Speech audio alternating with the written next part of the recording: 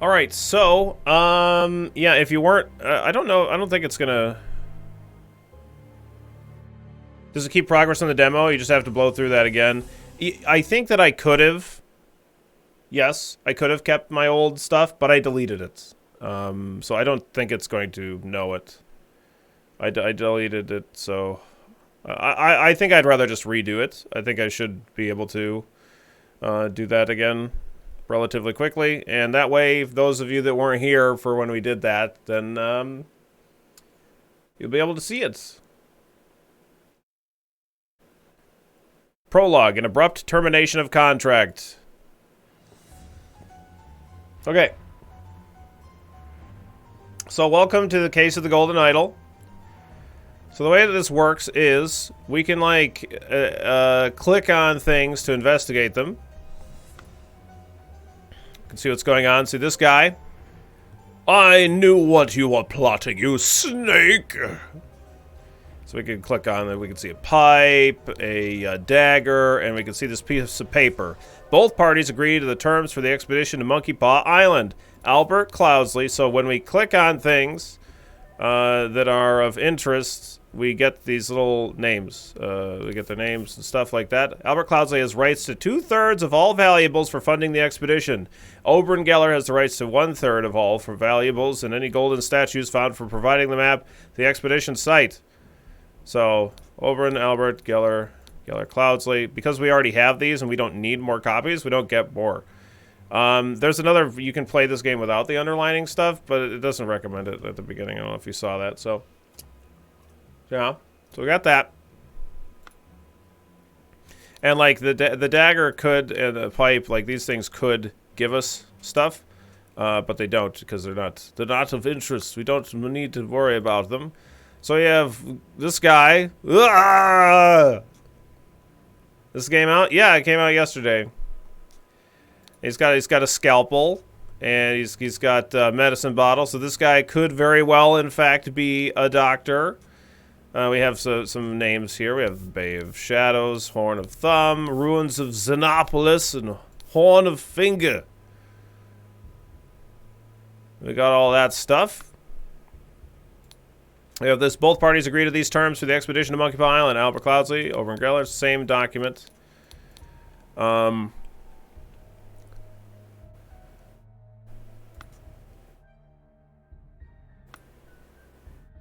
We can look in this bag here. We can see there's the doctor's stuff. Yeah, bag of medical instruments. Golden statue with a red stone and bag filled with coins and gems. So if we look back again at this thing, Albert Cloudsley has the right to 2/3 of all valuables for funding the expedition. So Oberon Geller is the guy that has the right to the golden statues. And so he's the one with the golden statue, and he has the scalpel.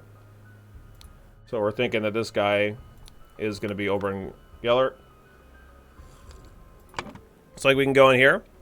So we can go to the thinking portion of the game. This is like the everything starts out really easy and then things get more complex. Not that you need it, but does the game have a hint system? No, maybe? See what this does. How to play. My phrase has disappeared. I cannot solve a scenario.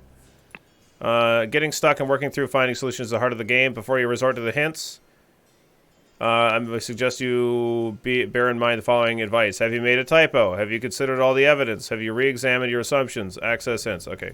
So, yep, apparently there are hints available.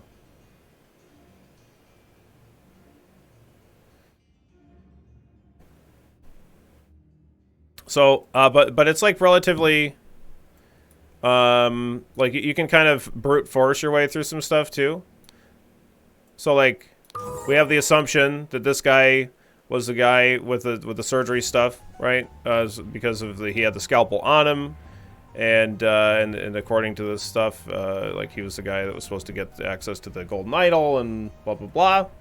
So we fill out that, and so when we fill out everything correctly, we get this. I don't like using them, but I feel much better knowing that they're there. Yeah, for sure. And I think we have everything that we need. Oh, we didn't look at the tobacco. Tobacco pouch and a pipe cleaner. 2 bags filled with coins and gems. So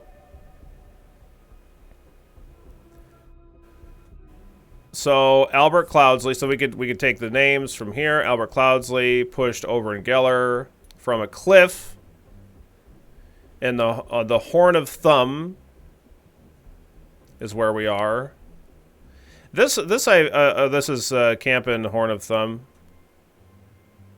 Wait. This is Horn of Thumb. Horn of Thumb. So is this also off a cliff at the Horn of Thumb? Because it's the same place. So there we go. Boom, boom. Wamboozled. No hints accessed. While Dr. Oberon Geller was surveying the poor weather with his looking glass, his expedition partner Albert Cloudsley, Esquire, suddenly pushed him off the cliff. What a fucking asshole. What a dick. Alright.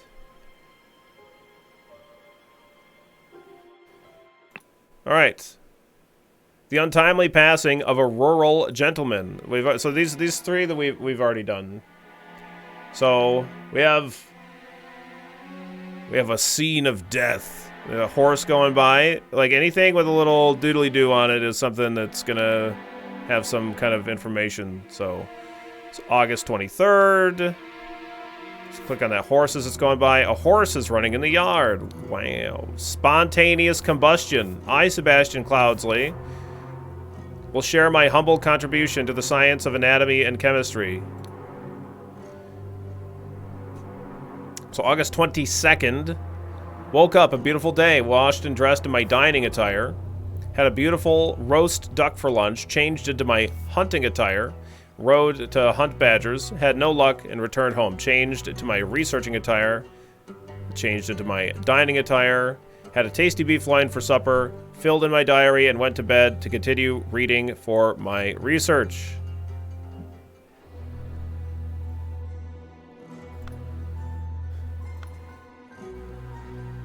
So, we can see that, like, this clue has been added to the thinking.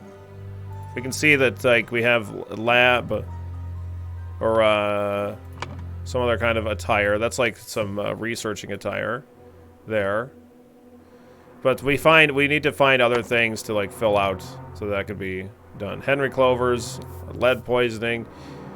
So you can see as the game gets, like, a bit more complex, you get a lot of other pieces of information. This clue has been added to the thinking panel. Good. Woodshire, Crow Tower, and Blackfield.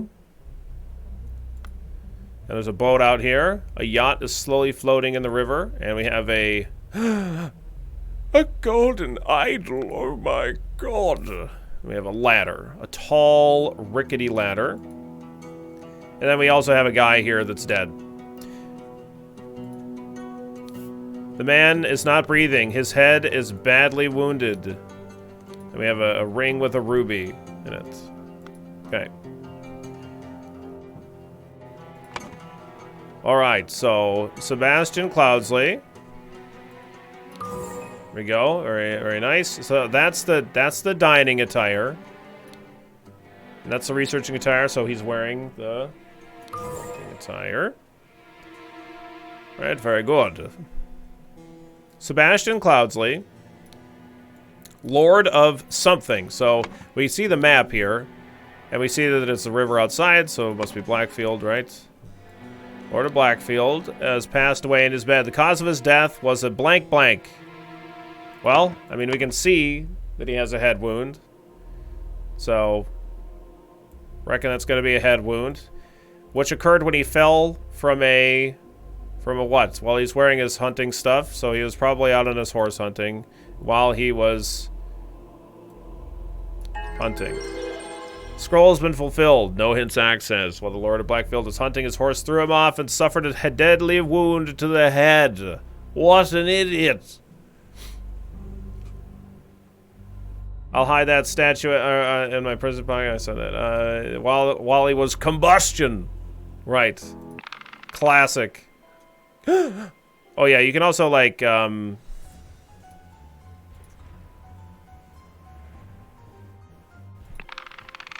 Like we get some of these like little cutscene thingies.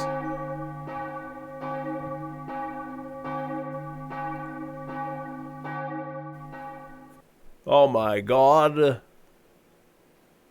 It's Ozzy, yep. Alright, so on to the third one. What the fuck is happening here?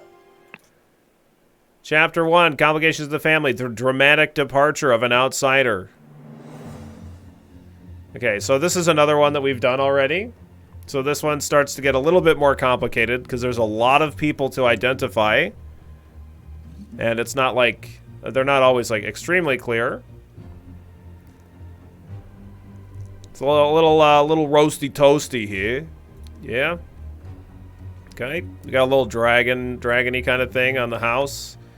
We've got this guy. What an unexpected turn of events. So we have an embroidered handkerchief with EC on it. We have, Dear Edmund, it has reached my attention that you are seeking a capable new servant. I have just the man for you. David Gorin is an experienced coachman with a diverse set of talents that I'm sure you will find very useful. If you are displeased with his services, do not hesitate to let me know. Yours, Theo. Oh, we have a article here. London Gazetteer. Gazetteer. Lord Edmund Cloudsley's speech stirs Parliament. So Edmund Cloudsley, EC. We see that.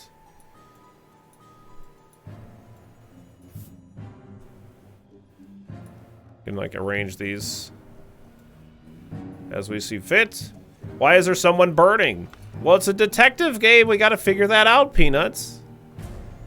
We have a stiletto blade and some coins, some coinage.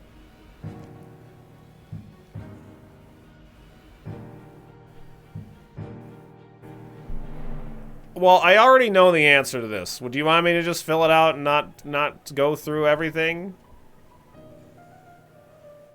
We already did this one for the demo. Now, if it's all the same to you, I will take my leave. Billy just likes to watch people burn. Game doesn't matter. Oh my god, come on. Spontaneous combustion. To perform the combustion trick, you must first cast a freezing spell. The sacred glyphs for the combustion on the idol. Okay, great. Yeah, you know.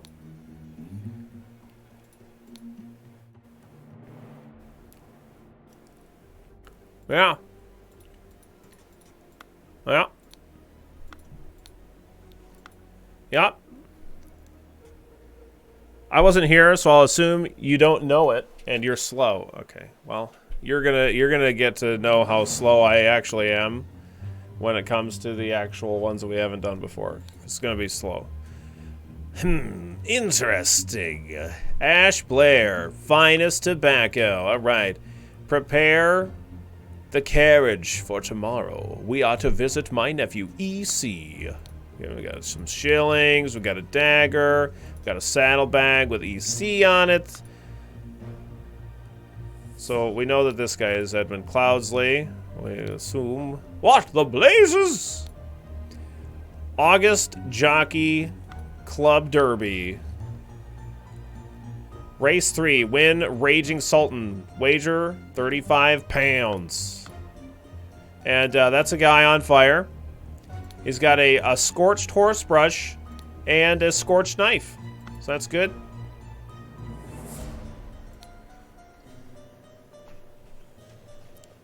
Spare me, devil, I was simply following orders. Astonishing Monkey Man, property of the Pear Brothers. The Pear Brothers. Okay. That man on fire must be the horse, since he has a horse brush. That's true. It's the only people that I know that have that. Stable Rhoda for Adam and James. Adam and James, you say? Oh.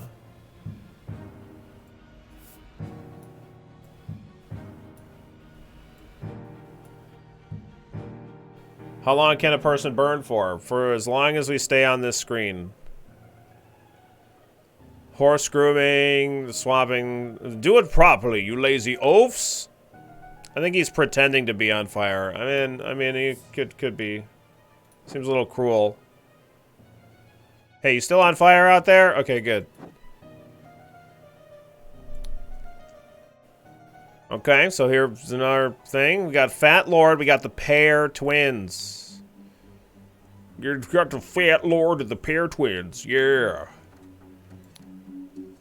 We have a few house names here. We just have with that little funky dragon at the top is a House Batley.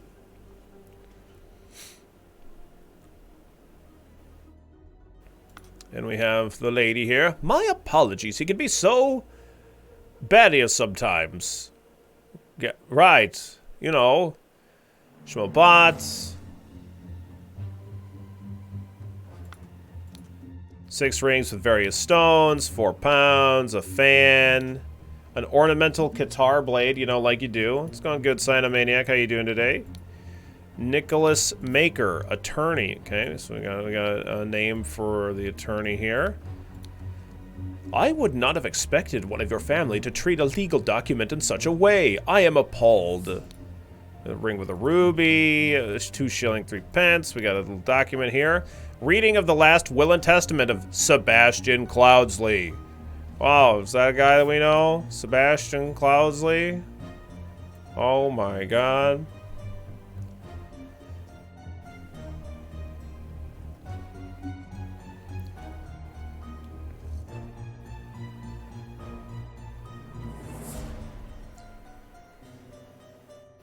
Bum bum bum bum bum bum bum bum bum boo.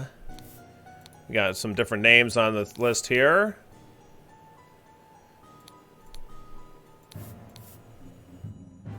Willard Wright, associate, question mark? Yeah, this is a crime-solving game. It's like a point-and-click investigation game.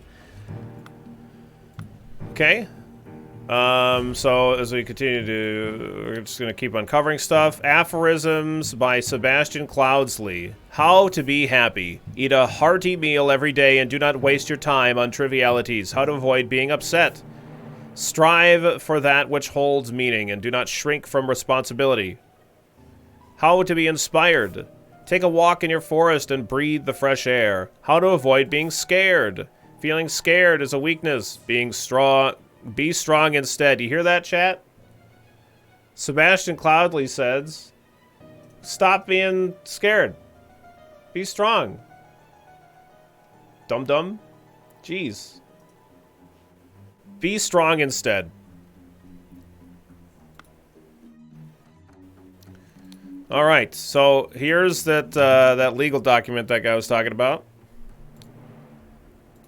Dear Willard Wright, Rose Kubert, you can't be scared when you're strong for your health. It's for the kids.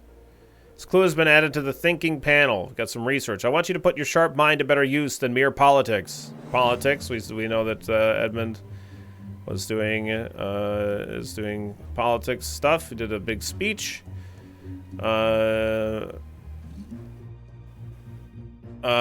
This stuff gets added to the page, so it's actually easier to read there. For this stuff.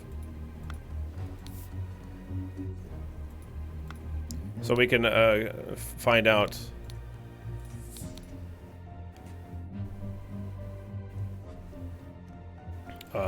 like what they say a lot easier. Anyway, I think it was easier anyway. I, Sebastian Cloudsley of the Blackfield County, being in bodily health and sound and disposing mind and memory, nominate and appoint Nicholas Maker as executor of my last will and testament. Nicholas Maker, that's the attorney. Okay, we got some more betting going on. We got Dear Peter Batley, we've sent you frequent reminders concerning the settlement of your debt, and yet, to date, the debt remains unpaid. We humbly request that you make your payments as soon as possible, or we will be forced to take matters into our own hands. The debt currently stands at £255. Blackguard and Buck loans. Okay, so we go to the thinking panel. Okay. Well, somebody that we know like 100% for sure is Edmund Cloudsley, right?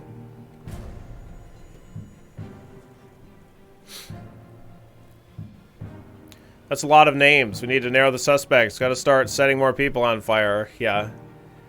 Okay, so there are empty slots here. So we have the pages that were torn up on the ground. We met so rarely after you left for the colonies, therefore I bequeath to you my savings, land, and the Blackfield Manor house. Come home and establish a museum of my life and accomplishments. Okay, I want you to put your sharp mind to better use than mere politics. So we can pretty well assume that this is Edmund Cloudsley. So we're working on politics. I bequeath to you the notes from of research I have undertaken on astronomy. Astronomy. I grant you leave to finish and publish it under both of our names. My dear late sister, your mother disclosed your financial troubles to me long ago, and I resolved to help you. I bequeath to you a compilation of my aphorisms to provide the direction in your life of which you so clearly lack.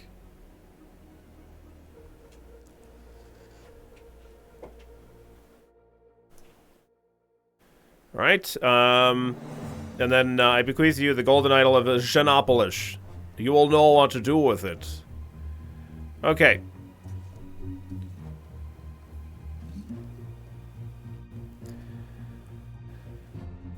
So we have other pieces of evidence to figure out who is who here.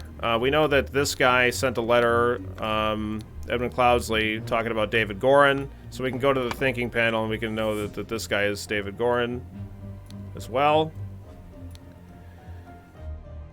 I'm gonna strain him there, but oh yeah.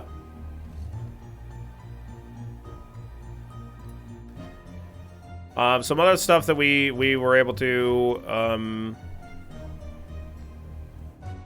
figure out is like, so we have this piece, Fat Lord and the Pear Twins, and then we have also the this other thing talking about for Adam and James.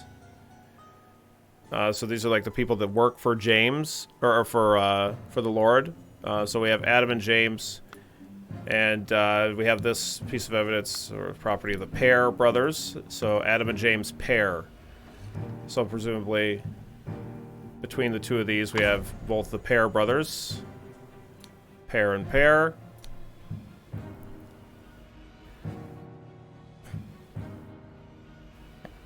The score for this game is awesome. Yeah, it's good. And then we can also look at the will, or the last will and testament. So we have Willard Wright, this like a random associate.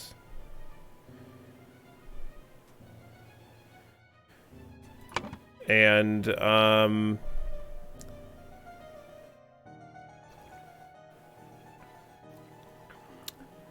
so we have, my dear late sister, your mother disclosed your financial troubles to me long ago, and I resolved to help you. I bequeath to you a compilation of my aphorisms to provide the direction in your life which you so clearly lack. So, like, she has the aphorisms, but it's the late sister. So the late sister is Beatrix Matley, but she passed away. So Peter Batley, and so this is House Batley. So the guy that's in charge, the Fat Lord, is Peter Batley.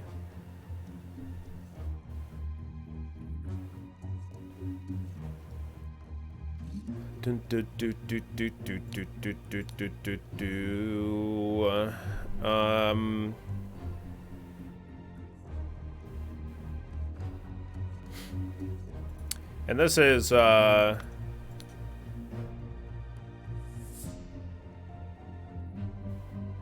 think this is Rose. This is Rose, right?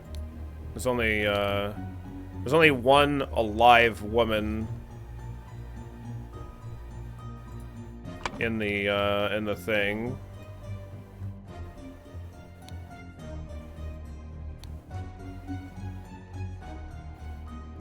And then this is the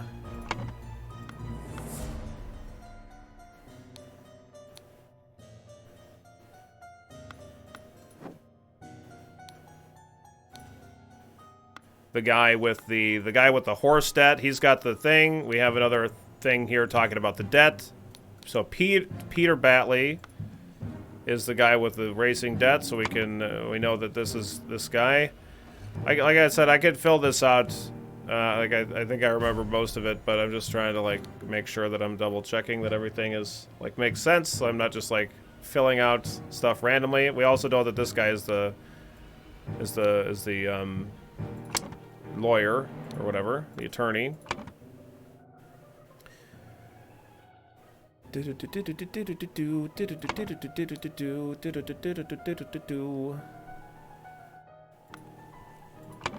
So as far we know that this is going to be Adam and James pair, so the only other person that's remaining here is Willard Wright, and that's the guy that's like in here. That's like the associate question mark. He's not related in any way.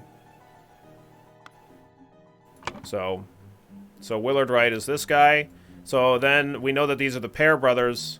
I don't know if you can like tell for sure which one is which. One of them's on fire and one of them isn't. So we just need to swap here. We know that they were the pair brothers. So when we get that right, all identities are filled in correctly. You can check which one is which by looking at the stables. Oh, which one was working at in the stables on which day? So which one was doing horse grooming? So oh right. So the guy that was doing horse grooming. So if we look at the, is there something that has the date on it? The current date?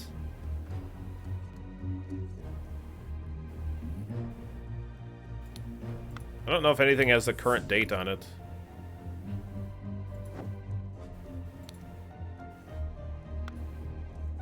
The will reading? I don't think that has a date anywhere on it. It doesn't really matter. I think it's pretty fine to like just the way the game is structured. 100% something has the current date on it.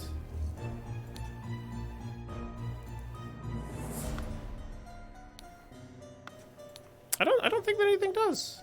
I don't know. Maybe something does. Maybe something does. Maybe the Monday, September 7th. So it's Monday. So horse grooming is currently James. Yeah. Okay. So this is the paper. So we can assume that paper is like current. That's right. The paper. I forgot about that. So anyway.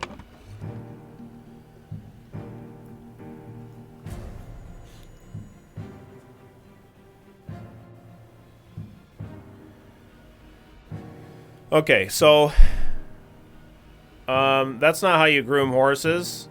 Yeah, well, we haven't solved that portion of the puzzle yet.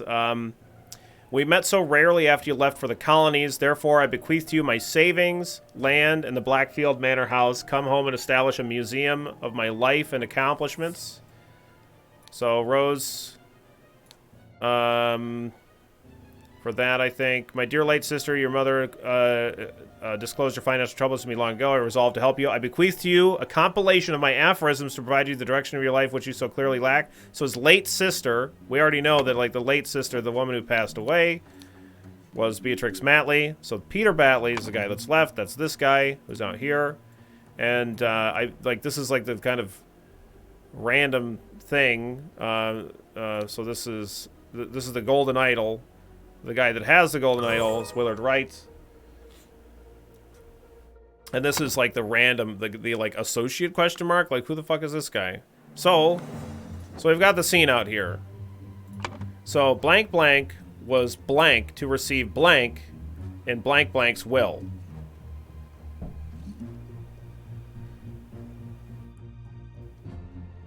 So we know that it's the will and testament.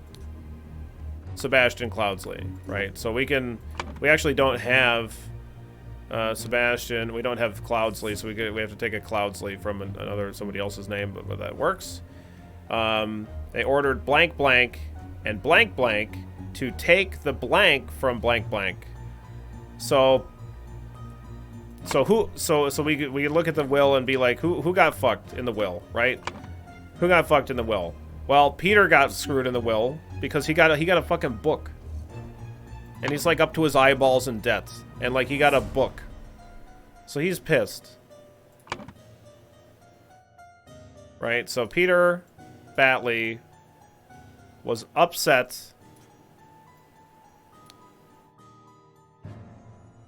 to receive aphorisms in the Sebastian Cloudsley's will and ordered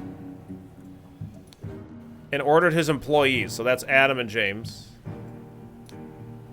to take the blank. So who got something that's like really weird, right? Well, the random associate, Willard Wright, got a golden idol. So he ordered them to take the idol from Willard Wright. Suddenly, somebody died from blank blank. Well, fucking somebody died of spontaneous combustion. I'll fucking tell you that shit. So, boom. Nice. Easy clap. So I think I could have filled that all out of memory, but I'm trying to make sure that I go through all the logical steps of filling it out so that it makes sense. This guy went a big old boom boom. If you enjoyed this game, you definitely need to check out Return of the Obra Dinn. Yeah, I feel like Return of the Obra Dinn maybe isn't a good stream game, though, but I've heard that it's amazing. I know it's done by the guy that did Papers, Please and stuff. Yeah, we played the demo for this.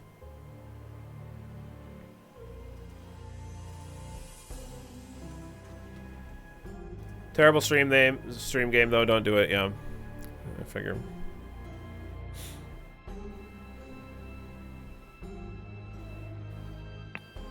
Okay, so moving on to the next one. So we've done this one. And is that the last? I think this is the last one that we've done.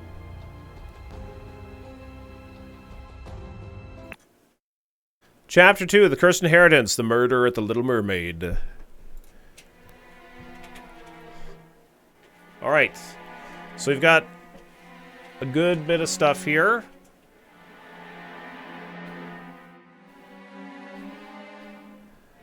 So we've got a... Let's just start from the left and go to the right. We've got a window. A latched window. We got a dude. Why did that bugger give me a note when he knows damn well I can't read? Okay, we've got a shear, a piece of stale bread, and you can lie low for a couple of days in the old oarsman's place down at the docks. We have a trapdoor in the ceiling. We have an empty bed, not warm. We have a daisy and a daffodil. Or no, this is like a, this is a weed. A sunflower? Not a sunflower. Whatever. A dandelion, that's the word. Okay, the door is not opened here, and the door is not open here either. There's a key on the inside of the door. Another trap door on the ceiling. We got some crap up in the attic that we can't click on. This leads downstairs. This is more stuff. We'll stay up here for now. We got revenge. RR. The man is not breathing. We have a walking cane and a ring with a ruby, and we got some stabby stab marks. We have a watch. It's ticking to my dear Maurice. Got a another box here. Music box.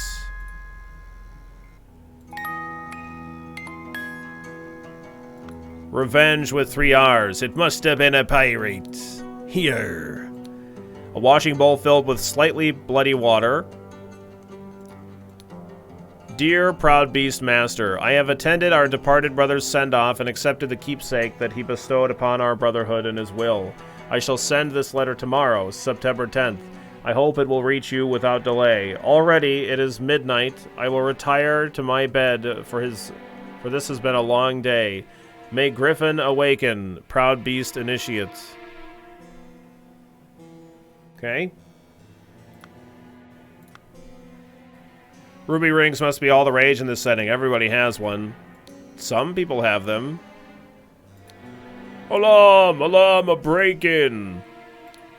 Watchman's lantern. Watchman number 2. Henry Parker. A watchman's alarm rattle and a watchman's spear. We got some shards of glass in the mud. shards of glass outside of the door. So we got a dead guy. We got shards outside. We got a ring. We got a letter. Bloody water bowl. The other room. And we have an attic connecting the two.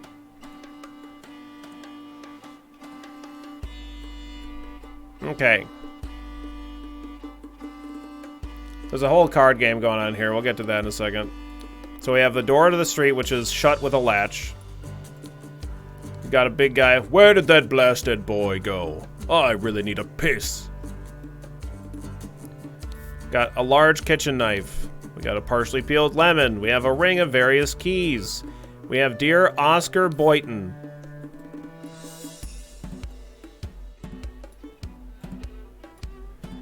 It has come to our attention that the good owner of Little Mermaid offers services to those who want to transfer products that are less agreeable to the authorities. I will come by in 3 days. If you still have some space in your gin barrels and you're willing to earn extra money, reach out to me. Okay. Oscar Boyton.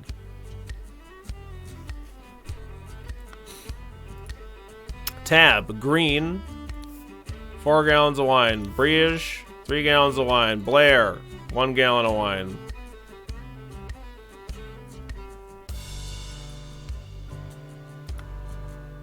Okay, we have Wanted. Robert Redruth. Escaped convict. Reward 50 pounds. It looks like a pretty scrumbly guy right there. At the Little Mermaid Inn, Amazing Evans musical performance. On September 9th, the event shall commence circa 11 p.m.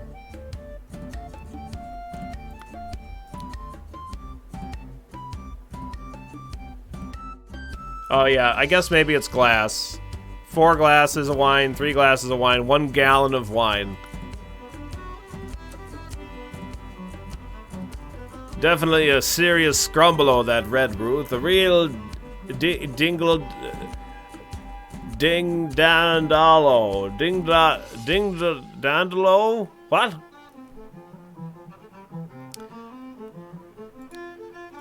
We have the concert. Amazing Evans musical performance, September 9th. Oh, mother, forgive me. I will never gamble with something so dear to me again. Okay.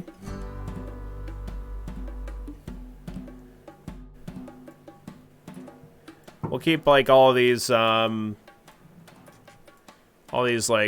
objects together. So we have, a Navaja folding blade. We have a key. And we have a violin. It's like a box.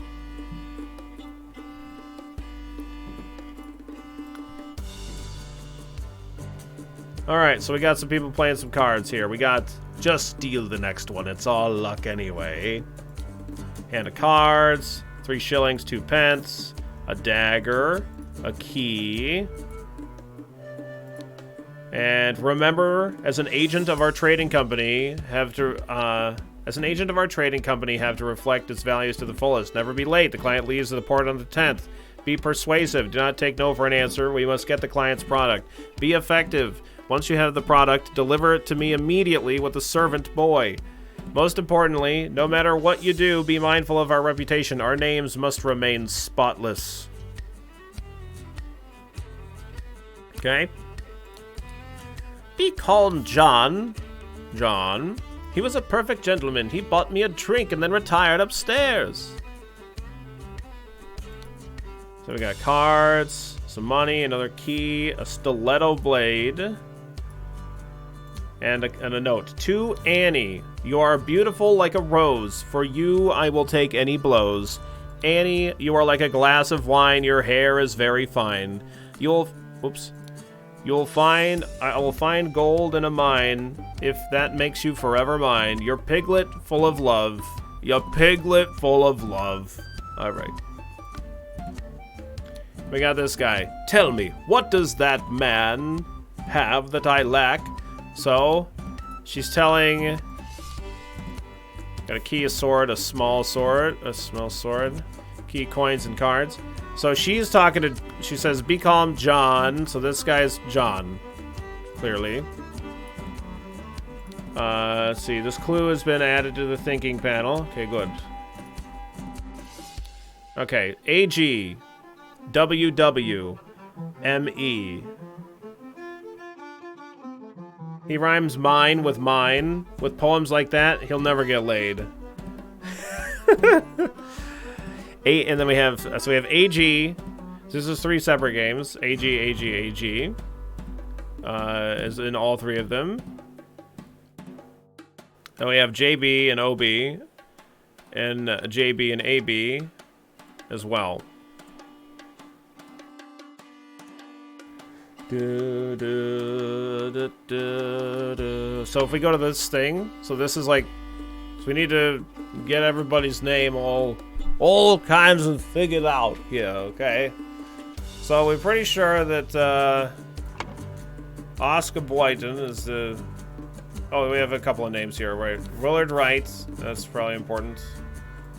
Is in the Dandelion Room. And Ash Blair. Willard Wright and Ash Blair.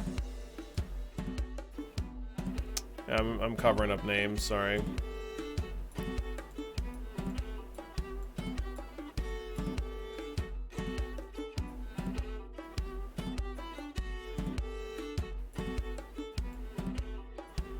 All right. So the Dandelion Room, that was the room on the right. The Forget-Me-Not Room, that was the room on the left. I think that's all the things to click on. Okay. So blank blank crept into blank blank's room through the blank. While blank blank and blank blank were playing blank blank blank blank and blank blank were playing cards with the loud music. A fight ensued upstairs and blank blank got stabbed with a blank. All right. So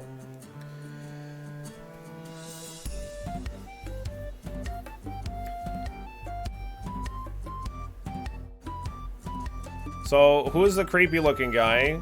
Well, that's this guy. That's Robert Redruth. So we can probably assume that that's Robert Redruth. Good. Now she calls this guy John, because he's like, what does that guy have that I don't have? And there's only one, I think, B. Well, there's a Blair here, but we already have Ash Blair. Like, we know that name goes together, so we're gonna assume that this is John Braj. John Braj. And then we only have we have Ash, we have AG here, right? So but we know that this name is Ash Blair, so that's not the AG. So we have this person that's been playing cards for 3 separate games, and there's only one other A name other than the Ash. And so we're gonna say that that's Annie, and I think there's only one G name, that's Green. So Annie Green, very good. We know I don't remember what that guy's name is. What was that guy's name? Henry Parker. This guy's Henry Parker. I assume that that's accurate. Boop.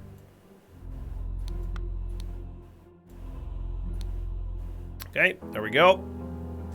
And we can assume that Oscar Boynton is the owner of the thing. That's because that's on the sheet of paper. The letter to the owner here, Oscar Boynton. Good. Okay. So we know that the guy that's playing is Evans's musical performance. So that's this guy. And he says he gambled with something so dear to him again. So if we look at the thing,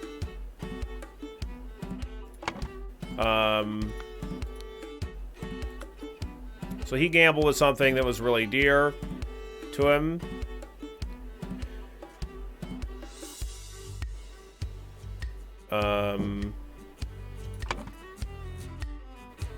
So we know that this guy is Evans something. I think it's his last name is Evans, and so we know that for sure. And we have an E here for a last name. It's the only E in the whole list. Anyway, so M-E. So Maurice is the other name that we have here. We also have the watch here. It says, to my dear Maurice. So maybe he gambled. Like, we saw that he played cards. And he apparently lost a lot. Minus 10. Jesus. He lost it all. He lost that watch. So Maurice lost there. Alright. Great. So we have Willard Wright and Ash Blair that we have to determine between these two. And we know that, according to this sheet, the Dandelion room, Willard Wright belongs in there. And that's the room on the right. So Willard Wright in the right room and Ash Blair on the left room. I think this is all going to be right. Boom. Okay, perfect. Great. Meanwhile, Annie's cleaning up. Oh, yeah. Yeah, she's getting everybody's money. Oh, well, not... Well, Willard Wright won a shitload on that first one. He's the one that really kind of won out. Well, then he lost out because he's dead. So...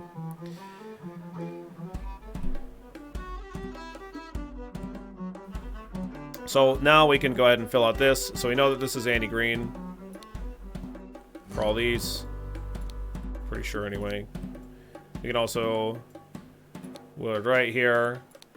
We know this is Maurice Evans. Okay, so we got JB. So that's John Braj. John Braj. And we got OB, Oscar Boyden. He played a little bit there. Won a little bit. And we have AB, so that's Ash Blair. It's the only AB that there is. This should be good. Good. Great. Okay, so blank blank.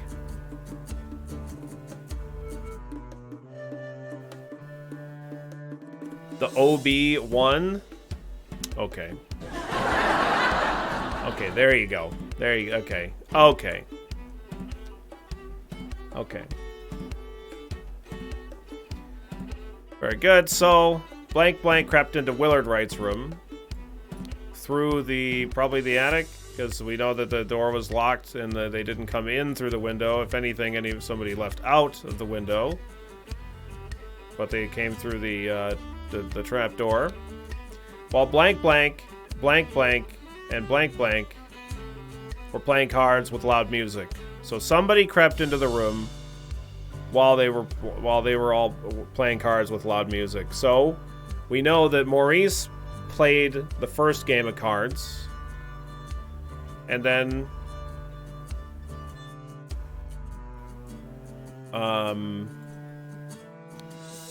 in the second game is probably where this happened. Because the loud music was playing. A fight ensues upstairs and Willard Wright got stabbed with something. So...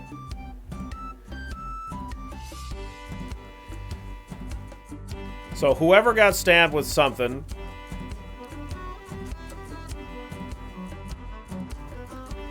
is, or whoever stabbed him. So we know that it's not... this guy, because this guy's got this note to saying to stay in this place, but he can't fucking read, so he doesn't know where the fuck to go. He has no fucking idea. So it's not that guy. But we do know that this guy's got this shady thing, and that the owner's got this letter from these people that are trying to kind of smuggle stuff. The lady did it with her telepathic mind powers from downstairs. My God! So Ash Blair crept into the room through the trap door because he's trying to smuggle shit. And what does Willard Wright? What does Ash Blair have? He's got a dagger.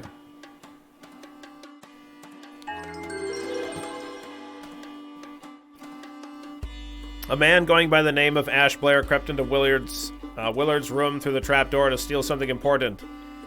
But when he opened the music box, it woke Willard up, and the fight ensued. In the fracas, Ash stabbed Willard and attempted to frame an escaped convict.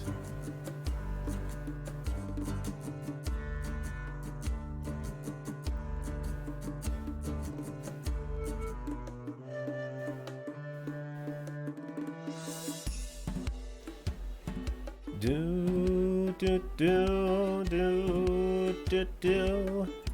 Okay. Oh, look at this. Good morning, innkeeper. I heard a man was murdered here a week ago. Aye, deranged convict did him in. Now bugger off. Tell me more about the evening when Willard Wright died. I'll make it worth your while. Oh. Oh ho ho. Yep, demo content's done. We're on to new stuff.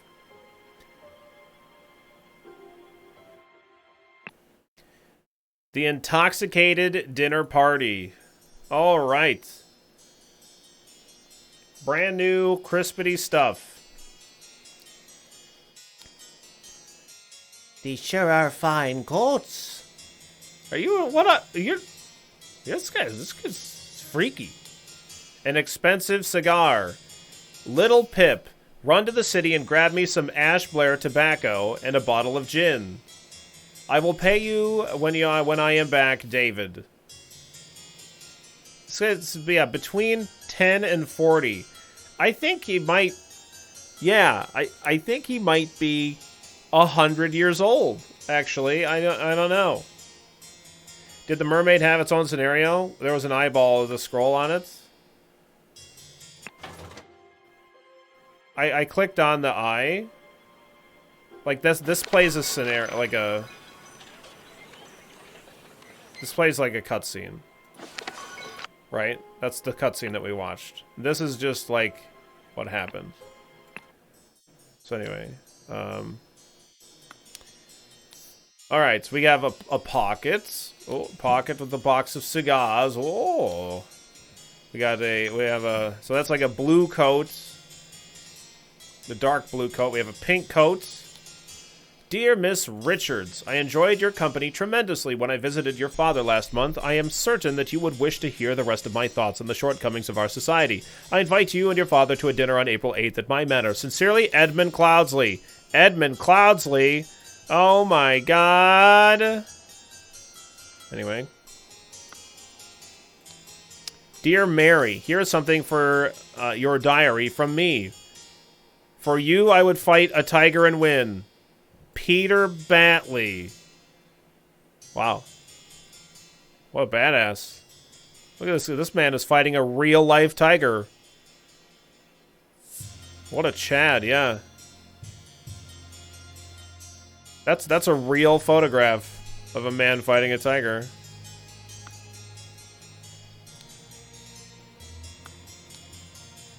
So we have Mary Richards, right? So at least we can assume Mary Richards, Miss Richards, and we have somebody calling them by their first name here. Okay, good. An overcoat and a hat, and an overcoat and a hat. Okay, no other things here.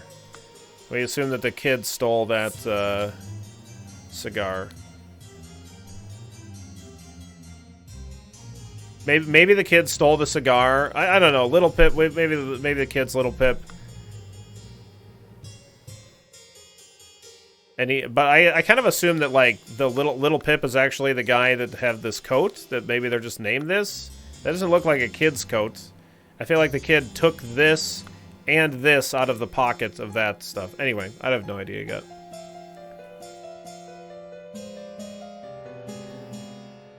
Tigers don't have manes. That tiger did have a mane. Okay.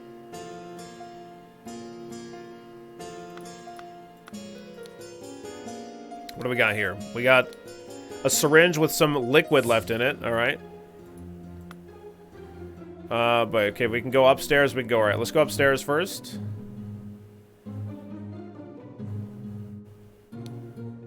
This clue has been added to the thinking panel. Okay. Oh, there's somebody dead. Oh, that's good. I didn't even notice. I'm just like looking slowly left to right. I'm like, oh, there's a table here.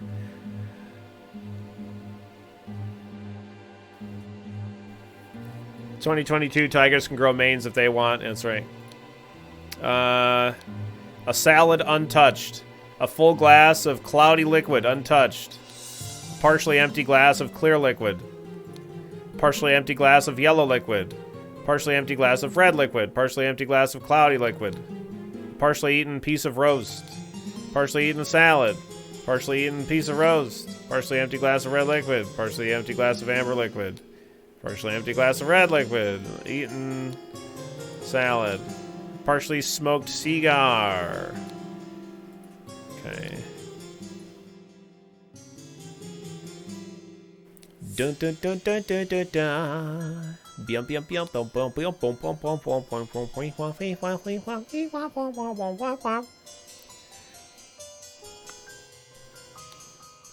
This is horrible. So we can assume this is probably Mary Richards. She's wearing pink. An embroidered handkerchief. It's embroidered. It looks very fancy. And there's another room back there too. We know that this is Edmund Cloudsley from their previous stuff. It is poison. Nobody touch a thing and nobody move. I'll send for a doctor right away. Okay, we have a blue key.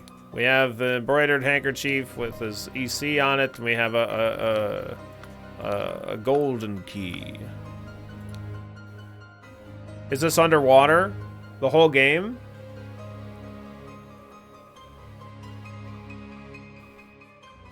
Everything's underwater. This guy's using a blanket.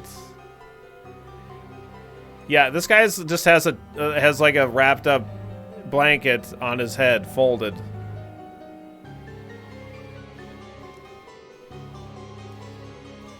She does seem rather unwell. It's extremely upsetting. Okay.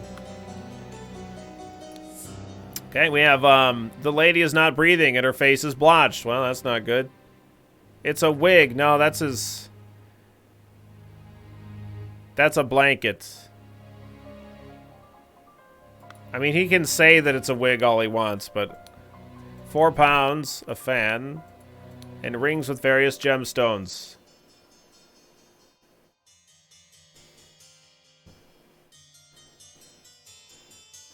It's a wig. Looks more like a whip. A work in progress.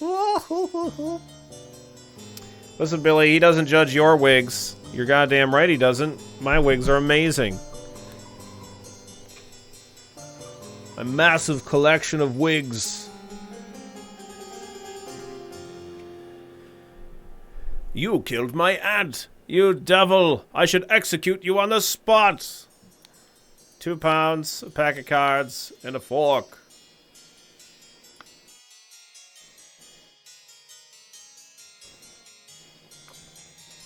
Almost looks real, almost. An opaque bottle labeled water. A roast. A salad bowl. Half-full carafe of amber liquid labeled brandy.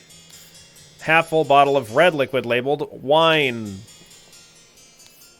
An almost full carafe of yellow liquid containing lemons.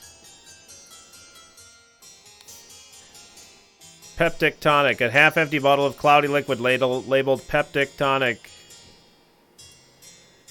Well, none of these are labeled poison.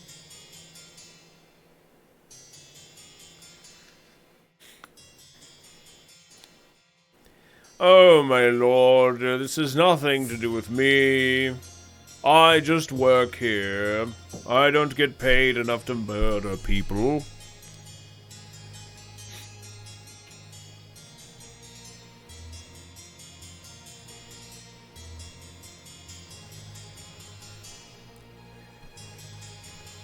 Look for the crab with a skull, or sometimes 3 X's. If only we had a syringe that had some kind of a liquid in it. What does one of them have a cool skull and crossbones on them? They could. Ensure that the beautiful lady sits next to me during dinner and I will slip you a shilling, Peter. Okay.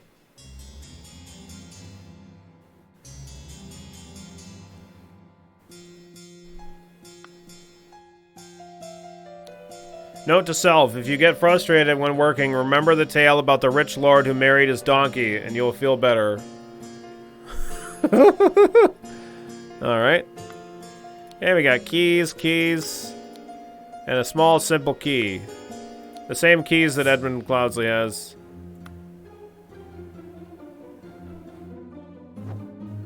Okay, that's just heading right back downstairs. Okay, let's go over here. Boy, we got a lot of stuff.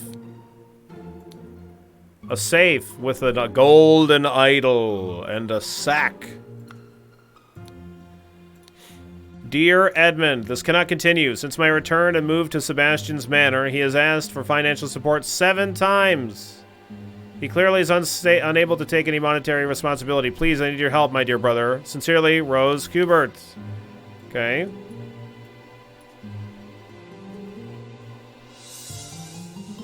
Yeah, we know that Peter Batley has the gambling problem. Dear Edmund, I like your idea. Let's send him to the colonies, where his violent nature will make him feel at home. I hear you're having dinner with Lady Mary and her well-to-do father, Lothar. If Peter and I were to join you, we could beguile him with tales of adventures in the colonies so we can ship him away. Sincerely, Rose Kubert.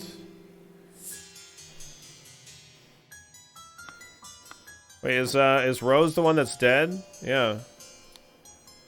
Shit. Yeah, it is her.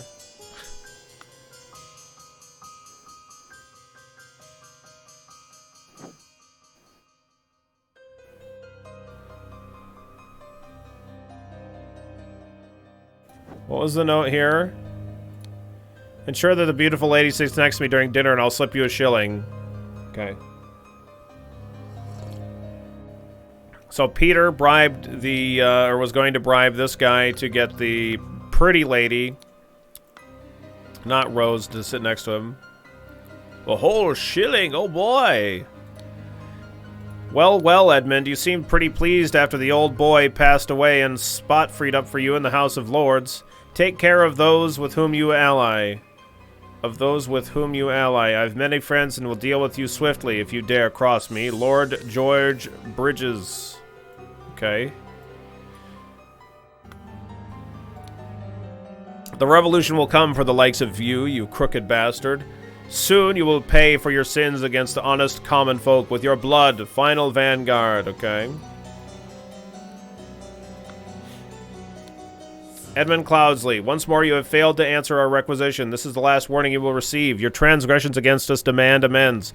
Your only course of action you have is to surrender yourself to our justice.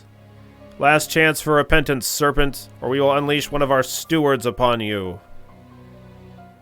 Brotherhood of Masks. Okay, Jesus.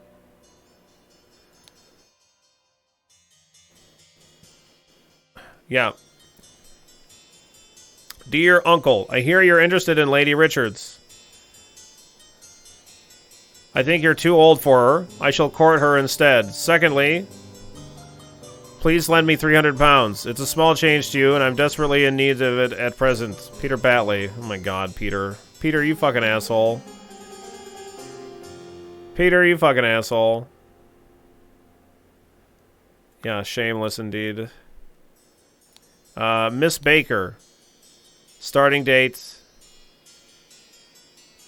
1787, August 1st. Position housemaid. Yearly wage £9. Okay.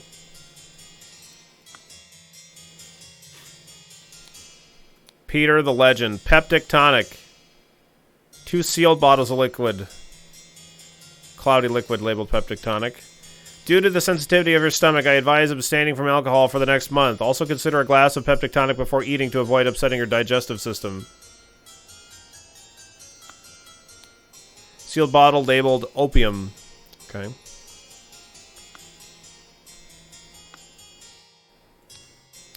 Dr. Abram Anton. Secret codes. Such trivial ciphers as reading only the first word of every line are easy to produce on short notice, but extremely unsafe and easy to decode.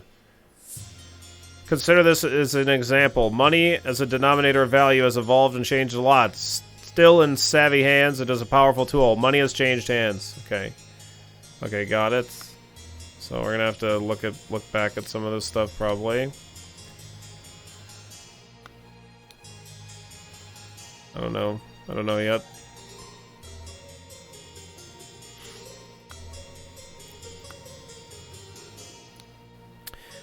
Platadello, Ideal Republic, visions of a utopia with order and structure.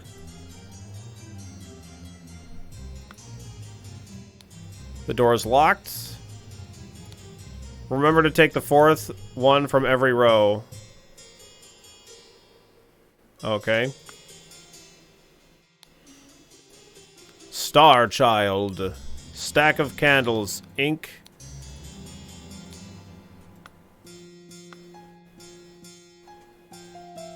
Have to take a look at that. 4 shillings and a penny. I will not change the rule that the staff member who has worked here the longest gets the bottom room. Do not bother me with such nonsense again.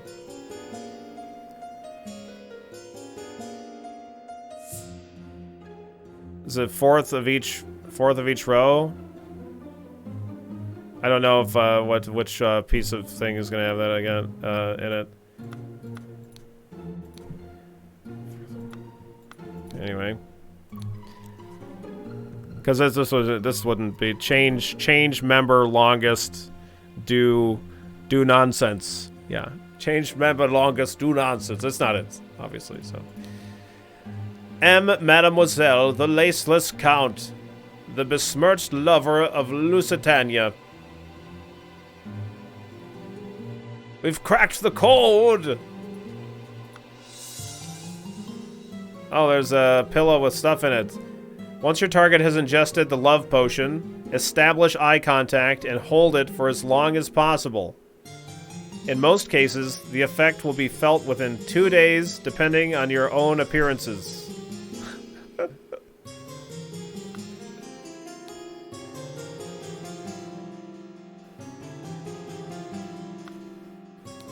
A pair of twig dolls and a bottle of pink liquid partially empty.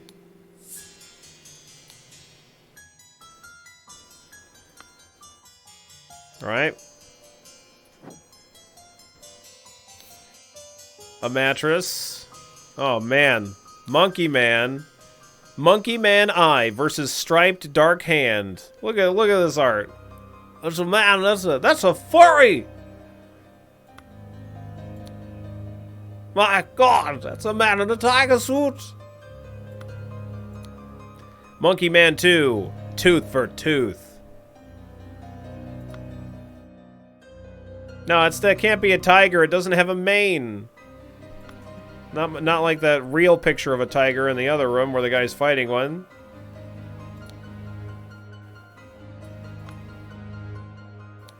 Small bottle filled with amber liquid. A couple of pennies. A fancy handkerchief. And a shiny pocket watch. Okay. A tiger with a man in it. Yeah, instead of a tiger with a mane on it. Door is locked. Set of lockpicks. Ash Blair, finest tobacco. A pistol. A dagger. And a note. David, clean up the barn until Wednesday. I plan to continue experimenting with the artifact. EC. Oh, we have a thing here. A bag. With some key, a blank key and a made key. Or a key that's been made into a key.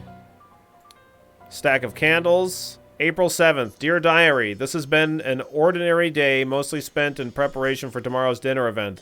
I do believe the time has come for me to ask for a raise in salary. After all these years I have loyally worked here. It is a difficult conversation to be had, but I will strengthen my will and talk to Master about it tomorrow. Okay. Ink pot, 1 pound, 2 shillings. Hordius, the wise slave. Fables about rulers that make you think. Oh, a little secret thing. A sealed pot labeled print paint. Down with parasites. Too long they have feasted on our blood and sweat. Oh, nice. Look at that.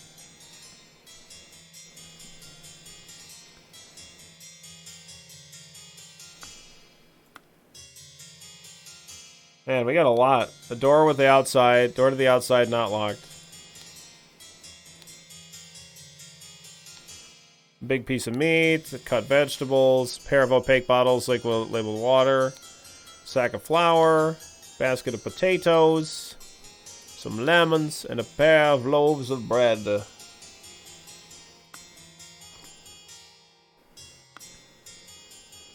Proto-unionizing whoever's room that is, they're a legend. Yep. Of course, I can give you some candles for your room, Lucia. I assume you're itching to continue reading that scandalous novel.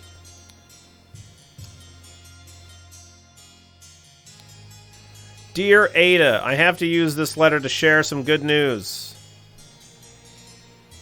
Use substance to remove target.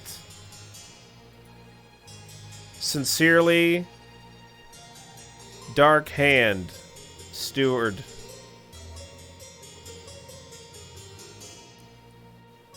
Okay. I have to use this letter to share some good news. There's no substance in the claims that your late husband used his position to squander church money. The judge has decided to remove all accusations and you'll be no longer a target of baseless gossip. I truly and sincerely hope this will provide some comfort in these dark times when ignorance and impudence go hand in hand. May our Lord steward over our poor souls.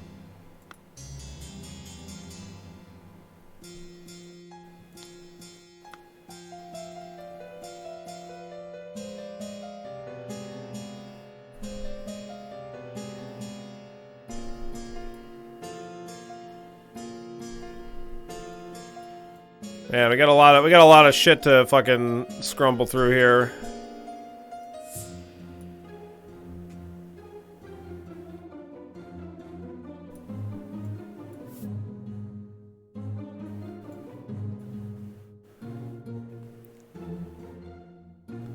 Considering the sentences don't end at the same length on the page, that's very suspicious. Right, yeah, I like I said, I read the thing. It says, use substance to remove target. Sincerely, Dark Hand Steward, so like, yes, right.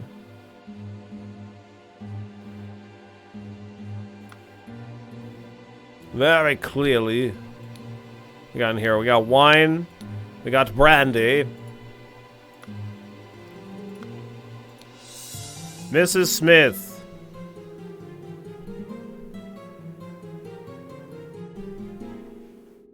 So we have Lucia and Ada. Miss Smith, 2 eggs and a pot of tea, each breakfast. No heavy food for dinner. You're responsible for little Pip doing all of his errands. Miss Walker, I am to be woken up dressed at 7 a.m. I expect to receive my daily newspaper by noon. Or Mr. Walker. Miss Baker.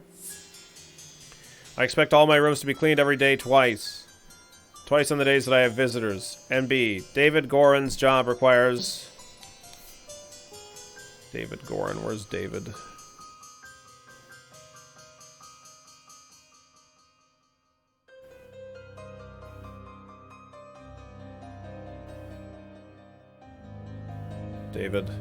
David Gorin's job requires that he may arrive or leave during the night. No complaining about this, EC. Yeah, Mrs. Yeah, or Mrs. Yeah, Mrs., not Miss, right. Yeah, MRS is Mrs. and Miss is MISS. Anyway, so we have the one that's cooking. Thank you, dear. No, I threw it out. I do not read such dirty literature anymore. I do hope our master's guests are satisfied and that Brian served everything as instructed. The dinner party will take place on the April 8th. Everything should be ready before noon. Prepare a roasted boar. Young Miss Richards appears to not enjoy meat, therefore prepare some alternative side dish. Okay. So, the one who's cooking is Smith. And she's talking to Lucia, so Lucia Smith, probably.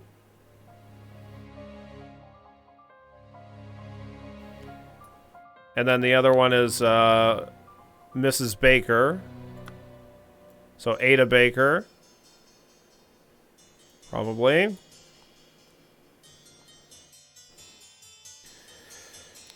To Mrs. Smith for 3 years of service. Brrr. Look at that. Look at that freaky brass cow. Okay, I think we've clicked on everything. All right. Okay. Ugh. All right. So I think this is Lucia Smith. This is Ada Baker. This is Mary Richards. This is Rose Kubert. We already know that this is Edmund Cloudsley here.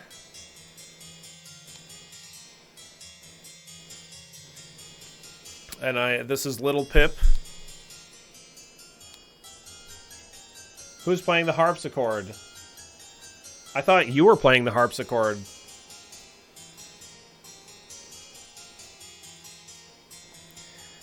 We know that, where's Peter Batley? No, he's not here. I thought he was here. No, he's not. Okay. Or no, he must be here.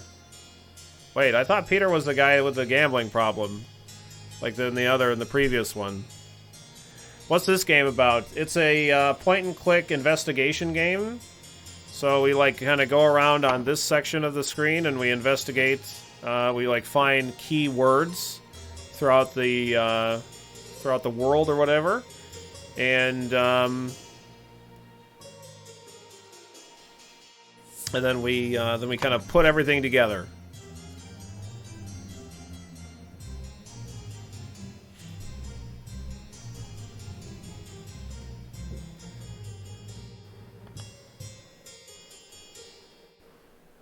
Blum blum blum blum blum. Blum blum blum blum blum blum blum. Like Cluedo? Yeah, I think somebody had said before it's like Clue mixed with Mad Libs.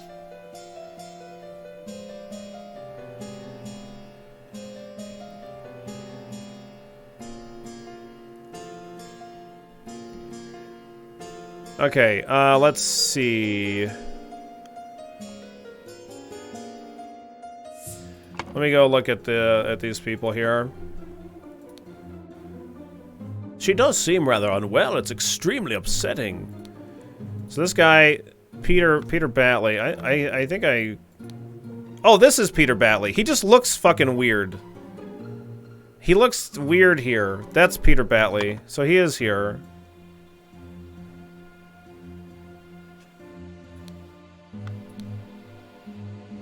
Yeah, okay. I thought he was. It was just he looks fucking weird, man. All right.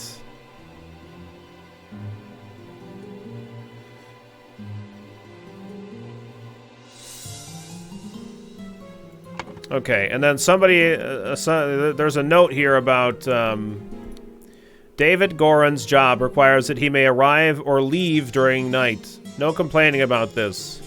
So David Goran is also here.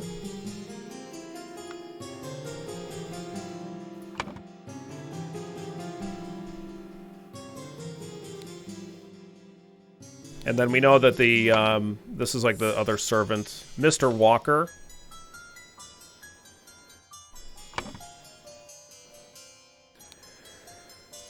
I think that's his servant. I'm to be woken up and dressed at 7 a.m. I expect to receive my daily newspaper by noon, blah, blah, blah. Okay, so what's his name? Brian Walker, maybe? Must be Brian Walker, because this is George Bridges. I think it's Brian. Oh. Hang on, let me...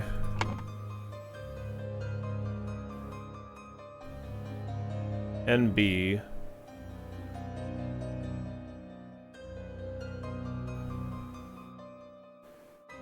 NB.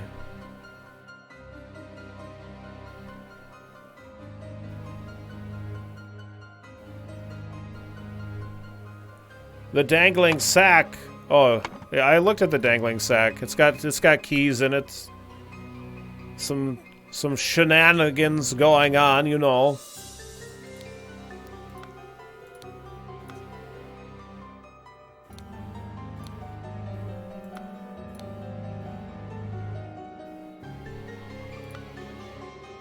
Oh, nota bene. Okay, yeah. Yeah. Yeah.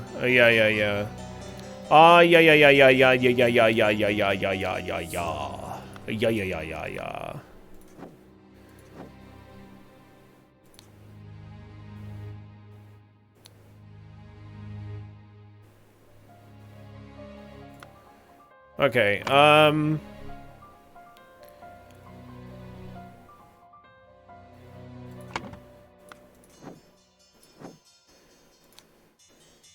okay. I do hope our master's guests are satisfied and that Brian served everything as instructed. So it's definitely Brian, but maybe it's just not Walker? Or maybe I got somebody else's name wrong. Rose Kubert. That's definitely Rose. He said that David Gorin has to come and go. David Gorin's job requires that he may arrive or leave during the night. No complaining about this. But maybe that isn't David Gorin. Let me look at the at this coat.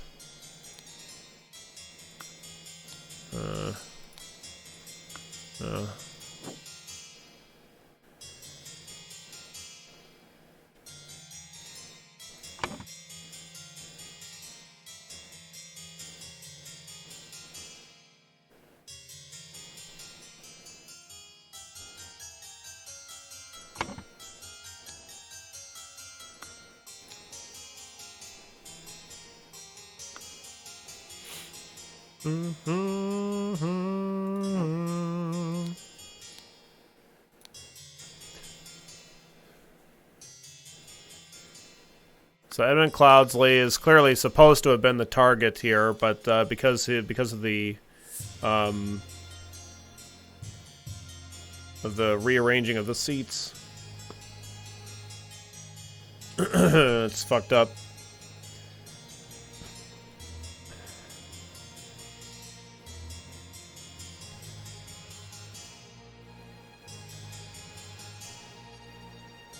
Okay, Miss Baker. Mrs. Baker, starting date August 1st. Position housemaid, yearly wage £9.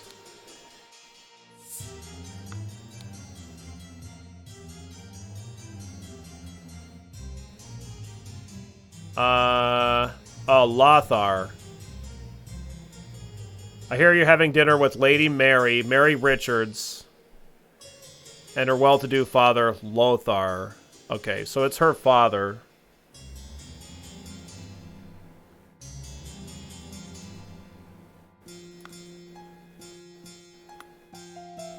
And she's single.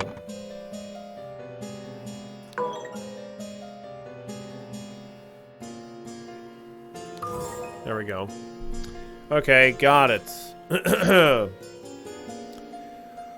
Alright. So we dang all done the thing.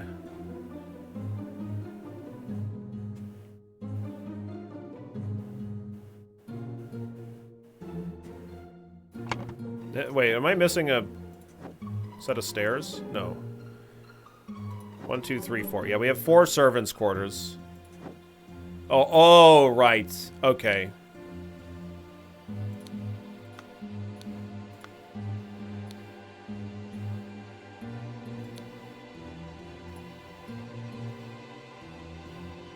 The fancy wig made me think that guy wasn't a servant.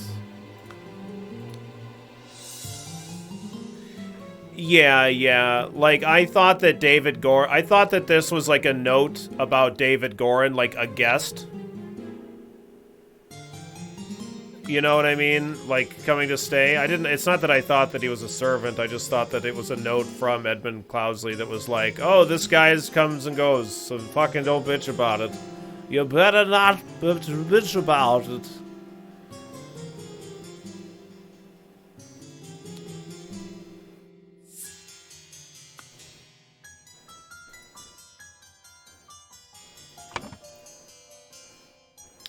Okay, so we got to,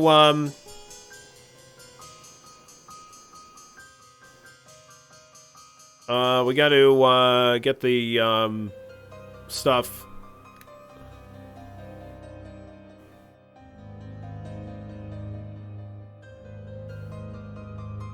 for the servants. So, let's label that first.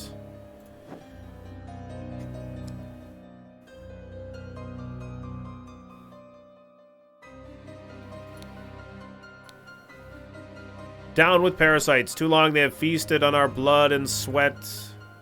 We have the paint there. We have the, Hortius, the wise slave. Fables about rulers that make you think. Dear Diary, this has been an ordinary day, mostly spent in the preparation for tomorrow's dinner event. I do believe the time has come for me to ask for a raise in salary after all these years I've loyally worked here. It's a difficult conversation to be had, but I'll strengthen my will and talk to Master about it tomorrow. So I think that this is probably the main guy. Brian Walker. Here. Oh,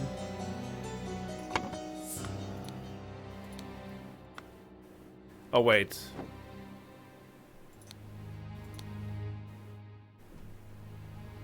Okay. Little Pip, run to the city and grab me some Ash Blair stuff. Blah, blah, blah. So, like, that might be this guy. Yeah, that makes sense. It's a note for David, so that's David Gorin.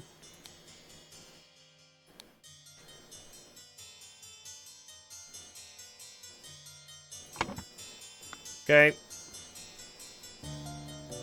And so she talks to Lucia about itching to continue reading that scandalous novel. Scandalous novel. So I don't know if we have the Laceless Count. The besmirched lover of Lusitania. Okay, so Lucia, we're gonna assume, is there. And who's the new hire? Mrs. Baker. So Ada Baker could be living there, I guess.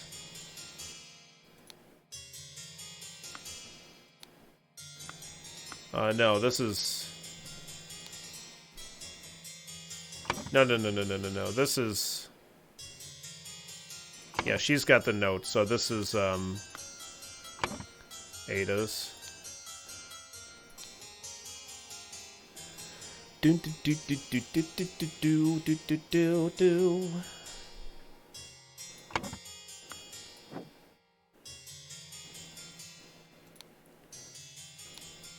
Monkey Man 2, tooth for tooth. So is this the little Pips room? I thought the one reading Smut was Ada. No, it's Lucia. Lucia Smith. Ada, this is Ada. Ada is talking to Lucia, telling her, I assume you're itching to continue reading that scandalous novel. This is Ada talking to Lucia, and Lucia has the note where you read every fourth letter, and that is also the room that has the note that says, remember to take the fourth one from every row. So that's definitely Ada's room.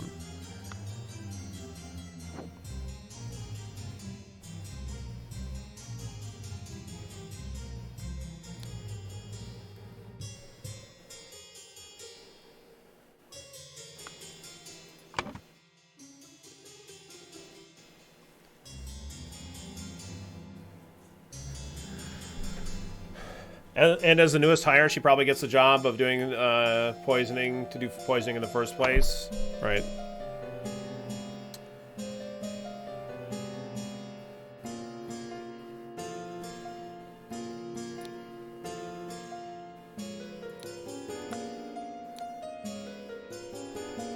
I don't know whose room this is. I don't know if this is the little Pips room.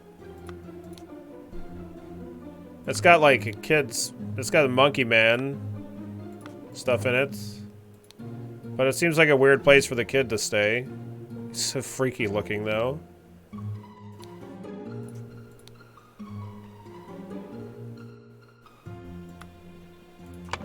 Maybe it's Little Pip. I don't know. Okay, good. It's the only room left unless he sleeps in the pantry. Yeah, I guess that's true. Alright, fair enough. I just wasn't sure that, like, this was something else, some other weird combination of things, some other person, like, someone maybe that was secretly staying there or something, I don't know. Staying in the attic is why he looks like that. Oh, okay. Alright. Okay, got it. Okay, I understand.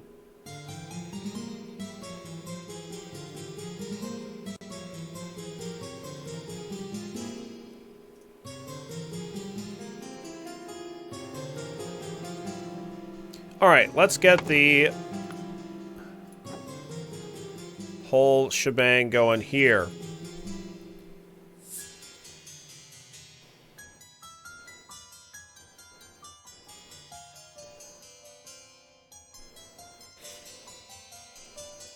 So the partially smoked cigar.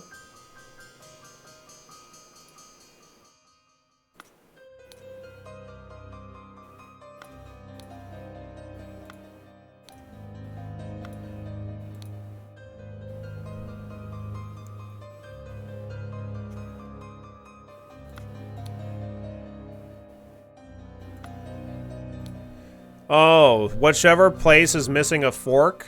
Oh, no, none of... Yeah. So Peter definitely is sitting here, because he's missing a fork.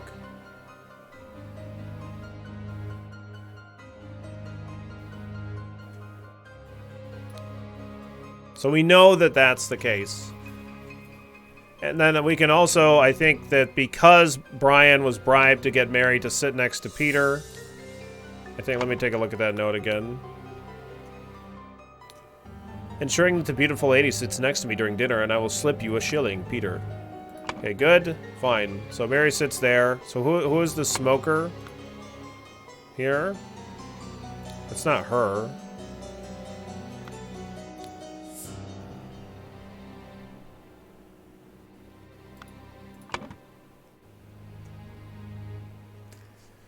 Do. Well, it's probably not Edmund Cloudsley either. Let me double check the stuff down here in the coat.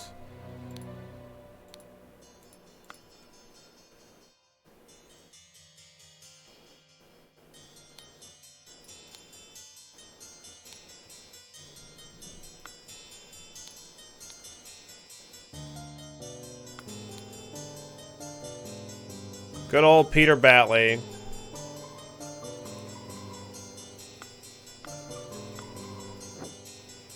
Okay. Peter Batley, Mary Richards. Well, this is probably like this is the gray liquid. Let me double check on the poison stuff that's in this thing. A syringe with some liquid left in it. Okay, it doesn't say what kind of liquid or anything. But this is probably Mary Richards' seat anyway.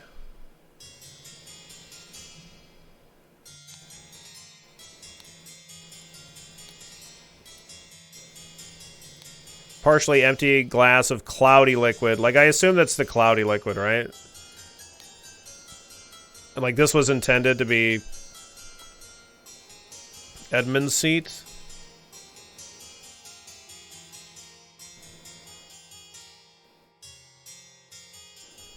But because of the seating arrangement, that got fucked up. Or something. There should be a way for me to determine who's the smoker, but I don't know how. I know that like there's this coat with cigars in it. That makes sense, but it's like a blue coat. I guess maybe I'm supposed to match who that would go with. But like I don't know. Like, we don't see anybody with like smoke like a cigar stuff. I mean, it's just got to be this guy, right? So it doesn't seem like it's Edmund. He doesn't have any other smoking stuff in his room.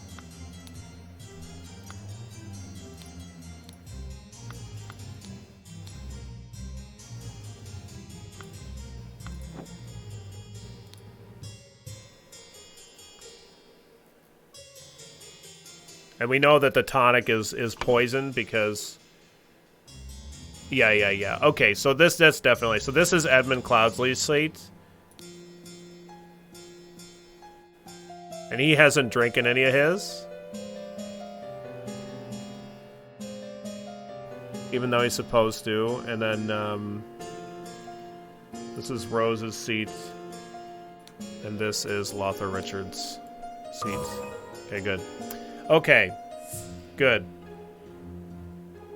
Now, the Vanguard is whoever's sending these shitty letters. The Brotherhood of Masks, or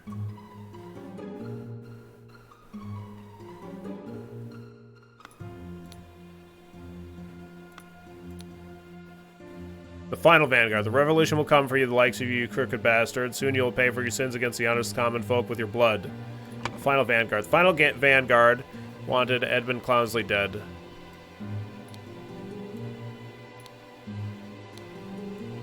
And thus, blank blank poisoned the blank and hid the necessary key in a bag. Poisoned the tonic. Ada Baker. At the dinner party, Rose ingested. Okay.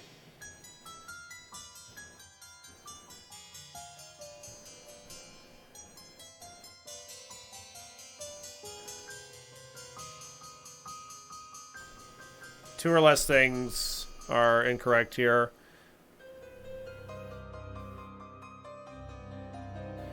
I think Final Vanguard is right.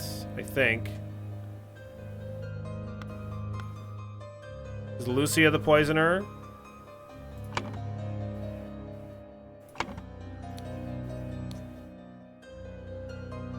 I will not change the rule that the staff member who has worked here the longest gets the bottom room. Do not bother with me. Such nonsense again. I think the error is that Rose isn't dead.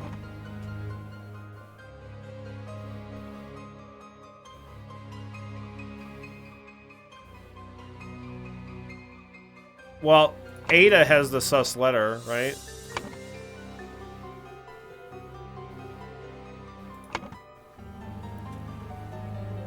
There's only one dead person.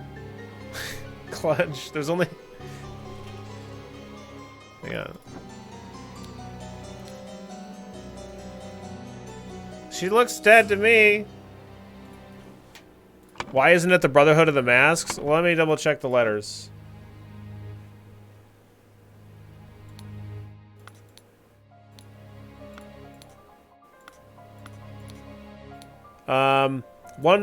Once more, you failed to answer your requisition.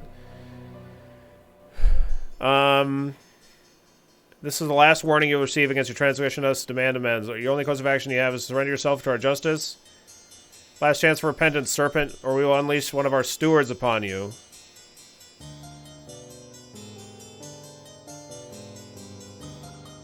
Yeah, I don't have the words for that either. I'm gonna move my camera a little bit more over to the right, so I'm less likely to block stuff. I'll try to keep this last row free. Final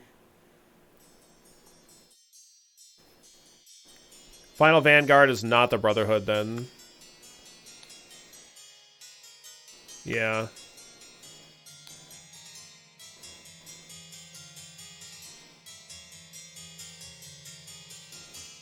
You seem pretty pleased after the old boy passed away. And a spot freed up for you in the House of Lords. Take care of those whom you ally. I have many friends who will deal with you swiftly. Oh, so it's George Bridges wanted Edmund Clownsley dead.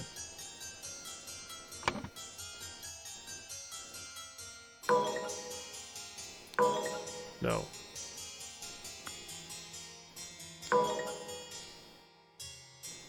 Wait, what?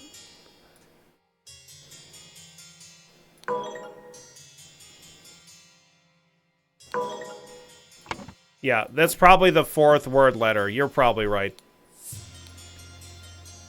Steward. Okay. Dear Ada, I have to use this letter to share good news. There is no substance. The Dark Hand Steward. Okay, it's the Dark Hand Steward. I use this letter to share good news. There's no substance to claims your late husband used his position to squander church money. The judge has decided to remove all accusations. You'll be no longer the target of baseless gossip. I truly and sincerely hope this will provide some comfort in these dark times when ignorance and impudence go hand in hand. Mayor Lord Stewart watch over post holes. Use substance to remove target. Sincerely, Dark Hand Stewart. Yeah, okay. It's the Dark Hand Stewart. So that is the thing that I was getting wrong. It's the Dark Hand Stewart, though. Yeah, good call on double-checking that letter. The scroll has been fulfilled. Ada Baker received encoded instructions from Darkhand Stewart to poison Edmund Cloudsley. She used her ability to move freely throughout the rooms while cleaning and making a copy of the key to the medicine cabinet. She used a syringe to poison a sealed peptic tonic bottle. However, during the party, Rose asked for tonic and drank it first and died from poison. Okay. Nice. Alright. Whoa, look at that pissed off dog! Jesus Christ! I think this is the guy that we saw in this cutscene. The guy with the fancy hats. Yeah, fancy schmancy hats. Maybe? The explosive events in the forest cabin. Burkham Workhouse. Okay, we got a little horse. Nothing crazy going on here. It looks all pretty normal. Henchman for hire in Timberbrook region. Billy Cracker. Good old Billy Cracker. Oakwood Gang. Brawler Robber. Hardy Abe. Burkham Workhouse Brawler has a cart. Oh, look at that. Burkham Workhouse. Little Billy. Hobbs Gang Burglar enters through chimneys. Woo, boy. If there's one thing Little Billy can do, he can enter through chimneys. And then Jack Nails, Timberbrook Inn. Burglar, Picklock.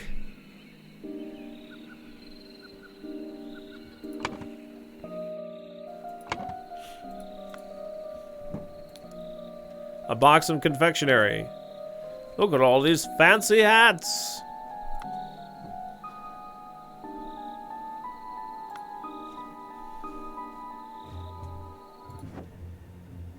Oh, God.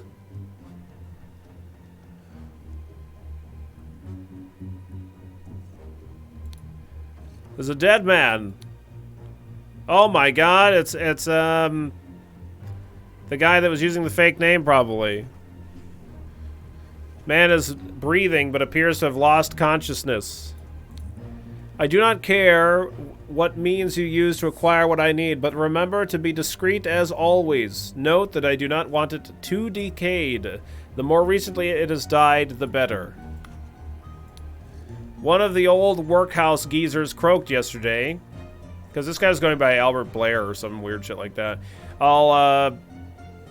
Something Blair, Ash Blair. The, like the tobacco place. I'll arrange for a cart to move the corpse if you send me directions. And be quick before they bury him. I do not want to dig up that stiff. Okay. A loaded pistol. A scarecrow in a wooden coffin. Oh my God.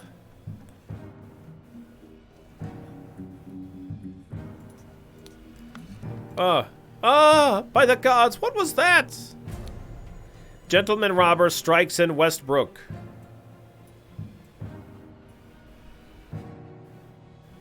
The infamous gentleman robber Walter Keene, with a number of unnamed associates, held up a coach in the southern road leading Westbrook.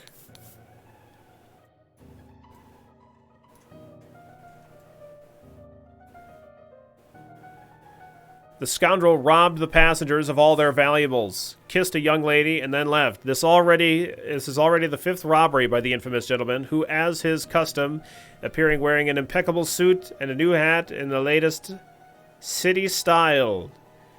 The reward for catching Walter Keene has been increased to £100. All right, well, that looks like the gentleman robber, Walter Keene, right there. Go, coin, go! Oh, you little pip. Unless this is little Billy. He's a sneaky one. Maybe this explains why the fuck he looks so old. Maybe because he's a chimney specialist.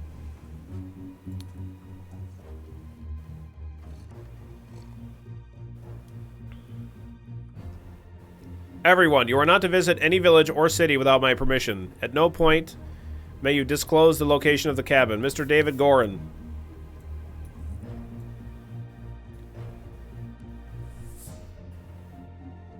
You're in charge of all security and arms. Miss Lucia Smith.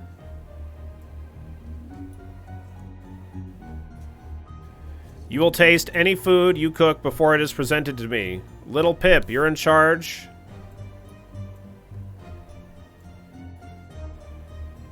of Black Bestia and Golden Doubloon. Both must be fed daily. Edmund Cloudsley. Of course, it's Edmund Cloudsley yet again.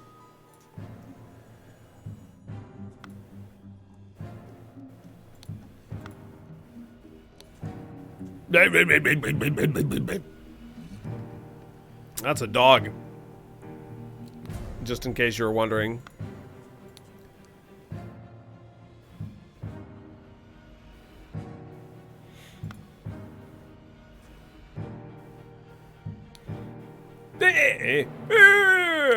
A sword.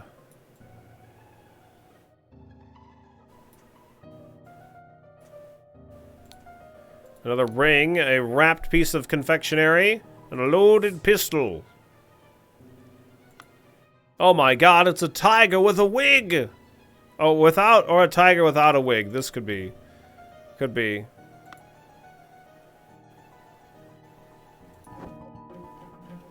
Oh my god! Holy shit!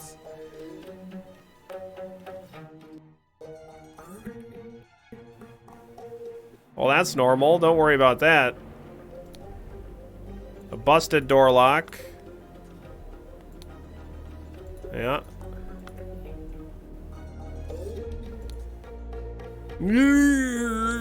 A club. A shard of a vase, a vase. My god, the golden idol. A small weight is tied to a pull-down lever at the back of the idol. Oh my god!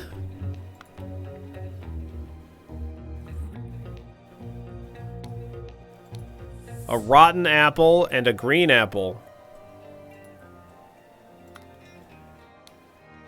Oh, he's got the nails. They call him Jack Nails.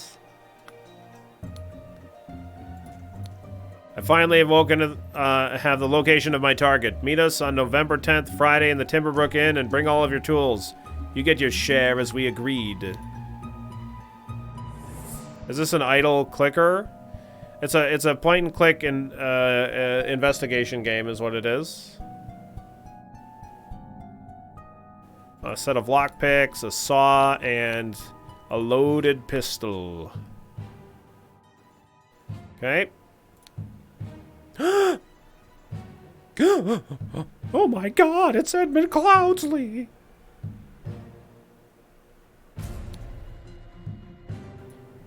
Oh, an idle clicker. Okay.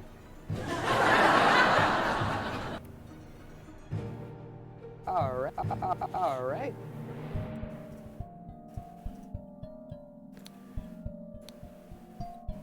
Vacuum.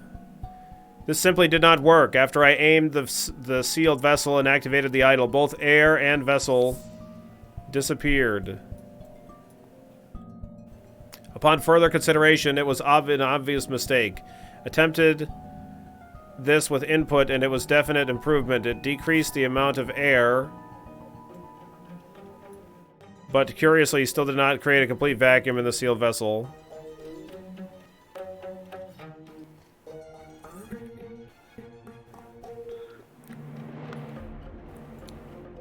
Gold filtering. The target must contain some gold for this to work. Seawater is a suitable target, for example. However, a great deal of seawater would be required for this to yield any significant amount. Perhaps I should try it on a ship in an open sea. First step, get gold by aiming at the targets. Second step, aim at an empty vessel to retrieve it. Okay.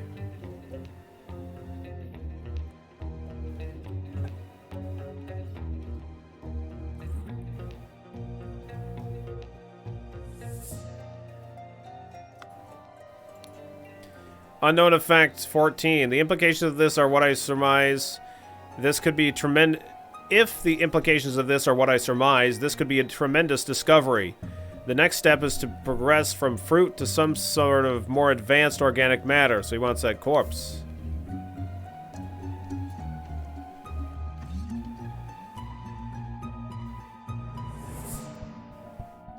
I must ask David to fetch me a dead body for further experiments. This is vitally urgent. Spontaneous combustion. We already know that one. You cannot combust the target if you have not performed the freezing beforehand. Interesting. The speed at which heat is increased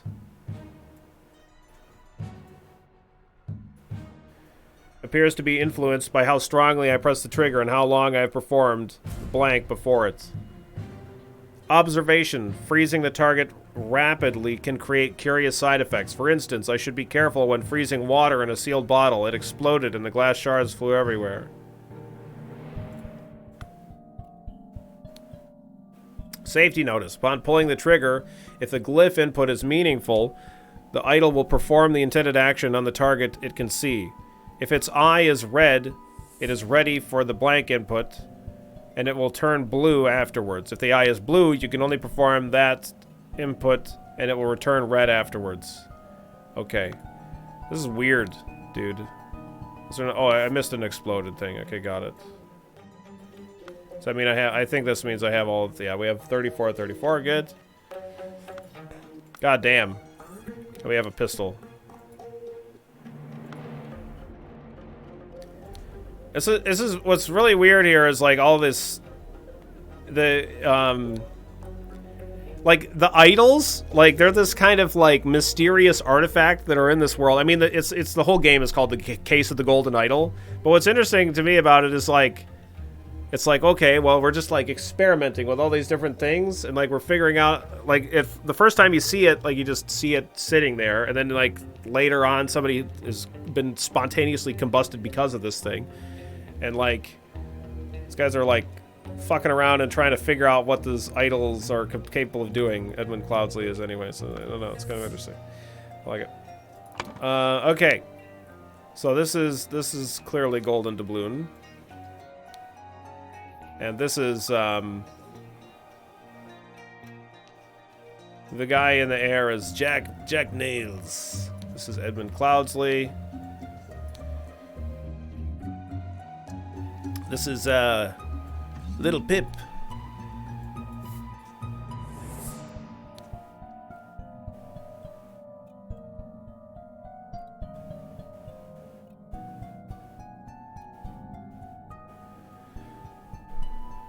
David, this is David Gorin is this guy's real name, I think. What's the name of the fancy robber?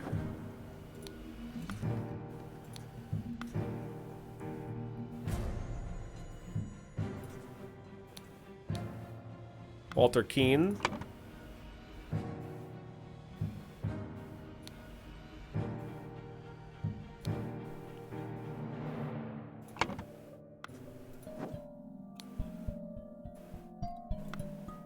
This guy is like the Bruiser. And I forgot what his name was. Billy Cracker. I think that's Billy Cracker. This is Lucius Smith.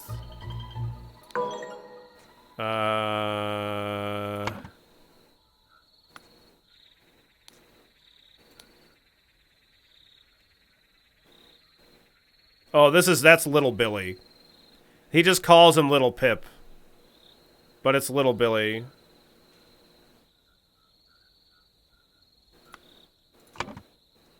I think. Oh, nope.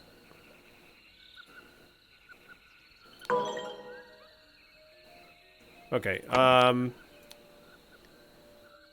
I assumed that was Jack Nails. Burglar, picklock. I think that's right. What was the woman's name? I think I probably just got the woman's name wrong or something.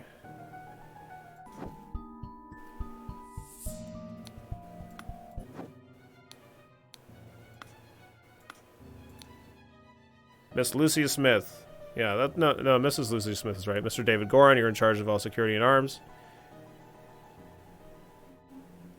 Hardy Abe because of the cart. Oh, yeah.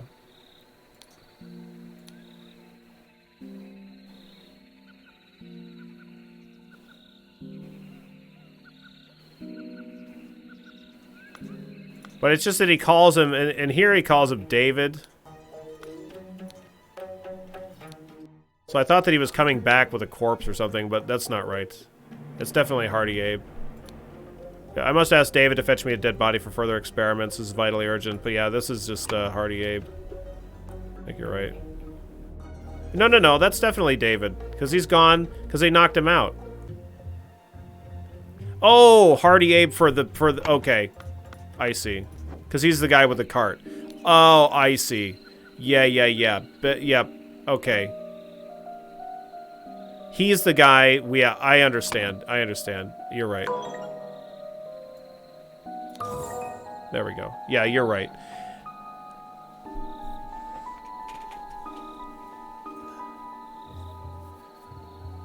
Alright, very good. Now let's go double check this book thing, get all of that filled out. Okay, vacuum.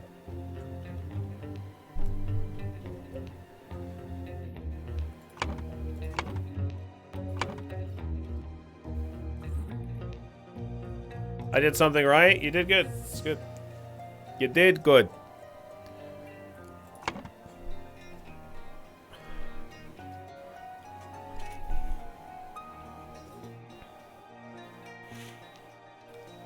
So this is something else. This is vacuum 2. I assume that this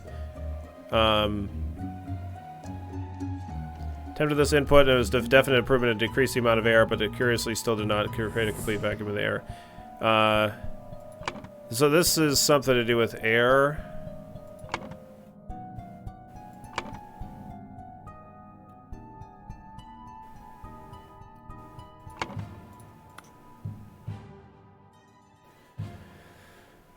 This is weird. Gold filtering. Get gold by aiming at target. This is something to do with gold, I guess.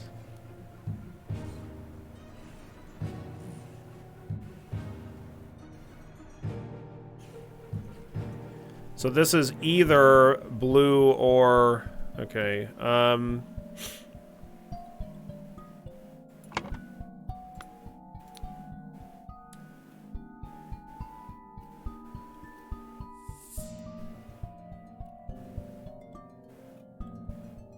this is...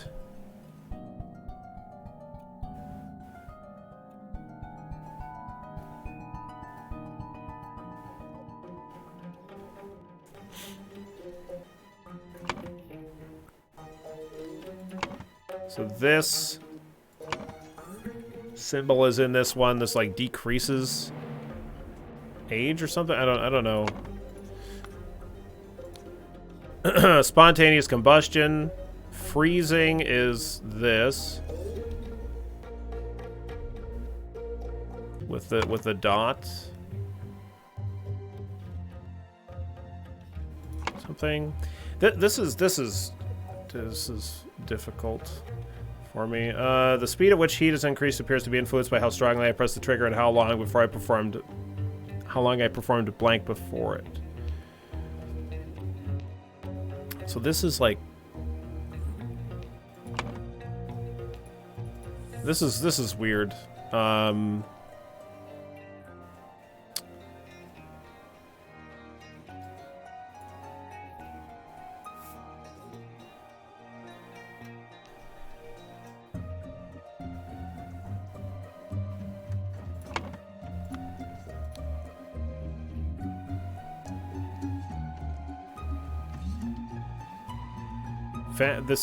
Vacuum. This simply did not work. After I aimed the sealed vessel, I activated idle. Both air and vessel disappeared.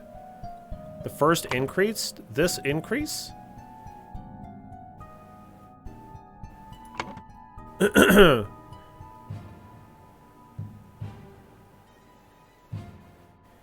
No. This symbol, this must be decreased. So this is decrease. This is no. This is fine. I'm talking about it. We're talking about it. I don't know. So this is increase. This is decrease, right? I think that's the assumption here. This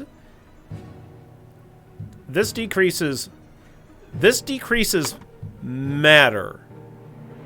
This decreases matter. So this is like matter, I think. This is matter. This is like decrease.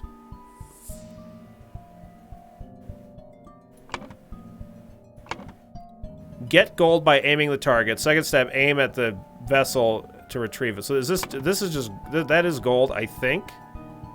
There's gold. Okay, so like, yeah, you decrease gold from place and then increase gold based on what you've gathered or some shit like that. Okay, fine. So this is...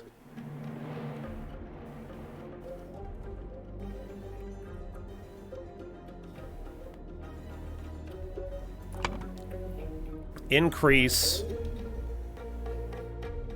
matter, decrease or something. Yeah. So that's like a different symbol. I don't need that anymore. Freezing. Yeah, increase matter something. We don't have that object, or we don't have that thing. Oh yeah, vacuum 2. This input. That has to do with like air. This is air, right? So this is decreasing air. Decrease air. This is decrease matter. And so what's this last symbol? Where's that symbol at?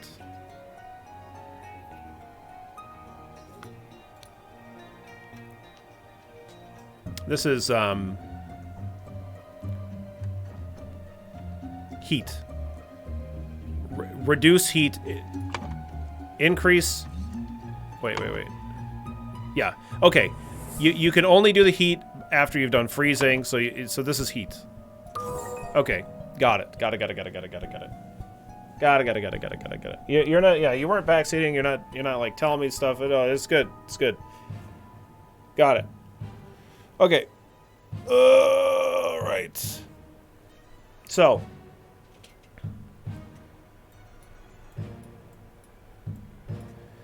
Albert Cloudsley, or Edmund Cloudsley, excuse me, whatever his fucking name is. He needed a corpse, right?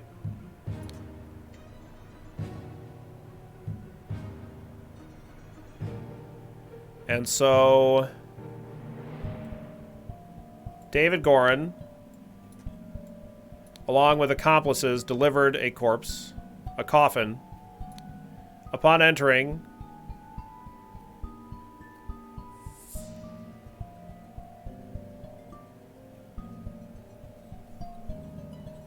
blank blank suddenly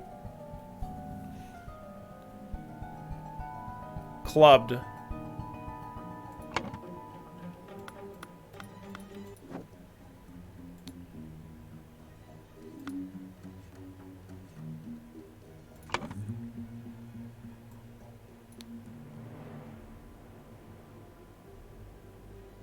Edmund Cloudsley needed a corpse. David Gorin, along with accomplices,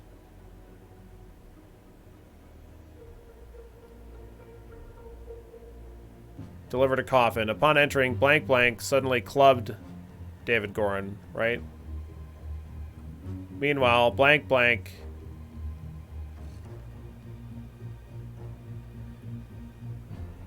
something, the amount of air in a sealed vase.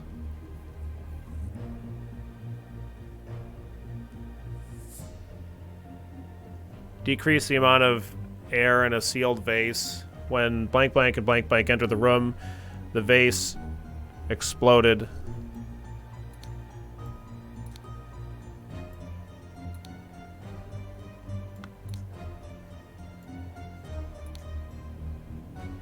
I think it said it decreased. 'Cause I think that was the experiment that he was talking about. That like it became like it. Attempted this with an input. It was definite improvement. It decreased the amount of air, but it curiously did not create a complete vacuum in the sealed vessel. Oh no. What was the one that exploded?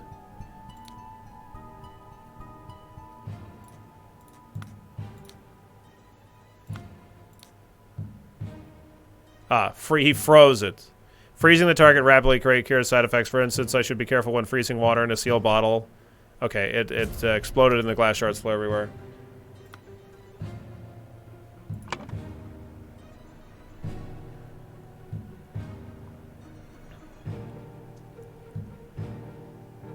He,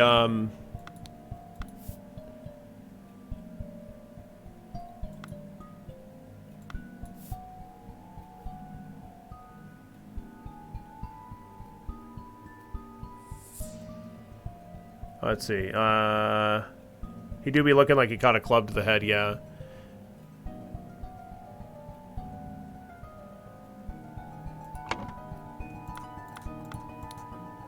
This guy is the guy that clubbed him.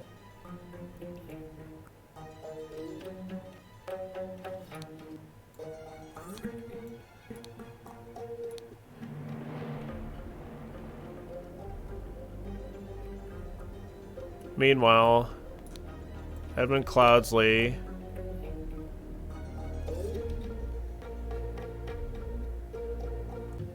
Edmund Cloudsley, what did he do? He increased the amount of matter in a sealed vase? Or he increased the amount of heat? He increased the amount of... He increased the amount of heat. Or no, decreased the amount of heat. Hang on, what does this one do? Decrease the amount of heat. He decreased the amount of heat inside a sealed vase.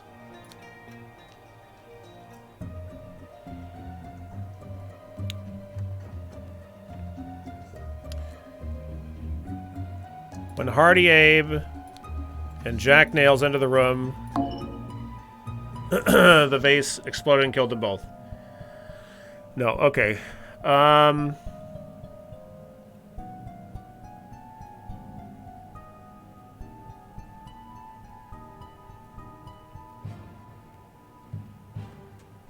Edmund Cloudsley needed a corpse.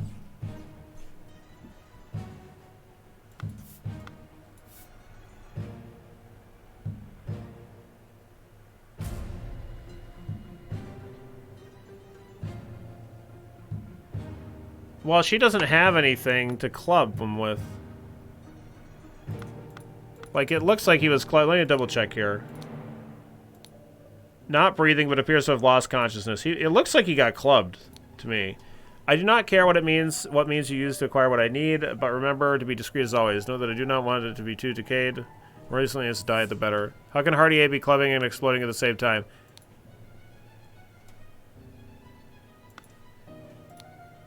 One of the old workhouse geezers croaked yesterday.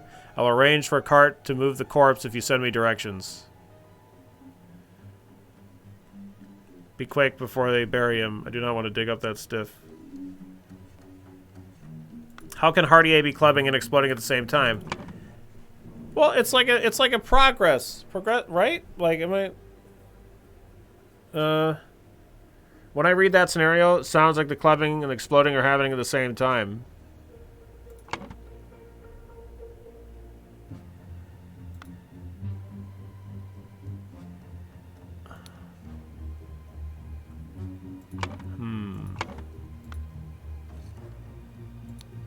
But what did she fucking club him with?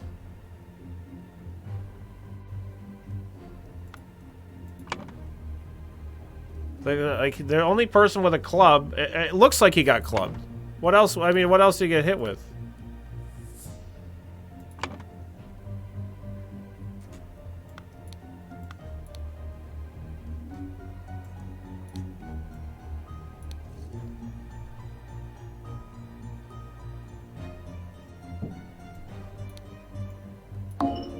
No, it's not. I know that I have more than two things wrong.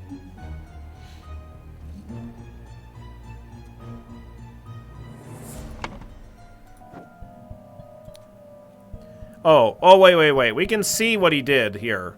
That and that. He increased the amount of air in a sealed vase. That's what he did. That's what he did. We see the setting. I thought I was going based on the book. What the book says. So this is 2 or less, or incorrect. No.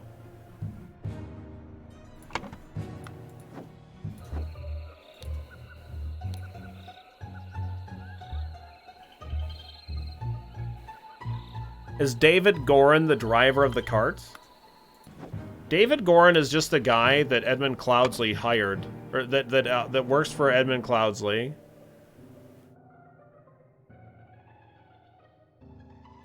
So maybe this isn't David Gorin.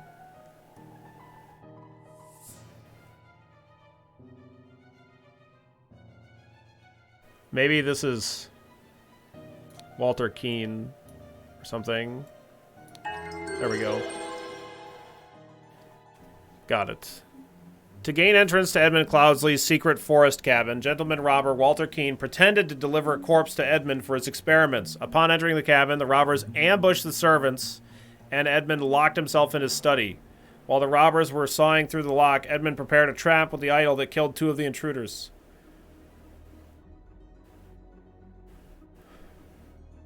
Got it. Nice. Oh, we got another little thing here. Then, Sir Coroner, the bandits accidentally set off my master's laboratory chemical ingredients. What happened afterwards? I managed to fend off the rest of them. Off, but my master, Lord Edmund Cloudsley, got caught in the blast, which severely disfigured him, and soon afterwards he died, bless his soul. Look at that dog. Look at that dog. What a dog that dog is. What a dog. Wow. Wow. What a dog. That's a normal looking dog right there.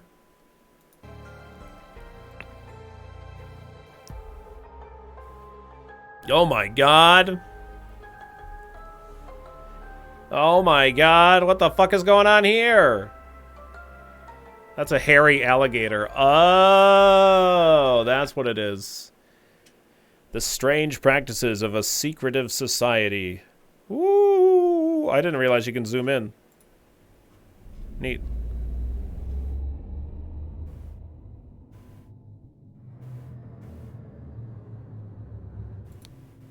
Whoa, shit! This clue has been added to the thinking panel. Who the fuck is that?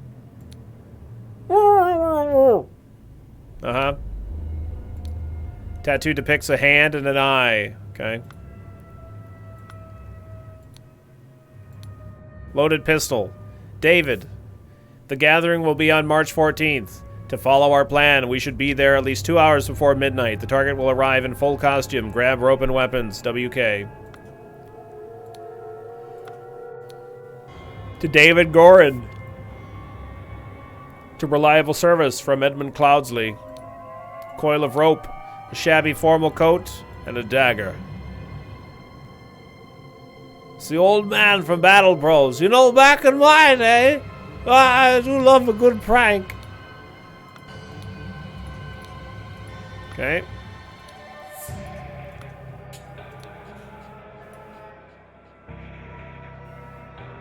It's a dragging somebody along here, it looks like. Yeah, they drug him all the way over here. And then they approached.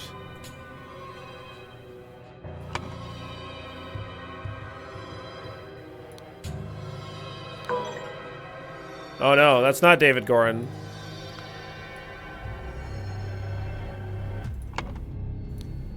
Oh, okay.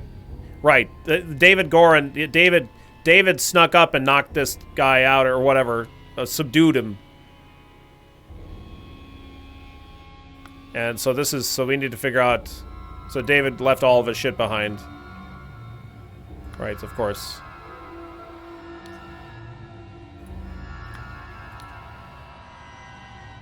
So David's the one inside.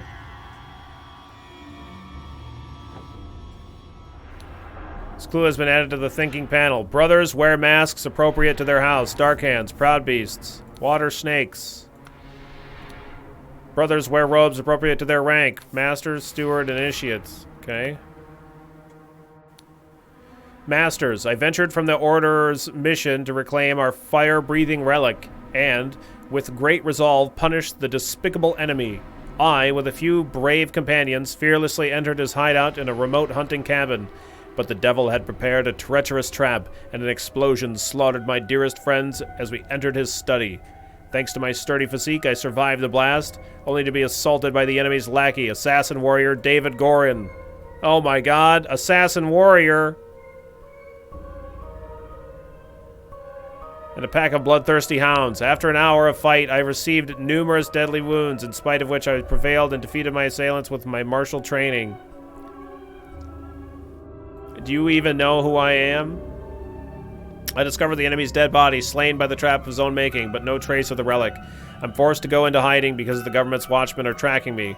Once I've recovered from my deadly wounds and shaken off the watchmen, I will send you the next report. May the Griffin awaken. Walter Keene.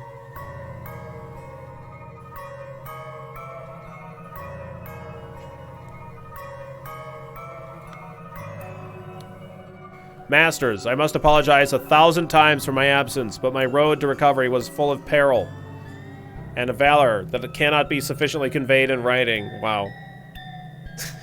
Yeah, Walter is very full of shit. The government dogs and spies chased me tirelessly, and I was forced to seek refuge in Aquitania to recover from my still dire wounds. There I finally bested my pursuers with the help of Lazarus Hurst.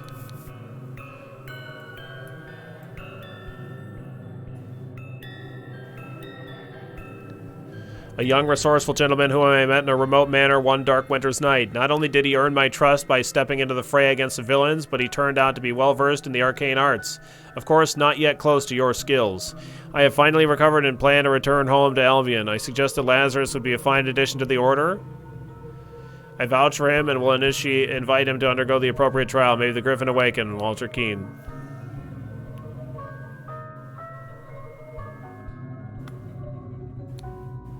Illuminated Masters, I object to the admittance of the individual Lazarus Hurst to our brethren. I submit that our dark-hand brother Walter Keene, who vouches for him, cannot be trusted because he is a liar and a thief. I am certain that, on dispatching our enemy, he kept the golden fire-breathing relic for himself. Nothing will move me on this. He must produce the relic, apologize personally to me, and afterwards be expelled from our brotherhood. Jeffrey Sinclair.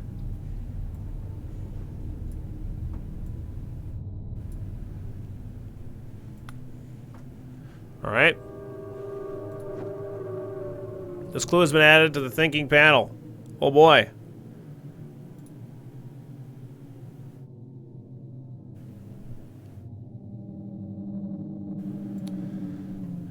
The Griffin has spoken.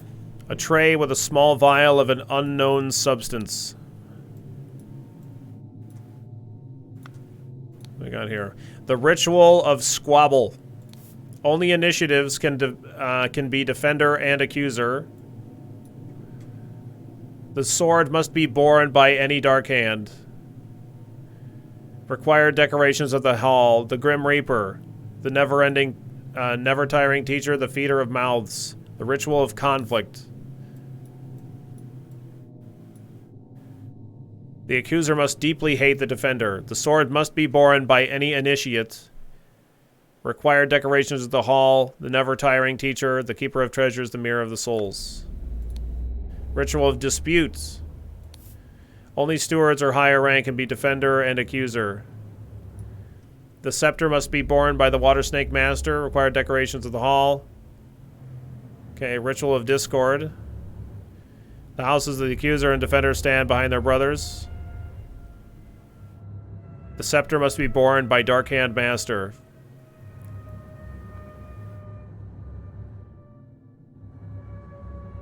Okay.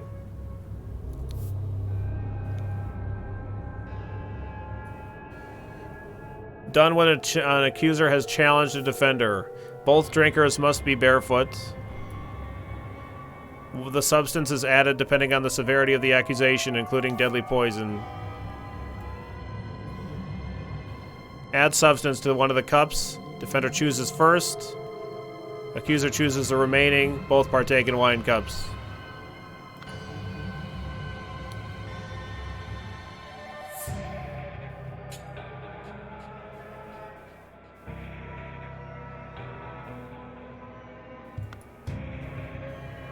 Boy, okay.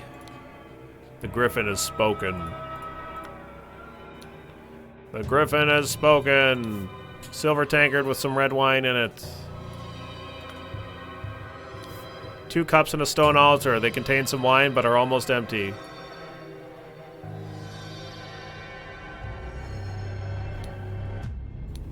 Man in the mask is not breathing. Let us await the results from the chamber below.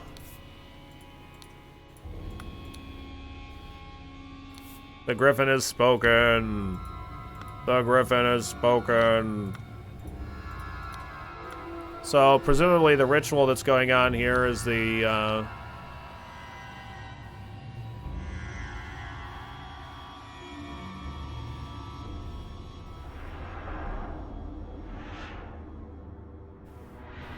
ritual of, conflict?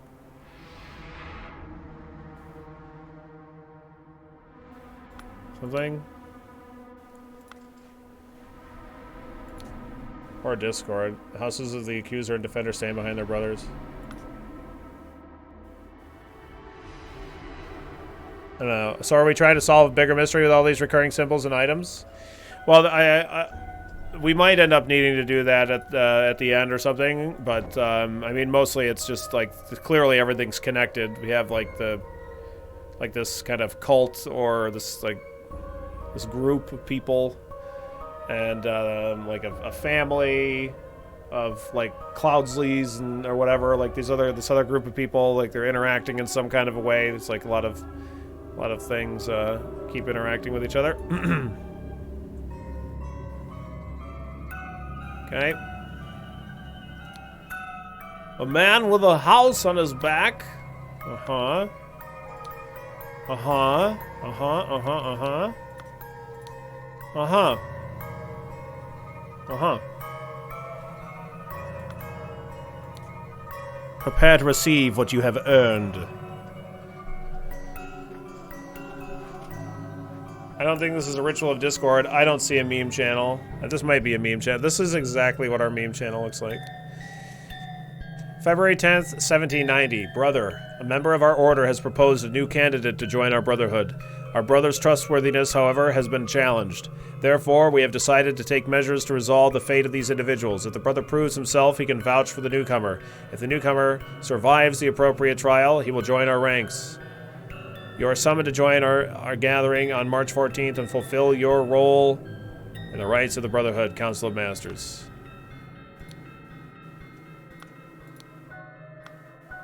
Got the initiate and the lion and the whatever. I have signaled to Griffin who I am. I accept my fate, whatever it may be. Inception.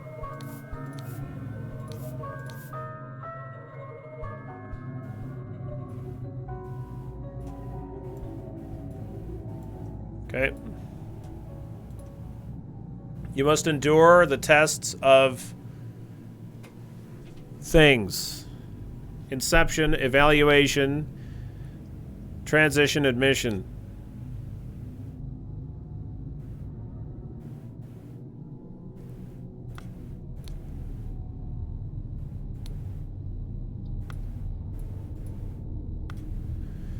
Okay.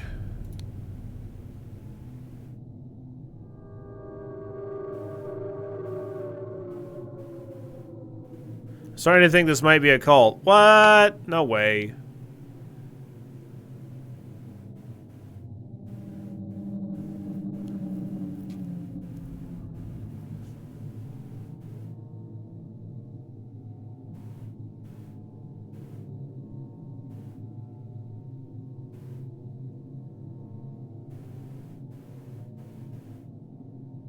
No way.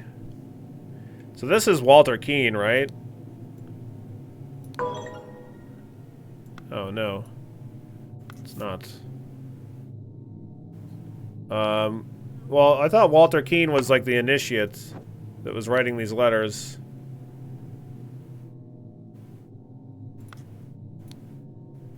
I object to the admittance of the individual Lazarus Hurst to our brethren. I submit that our dark-haired brother Walter Keane, who vouches for him, cannot be trusted as a liar and a thief. Jeffrey Sinclair.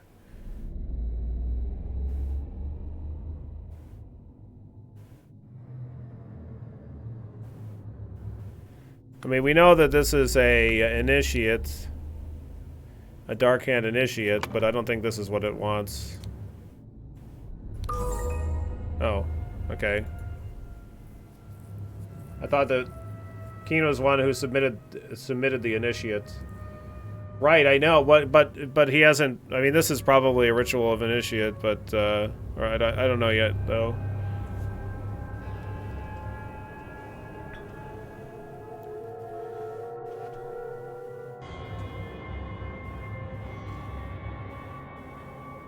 Oh, I see the faces. Okay, hang on.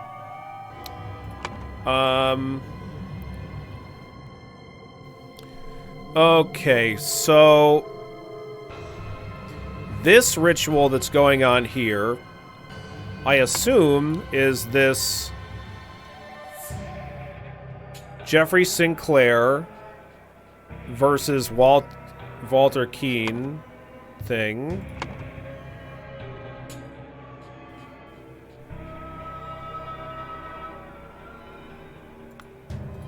So, like, and I assume that this is a ritual of conflict.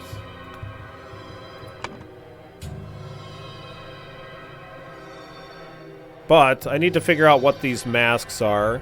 So I assume if this is a ritual of conflict, then the decorations in the hall... Oh, I need to look at the hall decorations.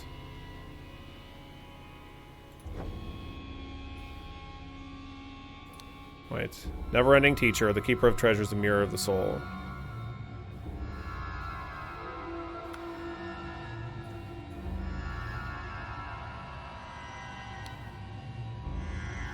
Never-tiring teacher, the feeder of mouths.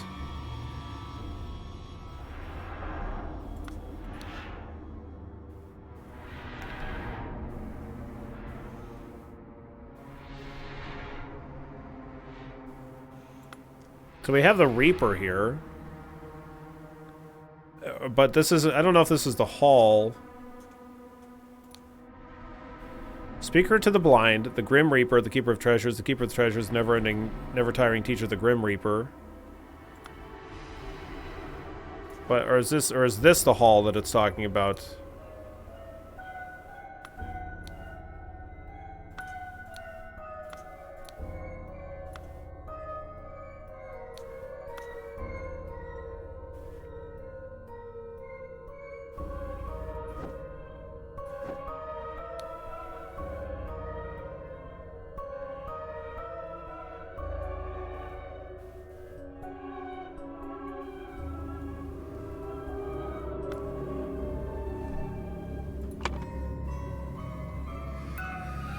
Okay.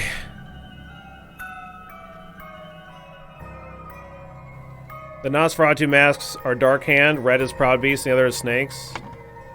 Well, how do you figure that? Oh, Dark Hand's... Okay, I see. So because of this, maybe.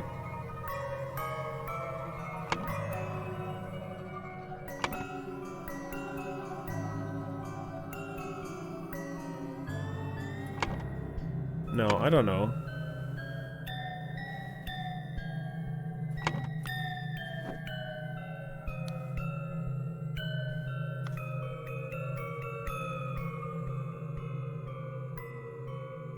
Can start to figure out the mask and figure out which ritual is happening.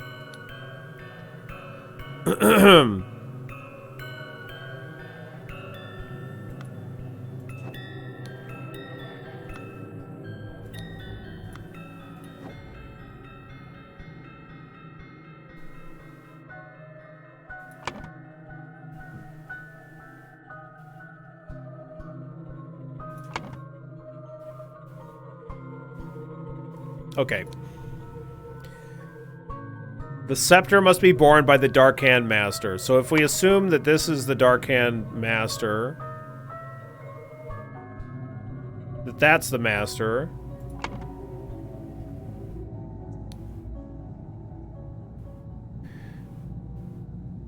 The sword must be borne by any Dark Hand for this one. Accuser must deeply hate the defender. Sword must be borne by any initiate. Like, the only one here that requires the scepter... Or wait. No. A scepter must be... Only stewards higher rank can be a defender and accuser. The scepter must be borne by the Water Snake Master. This is the scepter must be borne by the Dark Hand Master. So it's one of these two. The houses of the accuser and defender stand behind their brothers.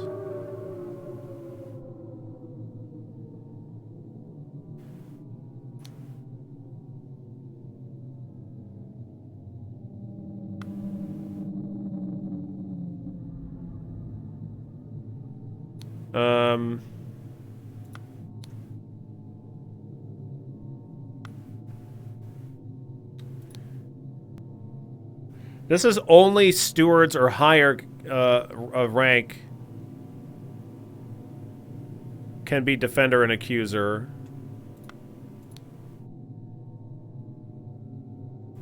So I don't know if they're a steward or higher.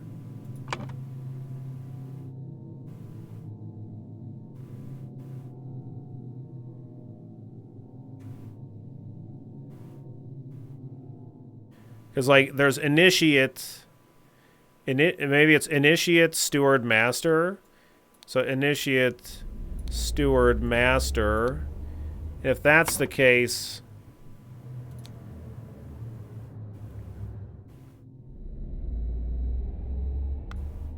Then,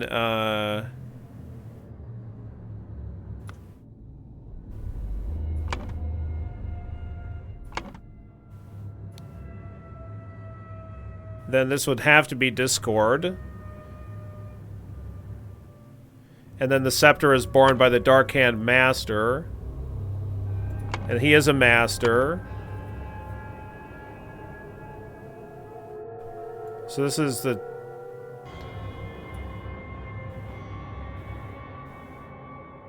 This is the Dark Hand. This is the... Wait. Proud Beast and the Water Snake? I don't think that's right. I don't think that's right. This isn't the Dark Hand. This is something else. He's just a Dark Hand. He's just a master. So this is like... It must be the Water Snake, but no.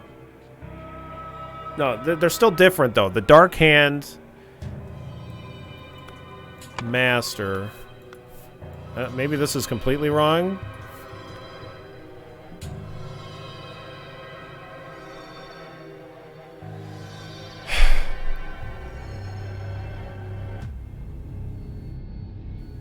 Fuck.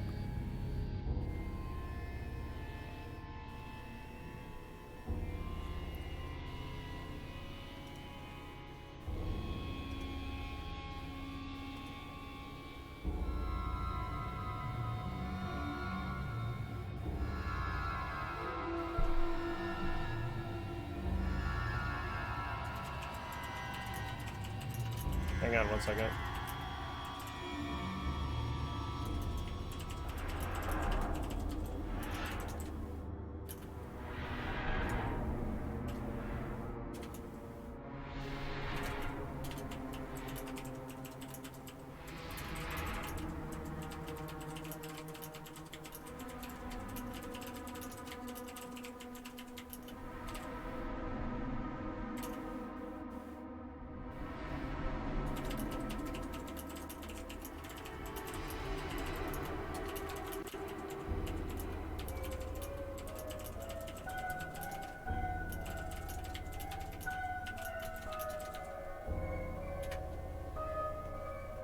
Alright. Maybe try to figure out the initiation first. Yeah, that sounds good. Okay.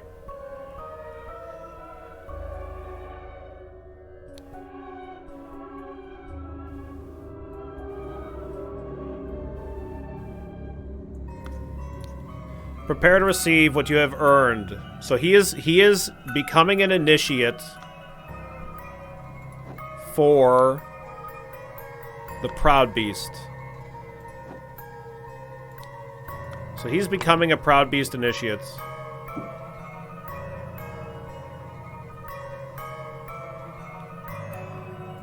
So this is the this is administered. Yeah. This is good. This is what we need to figure out first, I think.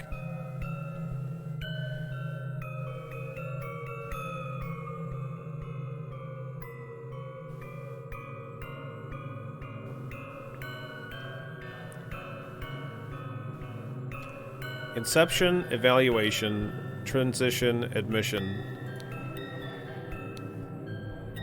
A member orders to propose a new candidate to our join our Brotherhood. Our Brotherhood's trustworthiness, however, has been challenged. Therefore, we have decided to take measures to resolve the fate of these individuals. Okay. So this is, regardless, whatever. This is Lazarus Hearst. If the brother proves himself, he can vouch for the newcomer. Wait. Our brother's trustworthiness, however, has been challenged. So that's a trustworthiness thing. That's what's the thing that's going on in the other room. Therefore, we've decided to take measures to resolve the fate of these individuals. So they're doing that. If the brother proves himself, he can vouch for the newcomer. If the newcomer survives the appropriate trial, he'll join our ranks. You are summoned to join our gathering on March 14th to fulfill your role in the rights of the Brotherhood, Council of Masters.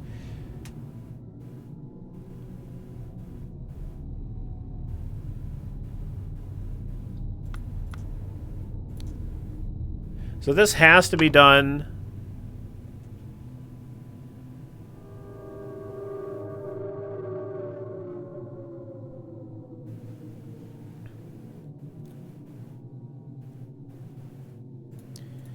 Like, I have signaled to Griffin who I am. I accept my fate, whatever it may be.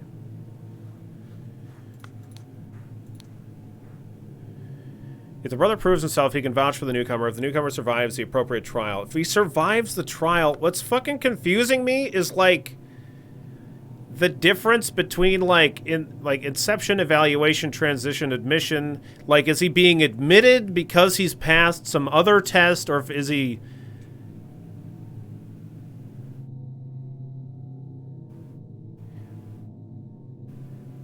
Is it, like, I don't understand, like, what the like, I assume that this order has to be what is indicating what's going on here, but, like, I don't,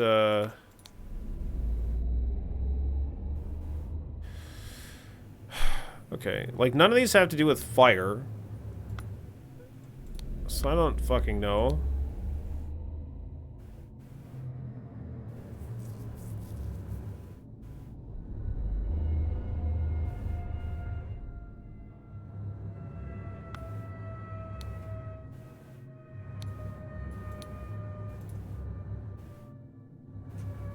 I think this is Lazarus Hearst. But what's weird to me is, like, that trial that's going on in this room is supposed to have, like, that's supposed to be going on to determine whether this guy is even able to be being tested based on this letter. But it's, like, all happening at the same time, I guess. But maybe I guess the other thing's done with... So this is then happening.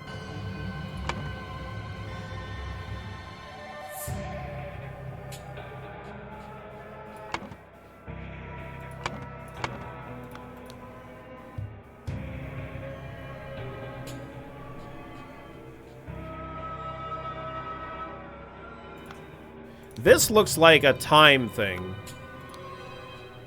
But none of these things end in time. So, like, that's not it. I don't know what the fuck these... Like, this has to... Like, this has to coincide with this.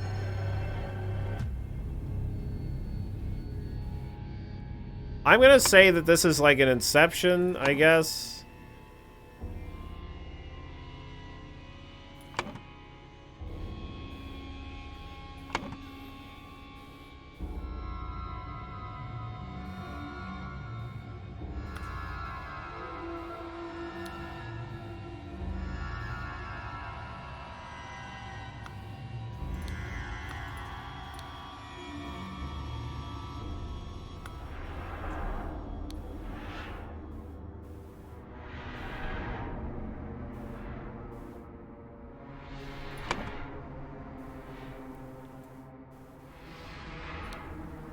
And this is being done by a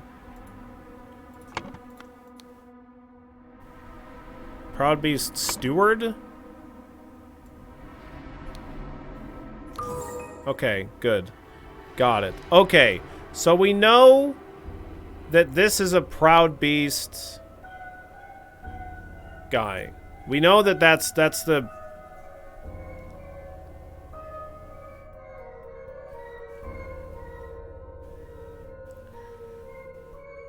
So let's go back to that room and look at that. And so now we know that this is a steward. And that this is a Proud Beast. Great. So now let's go back to that other room.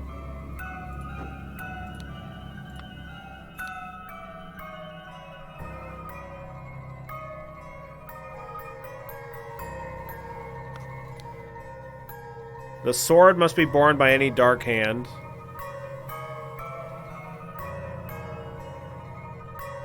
The accuser must deviate. The sword must be borne by any initiate. This is the house of the accuser and the defender stand by their brother. The scepter must be borne by the dark hand master. We know that that guy's a Proud Beast. Well, we know that the white robe is a master. We know that for a fact. So that's a master. So is this an initiate? We know that those are stewards. We know that this can happen. So this is probably a ritual of dispute, I guess.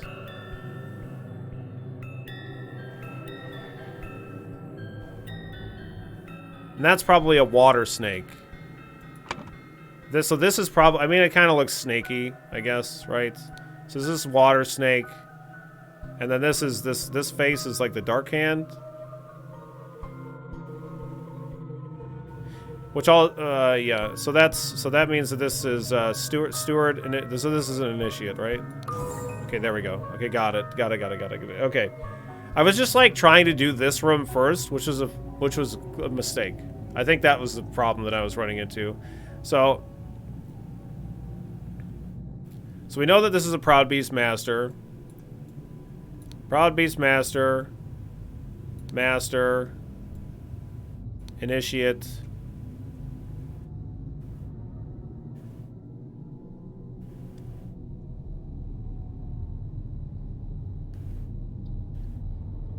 Those little blue tags in the item list and some of the stuff in the room you can use to work out a lot that's just based on the ritual room. Okay.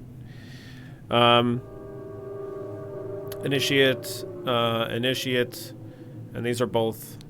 Oh, I need to like the names of the people I might need. Anyway, okay, so I probably need the names of these two people. So this is a Water Snake Master, this is a Dark Hand Master, this is a Water Snake Initiate, and this is, I think, the... What was the ritual that I said? The Ritual of Dispute.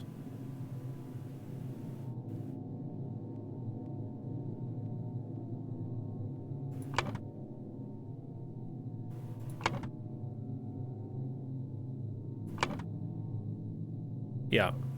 Ritual of Dispute for sure. Where's Dispute? There it is. Ritual of Dispute. Okay, so I think I need the names of these guys. So we know that Darkhand Initiate got knocked out and brought in. So I think David Gorin is one of these two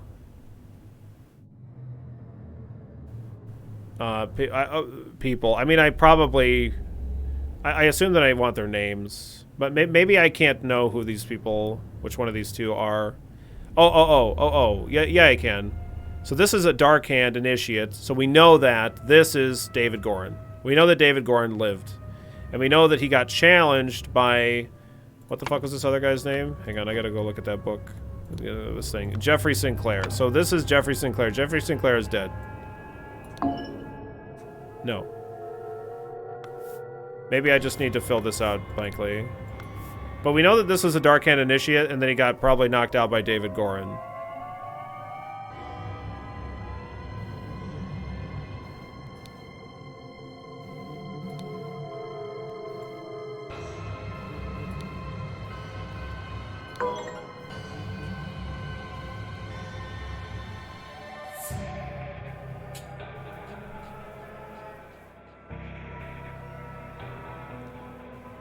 2 or less slots are incorrect. Maybe I got this one wrong.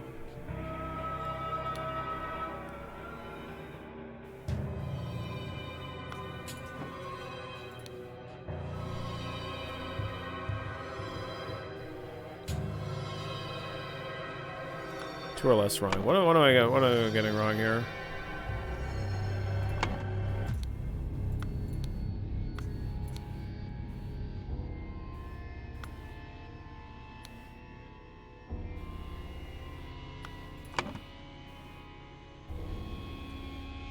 Initiate, steward, steward. Initiate, master, master.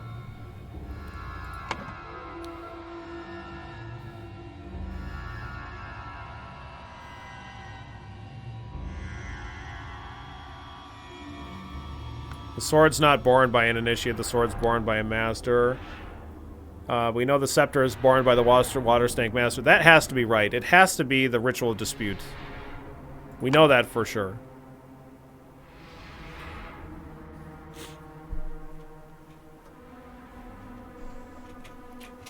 So I think I need to determine. Maybe I had the names backwards here for some reason, but I thought that was right. Oh, this is David Gorin. Maybe.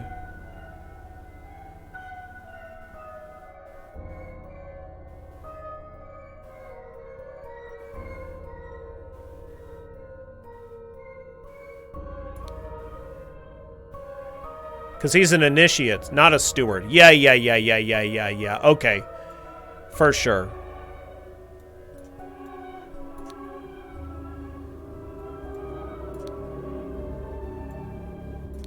There we go. What is he saying in this? Oh, he's just repeating what everybody else says. Okay. Sneaky, sneaky David Gorin, right? Yeah, I forgot that this guy's an initiate. That guy's yeah. Okay, got it. Okay.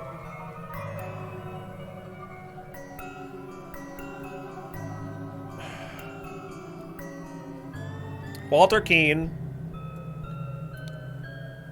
was challenged, was challenged to a dispute ritual. Right, that's the name of this guy, right? That got challenged. Yeah, Walter Keane by Jeffrey Sinclair. He, along with blank,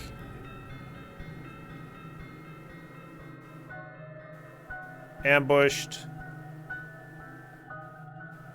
blank, David Gorin,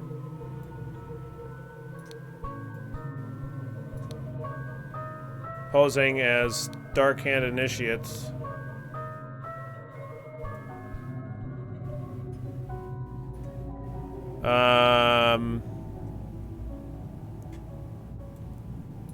Signaled to blank with a blank, which blank had no blank.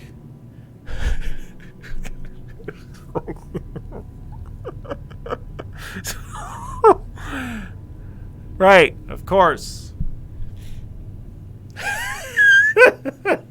Hang on.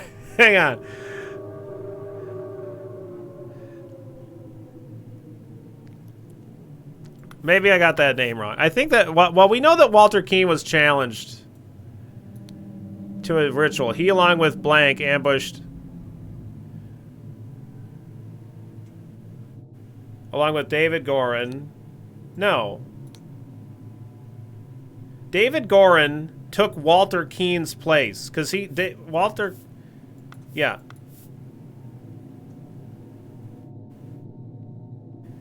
Okay, so Jeffrey Sinclair was challenged to a dispute ritual. He, along with David Gorin, ambushed Walter Keane. David Gorin, posing as Dark Hand initiate, signaled to Jeffrey Sinclair with a with a tankard, which blank had no blank.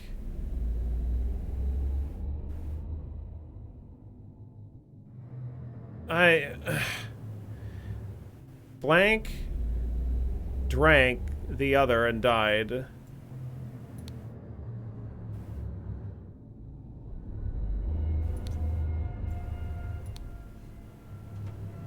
Meanwhile, blank passed Lazarus Hearst past the Inception ritual to become a fucking what is this? A Proud Beast Initiate, right? Proud Beast Initiate. Proud Beast Initiate.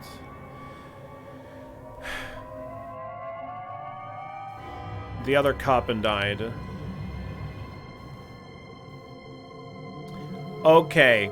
David Gorin, posing as a Dark Hand Initiate, signaled to... Like, this guy out here has to be... Oh, wait. No.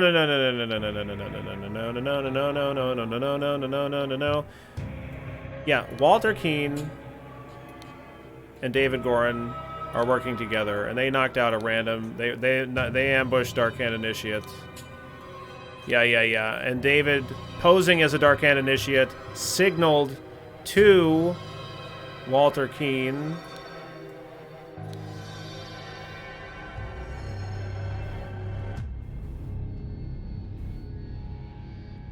Signaled to Walter Keane with a tankard which had no poison. Signaled with a... Wait. Which blank... Which cup? Which cup? Oh, which cup had no poison? Right. Okay, yeah, there we go. I was looking for the right word to put there. Got it. Right, because the other guy was like, dude, that guy's so full of bullshit. He's writing all these lies, so he challenged him. So he worked with Walter Keane to do that. Okay, after being challenged to a ritual with potentially deadly consequences, Walter conspired with David to devise a plan which could ensure his own safety. They captured a Brotherhood member on his way to the gathering. David took his costume so that during the ritual dispute, he could indicate to Walter which cup was poisoned. Therefore, Walter chose the safe cup, and his opponent drank the poison and died. Okay, got it. Woo, man.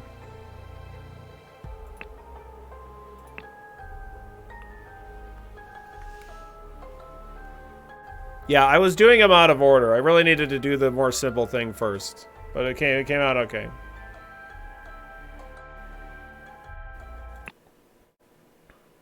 The crowning celebration by the lighthouse. Jesus Christ. Yeah, there's a dead guy over here. Okay. Water Snake Master. This man is not breathing. His head has a severe wound at the back of his head. His arm appears to be broken. Did he fall from the fucking lighthouse? Ruby Ring. Water Snake Master. Lately I've experienced disturbing dreams and I feel cursed. Are you the source of this with your magic? Desist immediately and know that when pushed...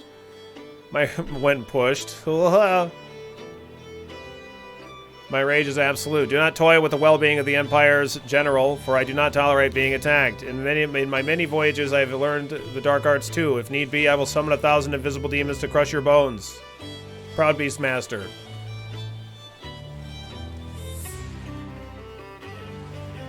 Do you have any idea who I am? In my many voyages, I have learned the dark arts too. If need, I will summon 1,000 invisible beasts to crush your bones.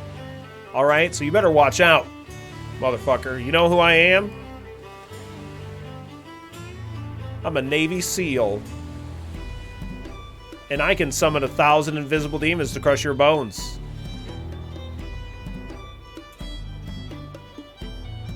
Better believe it.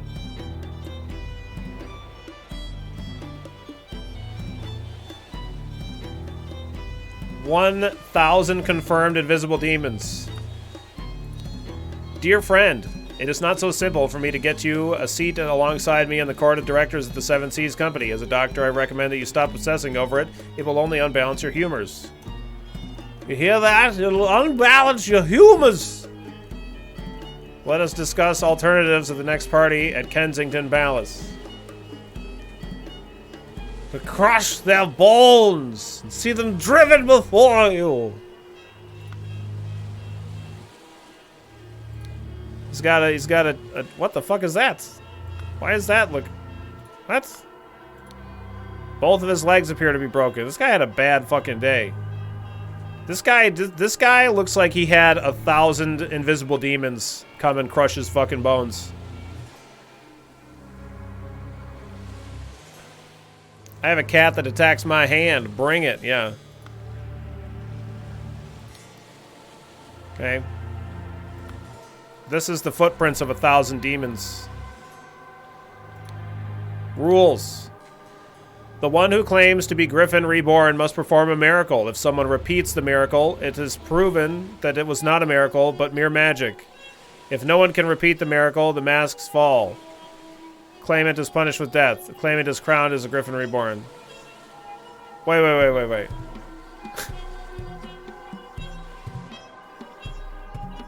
God damn. You better hope that people can't perform your miracle.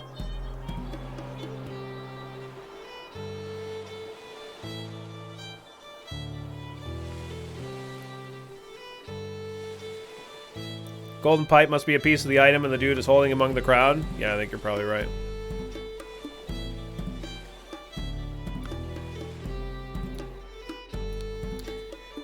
Oh, I'm sorry. There was something in here I needed to click.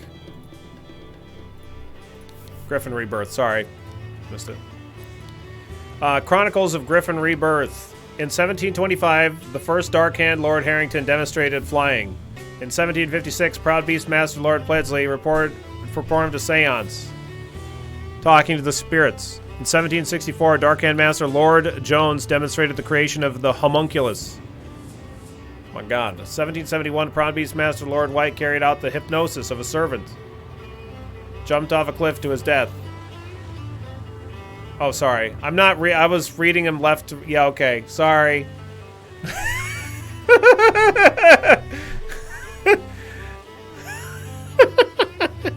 Okay.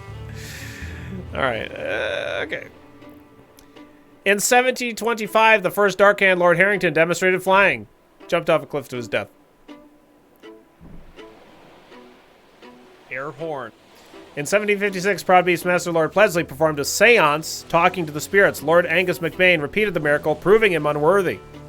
In 1764, Dark Hand Master Lord Jones demonstrated the creation of a homunculus. Lord Angus MacBain produced a homunculus as well. Damn, Angus. In 1771, Proud Beast Master Lord White carried out the hypnosis of a servant. Lord Angus MacBain hypnotized the same man as well. Wow, get fucked. Angus MacBain be shutting people down left and right.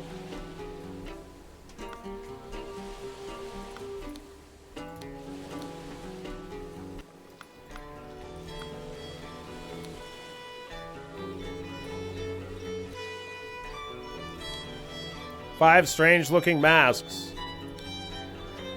That was an actual miracle. Unbelievable. So there is a Griffin Reborn. Seal with a heavy seal. Okay.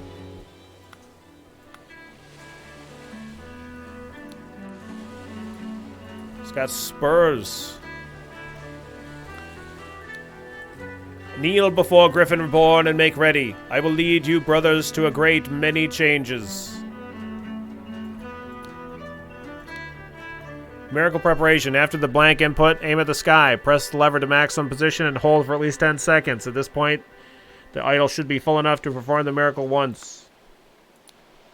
Miracle hypothesis. The water works better, but the effect is not as convincing. Therefore...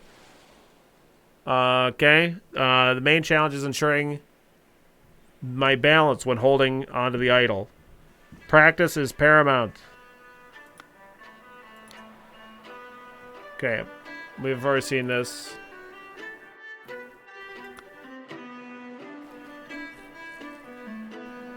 Yeah, Angus will be trying to replicate.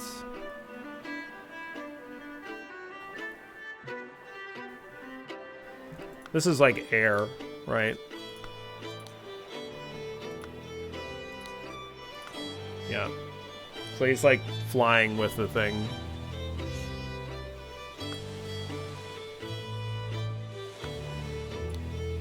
Thus, Griffin Reborn revealed himself to his brothers by demonstrating a true miracle. Ooh, oh my god! Silver crown with gems. Set of heavy wooden oars.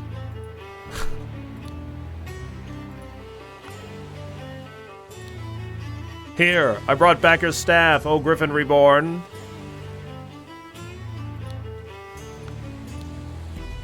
Dear Master McBain, these threats to contact the Chief Inspector about my past offended me greatly. Being an honest soul, I have no choice but to comply with your base demands.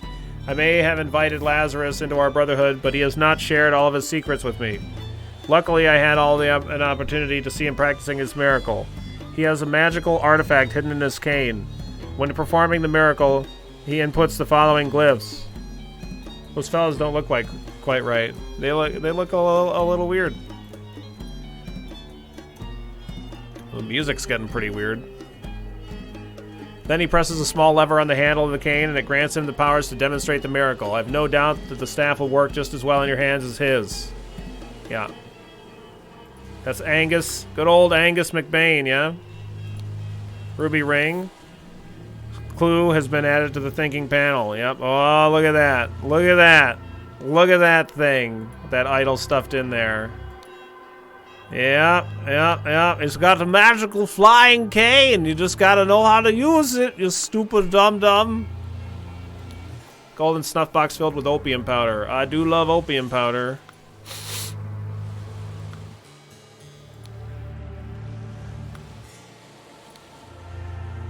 What an honor to experience such a historical event.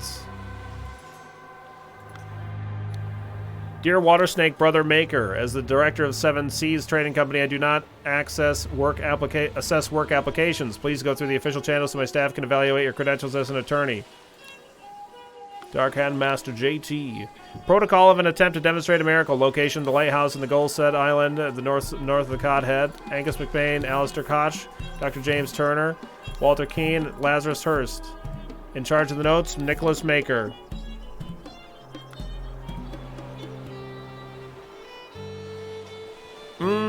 Delicious opium, thanks, Bordega.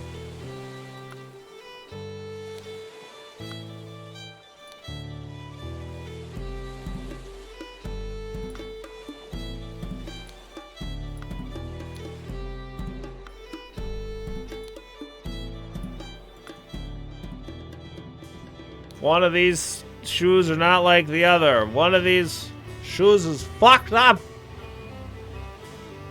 I guess. No, there's a whole bunch of shoes going back and forth. Because we know that this guy walked through the fucking mud to get the thing. By guarding the lighthouse, you guard the Empire.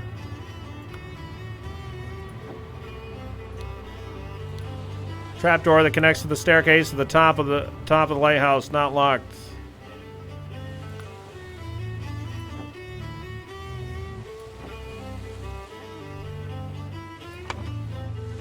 People who had the magical relic in their hands chronologically.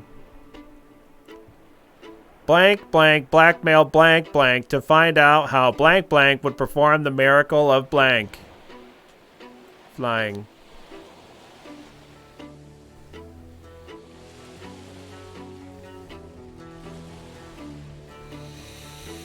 Okay.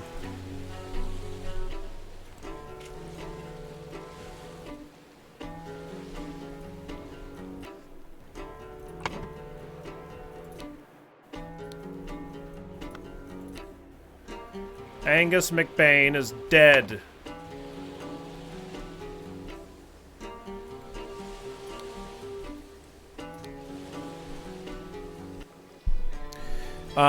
What's this guy's name again? Where's the who's got the sheets? Okay. McBain blackmailed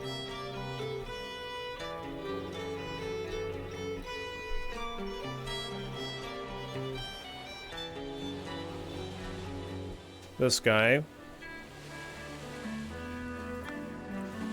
Keen. This let's see. In charge of the notes, Nicholas Maker, Lighthouse, Lord Angus McBain, Lord Alistair Koch, Dr. James Turner, Sir Walter Keane, and Mr. Lazarus Hurst.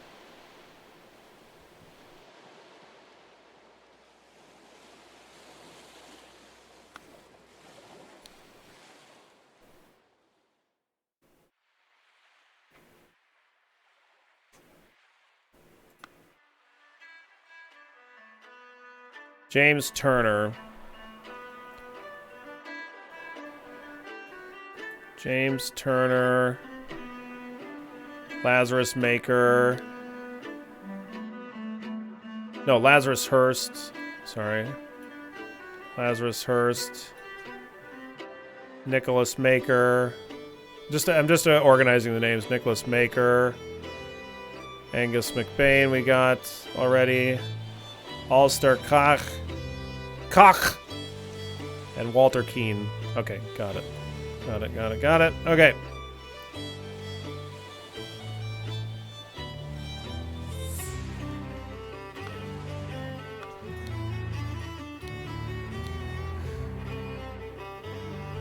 Lately I've experienced disturbing dreams. I feel cursed. Are you sorceress magic?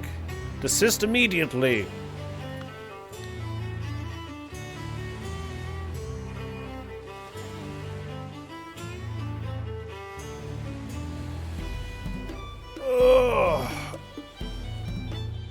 Alright.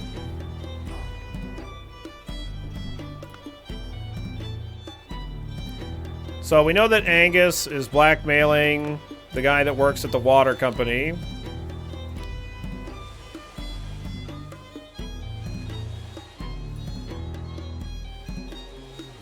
And so he's blackmailing this guy. And this is Walter Keane, right? Not Keane Walter. Yeah.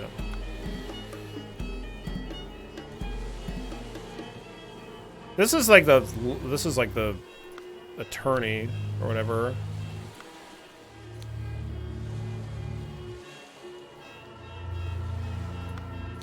Okay, now where's the thing that displays it?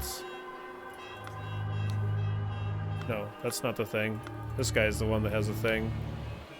No. Where's the sheet of paper that says how he performs a miracle? Where is that at? This is the guy that's performing the miracle.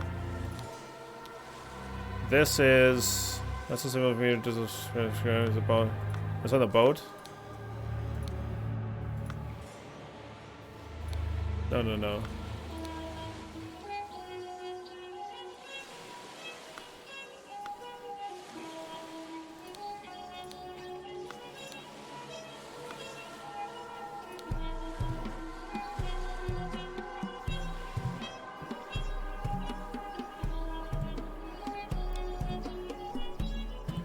Okay, this is Maker, right?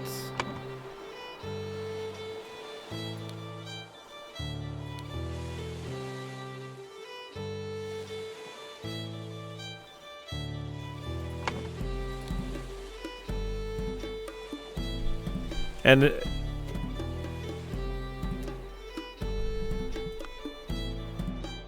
or has he not given it to Turner yet? No.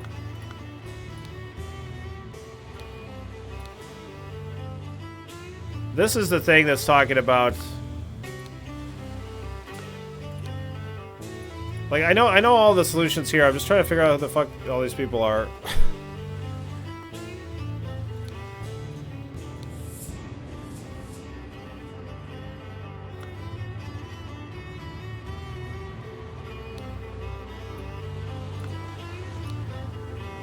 Shoes, my god. Oh, here's the letter. Okay. Dear Master McBain, these threats to contact the Chief Inspector about my passive enemy greatly being an honest soul, I have no choice to comply with your base demands. I may have invited Lazarus into our brotherhood, but he has not shared all of his secrets with me. Okay, so this is James Turner. Because he invited Lazarus... Oh, wait. I may have invited Lazarus into our brotherhood, but he has not shared all of his secrets with me. Luckily, I had an opportunity to see him practicing this miracle. Okay, yeah. Lazarus is the guy performing the miracle. Lazarus' brother, but he's not shared all of his secrets with me. Luckily, I had an opportunity to see him practicing this miracle. He has a magical artifact hidden in his cane. Right.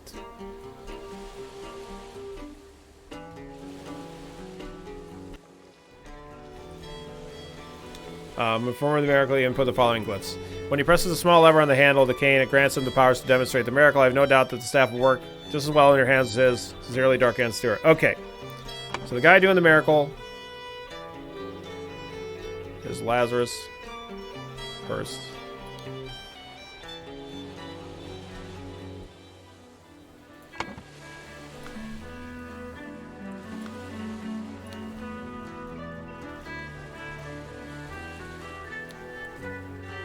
This is the 7th seal.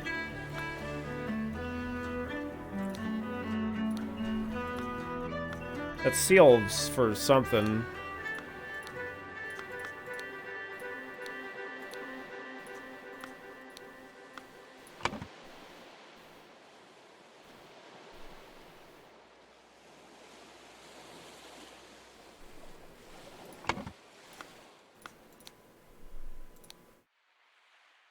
Why does he have this picture with all these hats on it?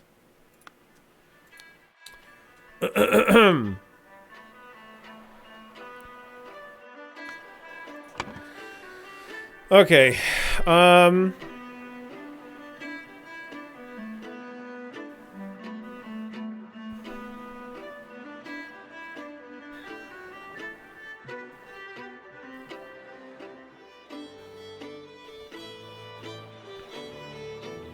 People who had the relic in their hands chronologically.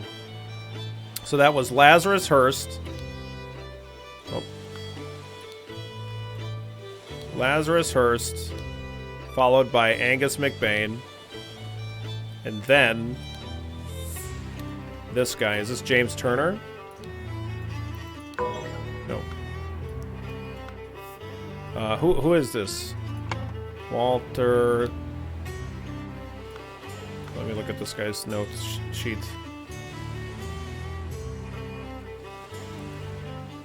Sir Walter Keane. Dear Waterstick Brother Maker. He's the director of 7 Seas Trading Company. I do not access work applications. Please go through the official channel so that my staff can evaluate your credentials as an attorney.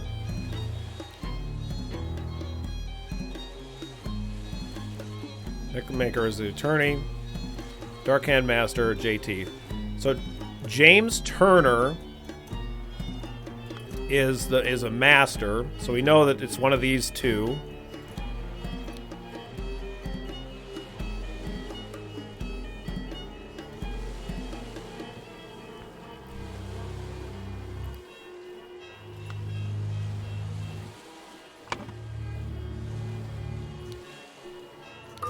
So that's Walter Keane. Can't we just hang them all? No. Absolutely not.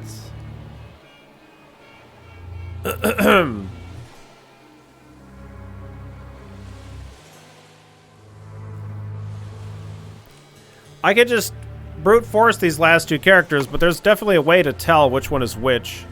Nicholas Maker is in charge of the notes. We already know that Nicholas Maker is in charge of the notes. Dr. James Turner and Lord Alistair Cock.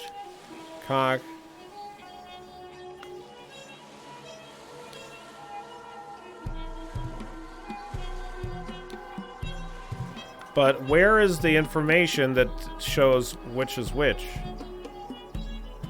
Like, I don't know how I could tell which one's a doctor. I mean, maybe I guess the doctor wouldn't have a seal? The one with the seal is the notes guy?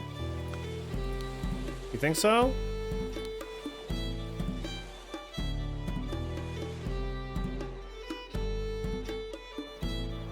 I don't think so. You think so? Let's see.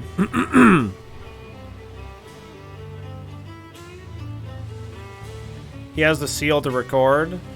He has to seal the record. Oh, okay.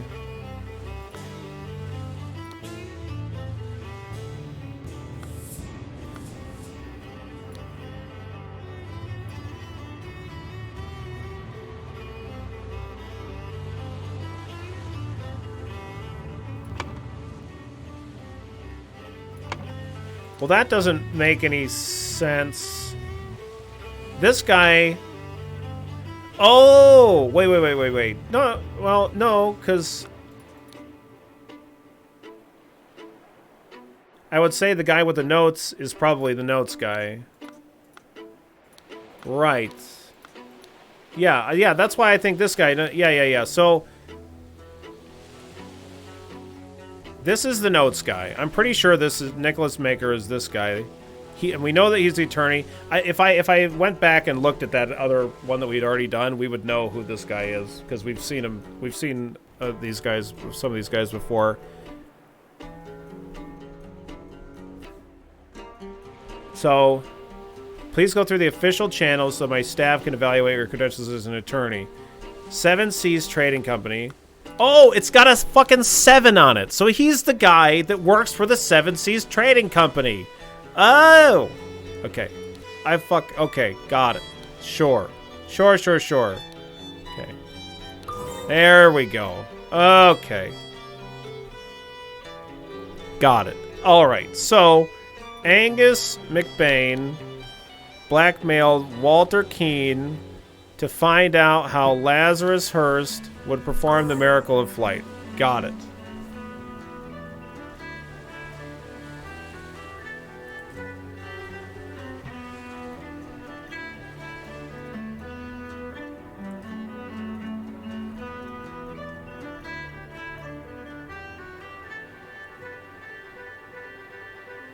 I'm confused now. Why are you confused now? That all makes sense. What are you confused about?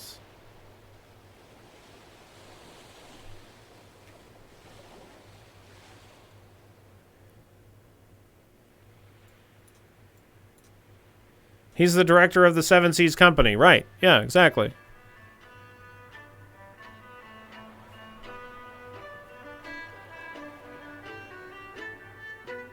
I wish that this thing had the seal on it though. Like it had like a seal of 7 on it. It wouldn't really make sense, I guess, but that's why I'm confused now. My brain isn't able to understand logic. Okay. All right. Blank. All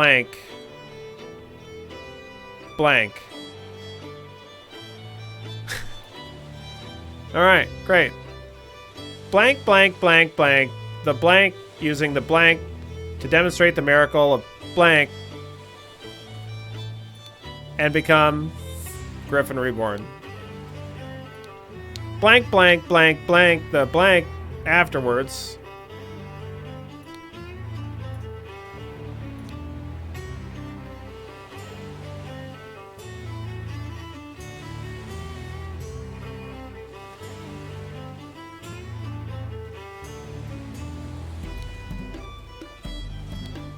Jump from the lighthouse.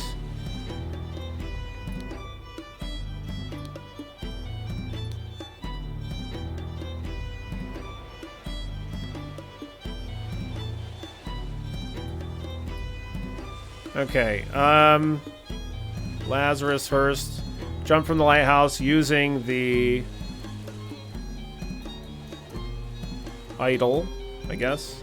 I was gonna say the cane, because he's using the cane, but I don't see a cane anywhere. Using the lighthouse afterwards. This resulted in Angus McSpain's death from a, what I mean, he died from everything. Like I mean, yeah, a head wound, I guess, but like, there's a lot of shit that went wrong. From lighthouse hypnosis, of course. The scroll has been fulfilled. When Lazarus Hurst jumped from the lighthouse and survived using the hidden golden idol, Master Angus McBain thought he had enough information to repeat the miracle and prevent Lazarus from becoming Griffin Reborn. He seized the staff from Lazarus and locked the lighthouse door to prevent foul play. However, he did not know all of the secrets of the idol. It did not work for him, and Angus jumped to his death. Way to go, stupid dum-dum.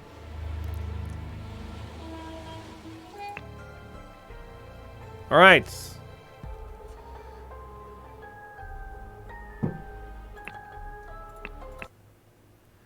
The interrupted weekend at the doctor's salon.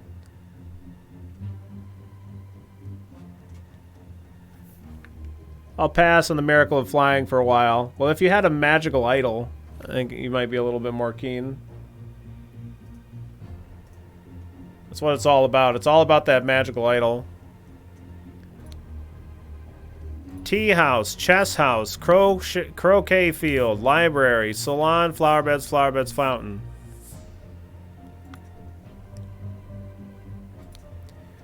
Oh Lord, I did not expect something like this in our household. This is such a mess. However, we will clean the blood out of the rug. Couple more scenarios and the entire screen will be blinking. Yeah, no shit. Ha! Leopold, your plan to frame two is sublime, but your missing button is more than enough proof that you did it, Constable. Please escort this man out. A clean doctor's scalpel. A full glass of sherry, an almost empty glass of sherry. A fallen bottle of sherry. James, this is preposterous. You know damn well that he was killed by that Lemurian savage. These guys all got these fucking red eyes, man. He's been poisoned by a bullet to the head. Or some kind of head wound. Dear friend, now that the elections are over, please join me for a leisurely weekend at my manor with good old Augustus and some other fine fellows. He will have some drinks. I know I was, like, blocking the guy's head wound with my head. Anyway. We will have some drinks and discuss what to do about that Prime Minister position. Kindly confirm your presence, Dr. James Turner. It's lead poisoning, yep.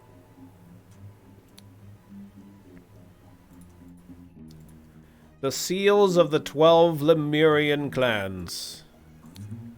This is outrageous. I thought you were an honorable man, Leopold, not some Aquitanian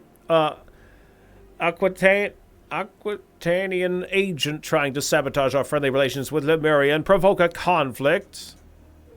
My God. He stole his life just like that. The doctor is a smart man since he saw through his lies. Dear friend, as one of the balls. You said that you would love to meet someone actually interesting.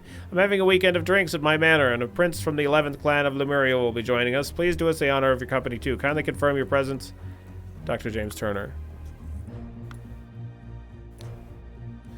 I hope the host did not notice me when he was leaving the other sleeping eye-patch gentleman. A brown stone slate seal. A clean Lemurian war club. A spicy-smelling ornamental box. Dear Prince, as you know, I am a great aficionado of Lemurian culture. It would be my pleasure to invite a member of the Tu clan to spend a leisurely weekend at my estate with some of our political dignitaries. Kindly confirm your presence, Dr. James Turner. Dear Prince, I heard that you got invited to a party by the director of Seven Seas Company himself. I know that you hate associating with these innovators and thieves, but this might be just the opportunity that we seek to reclaim our honor.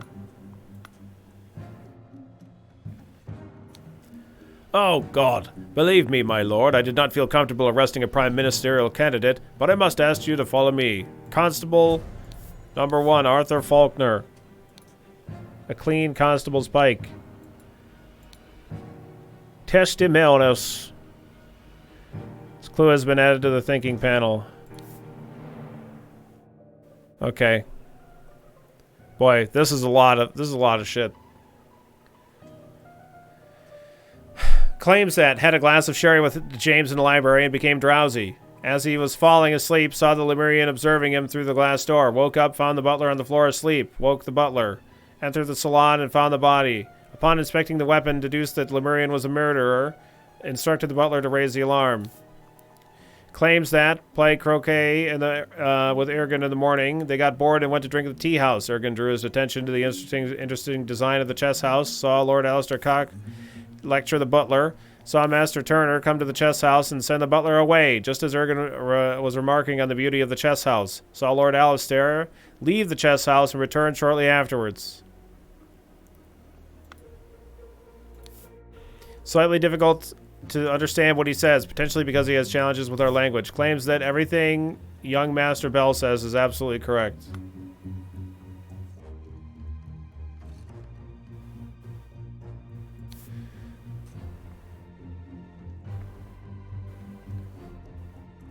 Claims that he drank a glass of sour sherry with Blanchard in the library this morning. Then he went to the chess house where he found Lord Alistair and the butler. Ordered the butler to clean in the library, get rid of the bad sherry, and get rid of the bad sherry. Spent the rest of the time playing chess with Alistair until the alarm was raised. NB. As the master of the house, he led the interrogation of the suspects. Claims that in the morning he practiced chess at the chess house and educated the butler on his lack of military training. Sometime in the afternoon, Dr. Turner arrived and sent the butler away. They played together and he was very close to winning when the alarm was raised. Claims that served Lord Alistair in the chess house in the morning. His master arrived and instructed him to dispose of the spoiled sherry that he and Lord Leopold had drunk and then go to assist Mr. Spade in the garden. Upon entering the library to take away the glasses, found Lord Leopold asleep. Suddenly was overcome by dizziness and fainted due to his weak heart. Was woken by Lord Leopold and instructed to raise the alarm. Then saw the deceased lying in the salon.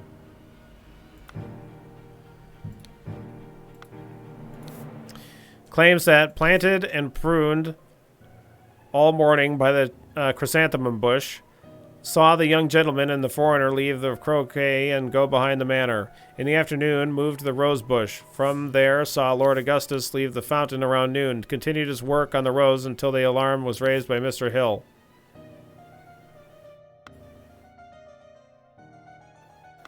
Good God. Psychoactive plants. Spotty onion. An illusion of unity with the universe. Increased appetite, hiccups. Black poppy, sleepiness. Whites of eyes get a pink tint. Lemurian lichen. Hyperconcentration on one thing. Loss of perception of time. Rapid blinking. Redberry. Surge of energy. Vocalization of all your thoughts. Twitching. Aggression. Okay. Like anybody that drank that stuff has a pink eye, pink tint.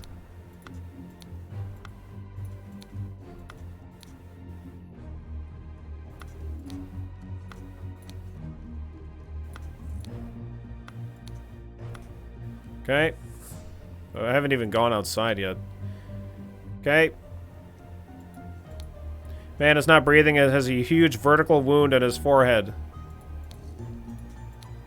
Dear friend, the elections are over, so let's uphold tradition and have a leisurely weekend at my place with you and Leopold to discuss the Prime Minister situation. Please join us May 12th. Kindly confirm your presence, Dr. James Turner. Listen, apologies for the shouting match yesterday. Let's continue our discussion at noon, Leo. A boomerang? God damn.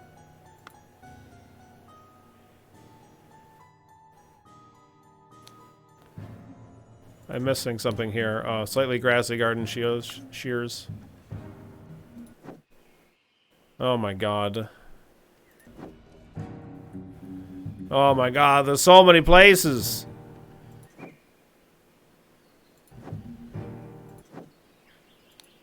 Rose bushes. London Gazetteer. New Order Party. Who will the new Prime Minister be? Election results. New Order Party, moderates, and the Loyalists. Loyalist moderates. The New Order Party have most MPs, but it's clear the two old parties will form a coalition. This means either Loyalist leader Blanchard or moderate leader Valentine would become the Prime Minister, leaving Lazarus Hurst and his party in the opposition.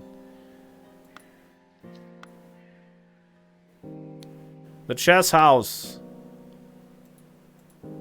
Yep, it's chess.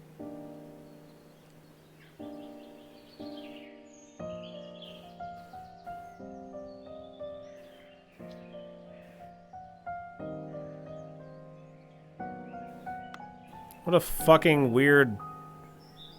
The hell is this?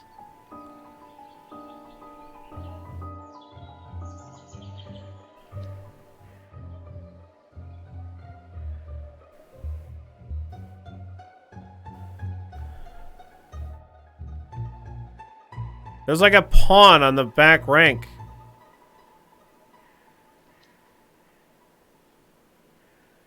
Like, that doesn't make any sense. There's...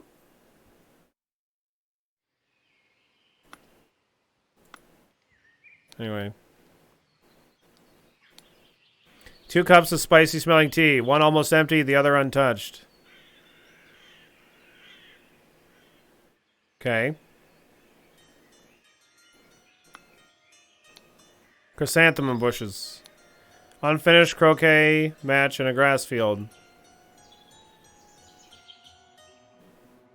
Alright.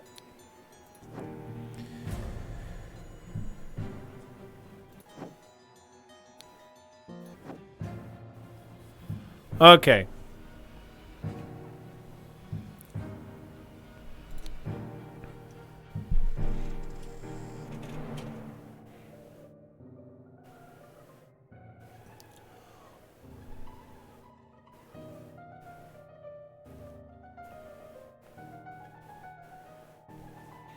I hope the host did not notice me when he was leaning over the sleeping eye patch gentleman.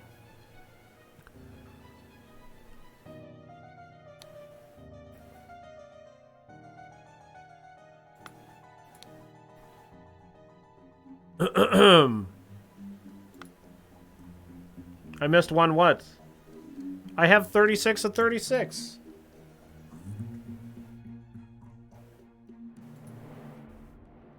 What am I missing?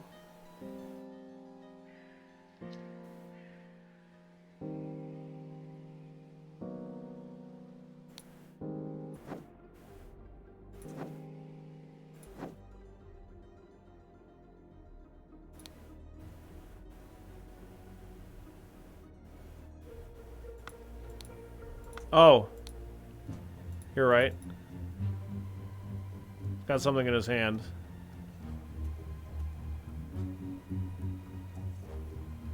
Got it. There's a button in his hand. My God. Okay.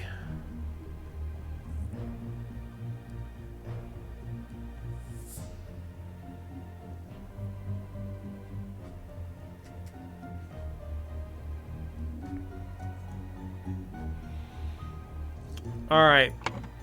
You know what'd be great is to have a fucking list of names. Dear friend, now that the elections are over, James Turner is the person who invited everybody, right?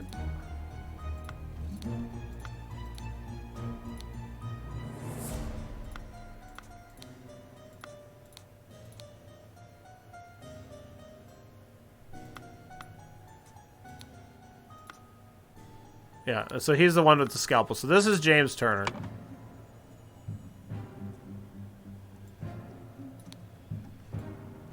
For sure. Great. Okay. He drank a glass of sour sherry with Blanchard in the library in the morning.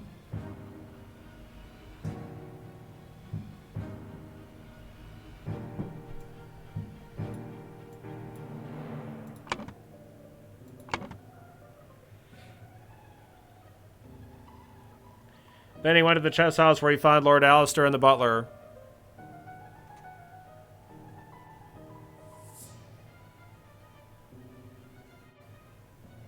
Ordered the butler to clean up the library and get rid of the bad sherry. Spent the rest of the time playing chess with Alistair until the alarm was raised.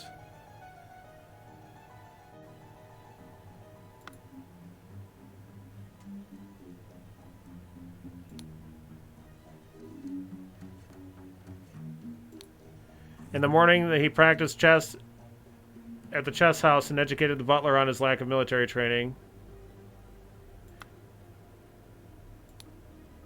Podrick served Lord Alistair in the chess house in the morning. Okay, hang on. I gotta figure out who the fuck all these people are. Leopold, Gideon, Ergen. We know James Turner. That's the only name that we know, and we know Arthur Faulkner.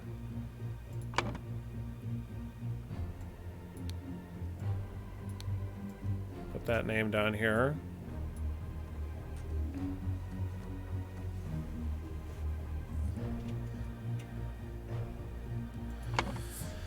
Okay.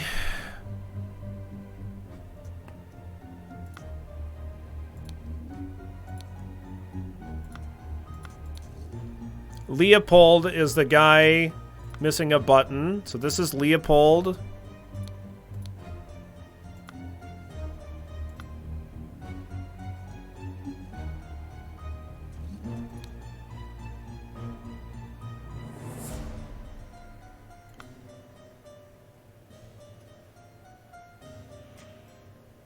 Leopold is the button guy. I don't know what his last name is, I don't think. I'm looking for, like, something to tie people's names together.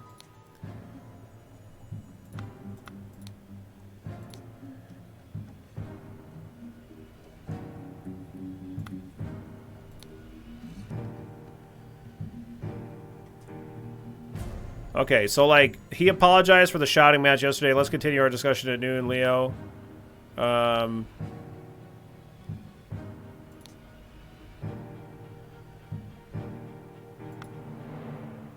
Bump, bump, bump, bump, bump, bump, bump, bump, bump. Just tuned in. Congratulations on completing the Zomboid challenge and passing a charity goal. That dude looks pretty dead. Yeah, that dude is, yeah, he's very dead. He's very dead. For sure. Okay, there's some kind of an article here, right?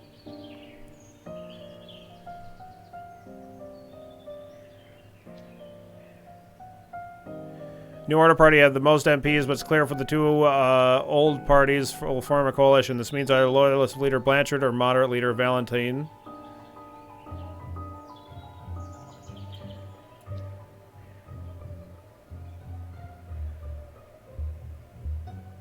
Will become the Prime Minister, leaving Lazarus Hearst. Lazarus Hearst. Lazarus Hearst. Oh, that's not a name that's here. Finished it today. Greetings from France. Yo, what's up, Waxmaster? Yeah, we played the demo of this for Next Fest, and it was really cool. Yeah, I really enjoyed it. And, yeah, I'm glad you enjoyed it. I think it's pretty interesting. I like the unique art style in it. And, yeah, I don't know, it's just really, really cool.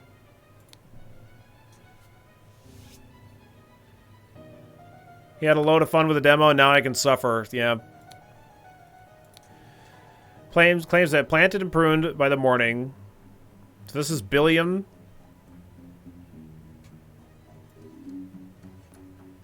Yeah, it's good. It's good, though. Reminds me of Return to Obra Dinn. Yeah, somebody said that before as well. I haven't played that.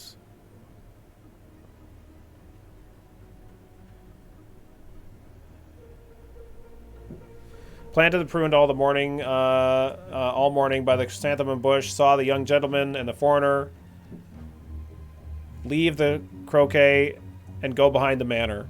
In the afternoon, moved from the rose bush. From there, they saw Lord Augustus.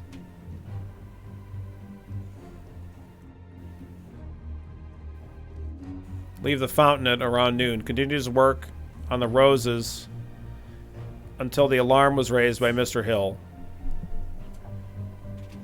My full name is Billiam, isn't it? Of course.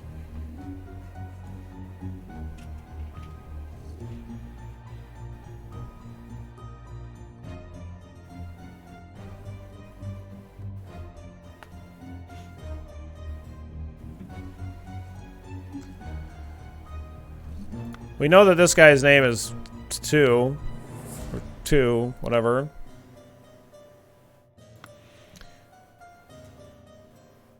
This is the difficult part, is just figuring out who the fuck people are, I think.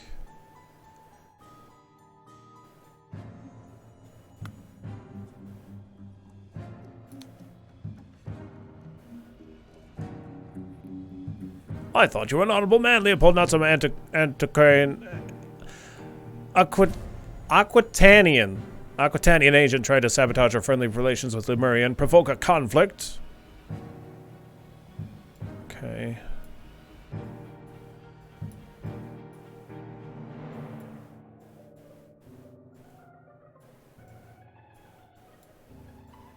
Yeah, organize these.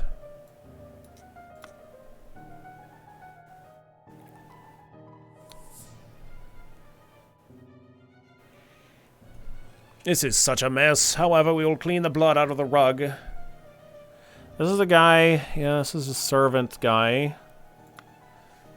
I need more names. I need to have people's full names. Like, we have people calling people by first and by last name, so I should be able to figure it out, I guess. I mean, I know it's all here, but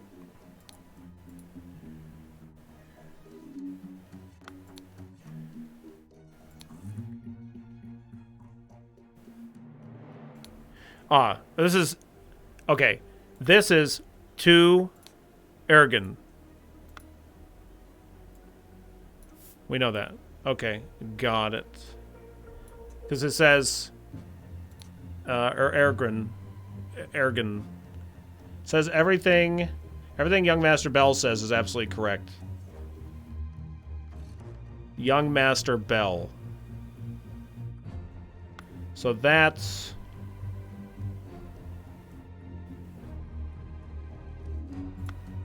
That's this person. He stole his life just like that. The doctor's a smart man, since he saw through his lies.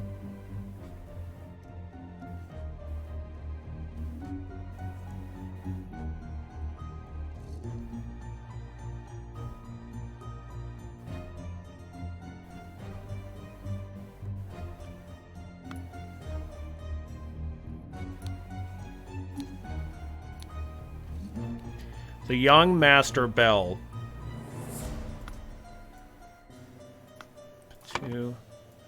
2 Ergen.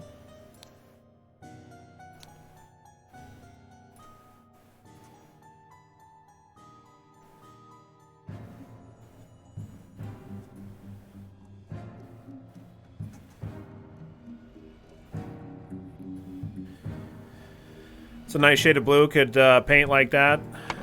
Yeah, I could get my goatee dyed like that.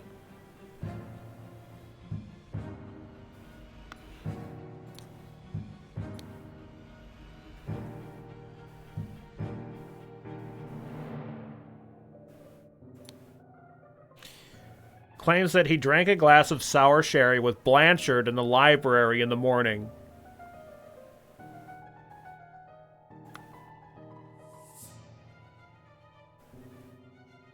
Fuck.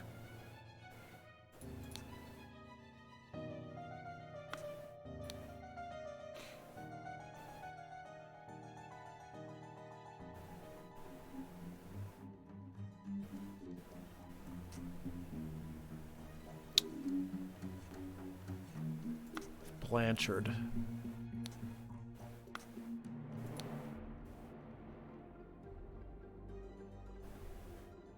Served Lord Alistair in the chess house in the morning.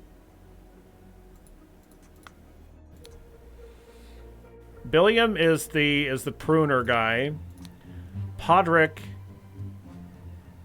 is the servant guy.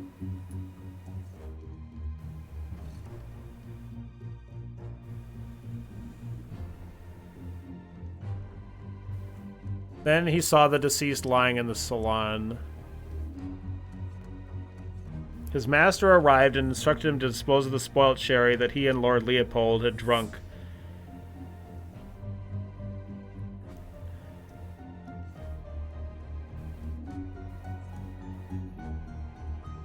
James Turner and Lord Leopold. Lord Leopold.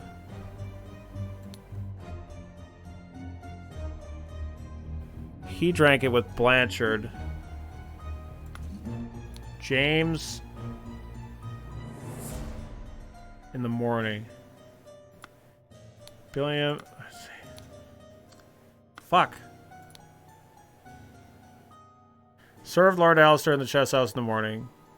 His master arrived and instructed him to dispose of the spoiled sherry, and he and Lord Leopold drunk and then went to assist Mr. Spade in the garden. Okay.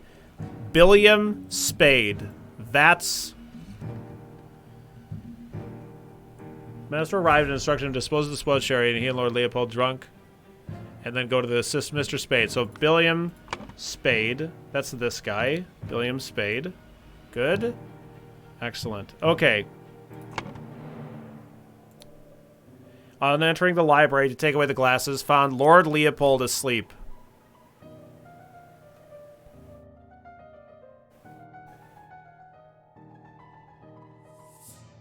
Suddenly was overcome by dizziness and fainted due to his weak heart. Was woken by Lord Leopold and instructed to raise the alarm. Then saw the deceased lying in the salon. Yeah, you have to figure out who people are, Sad. Yep. Yep.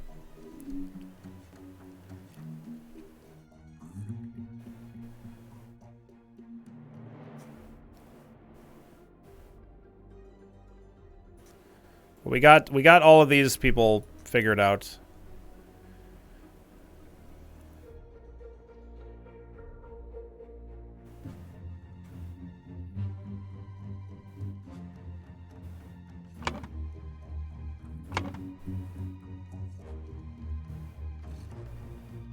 And we know that Podrick...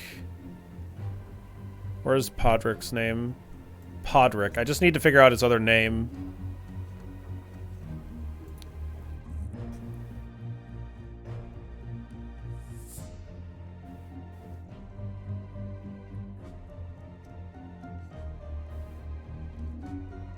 Take a glass of sour sherry. Okay, so it wasn't poisoned at that point. So, served... Okay, hang on, let's see. In the morning, practiced chess at the chess house, educated the butler in the lack of military training. Sometime in the afternoon, Dr. Turner arrived and sent the butler away.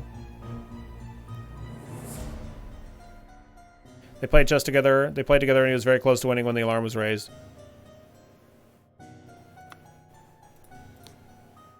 Drank a glass of sour sherry with Blanchard in the library in the morning.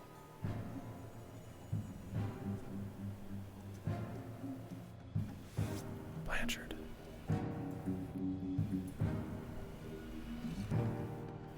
Then he went to the chess house where he found Lord Alistair and the butler. Yes. Lord Alistair and the butler.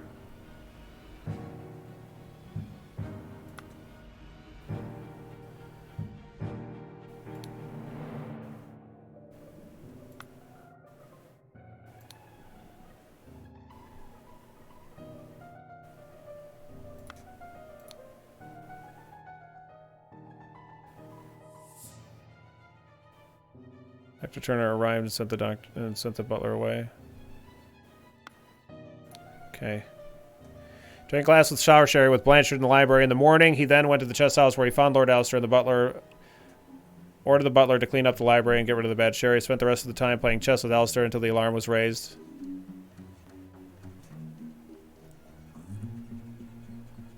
These two might be working together or something. I don't know. The military guy and this guy.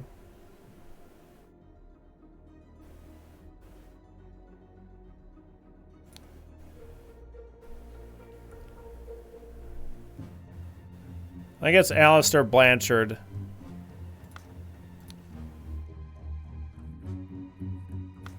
Because you went to the chess house where you found Lord Alistair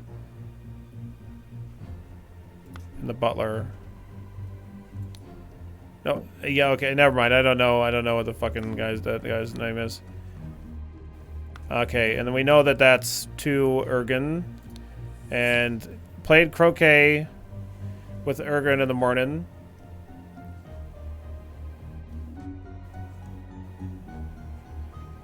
They got bored and went to drink tea in the tea house. Ergen drew his attention to the interesting design of the chess house. Saw Lord Alistair Cock lecture the butler. Lord Alistair Koch.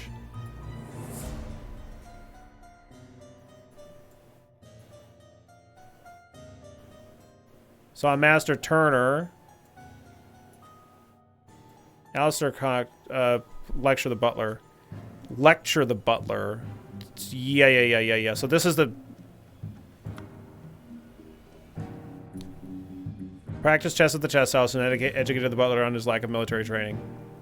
Right. So Alistair Cock was playing with the butler in the morning, and that's the military guy. That's this guy.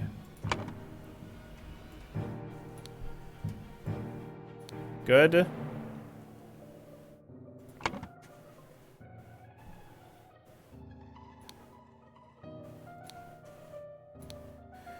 Sometime in the afternoon, Dr. Turner arrived. Quick question before I buy this game. Would you recommend it? Yeah, I mean, I bought it.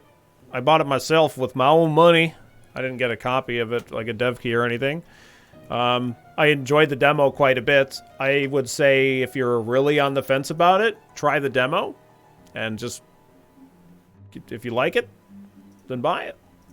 You just continue on from the demo where you left off, I think. I deleted my demo, so if it would have continued, it didn't. But the demo has like has like 4 scenarios or something like that. I trust you, chat. Are you entertained? Are you entertained? I'm not like particularly good at these kind of games or anything like that, but I'm enjoying it. I think it's fun. I like the interesting art style. I think it's pretty fun to like assemble the solution in this fashion.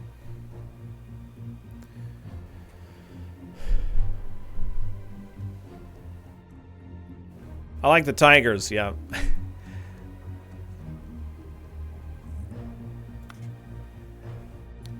Gideon played croquet with Ergen in the morning. Gideon played with Ergen.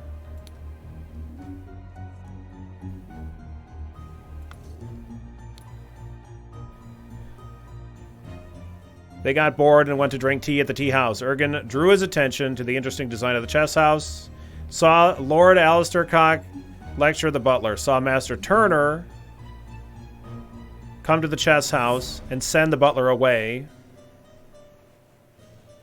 Just as Ergen was remarking on the beauty of the chess house.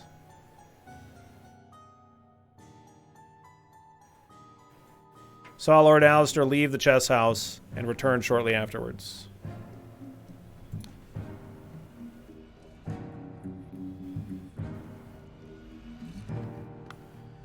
Leopold had a glass of sherry with James in the library and became drowsy.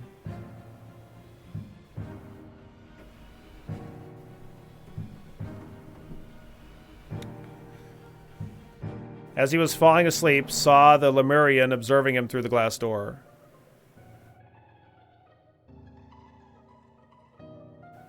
Woke up, found the butler on the floor asleep. Woke up the butler. Entered the salon and found the body. Upon inspecting the weapon, deduced that the Lemurian was the murderer. Instructed the butler to raise the alarm. Fuck.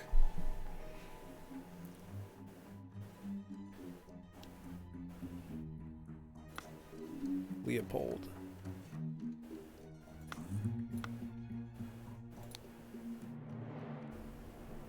This guy blinks a lot.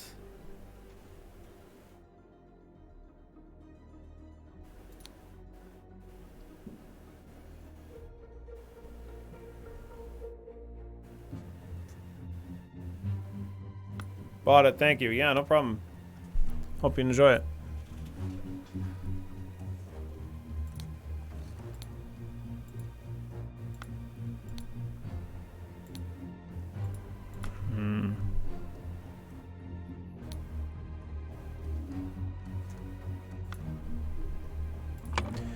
It's all here. Like, we know that this is Hill.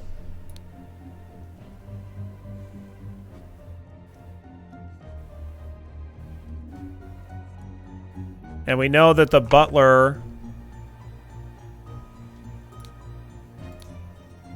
is Podrick.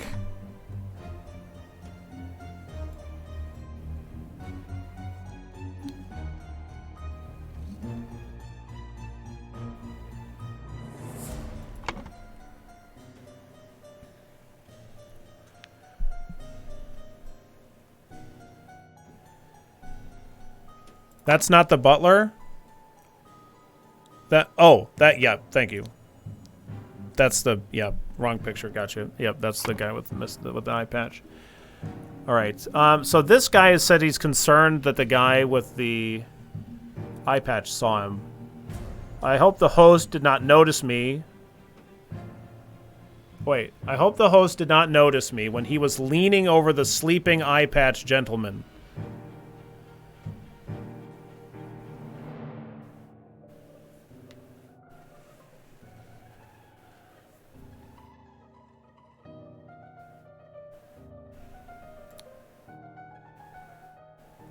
Dear Prince, I heard that you got invited to a party by the director of the Seven Seas Company himself.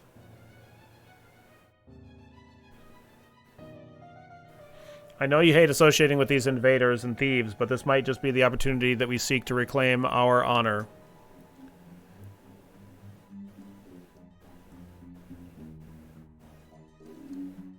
I think that 2 did kill him, I would assume.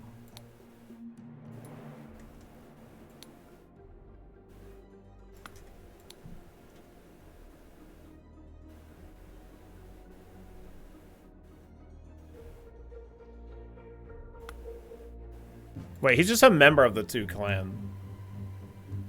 That's not his name. His name is something else. Is Ergen something. So we just know that his name is Ergen. That's all we knew. We know. We don't know what his name is.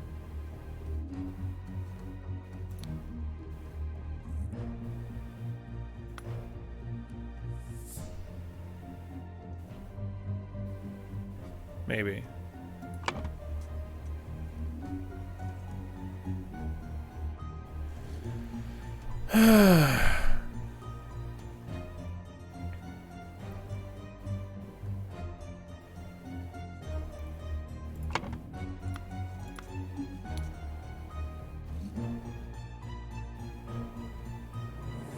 The host was leaning over the eye patch gentleman. He went to the chess house where he found Lord Alistair, and the butler ordered the butler to clean up the library. Spent the rest of the time playing chess with Alistair until the alarm was raised. It's master of the house who led the investigation of the subsides. I'm trying to figure out how the fuck these other people are. Turner. Master Turner. Saw Lord Alistair Cox lecture the butler. Saw Master Turner come to the chess house and send the butler away, just as Ergen was remarking on the beauty of the chess house.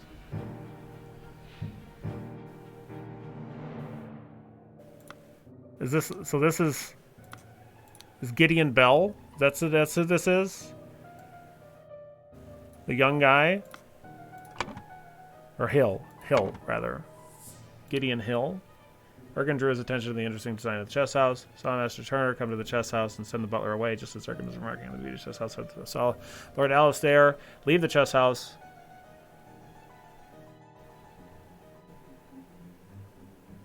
And return shortly afterwards.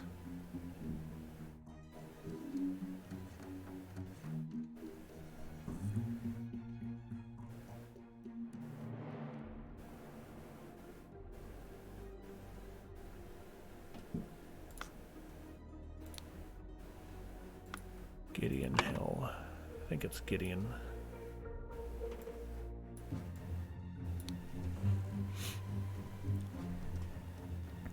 How about you try Ergen these nuts? Fucking got him. Air horn. Dab.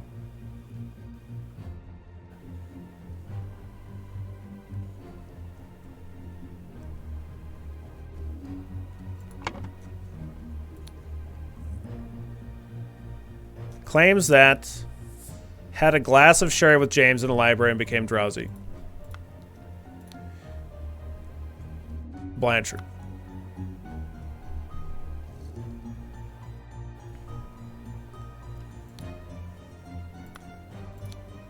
Blanchard. Leopold Blanchard.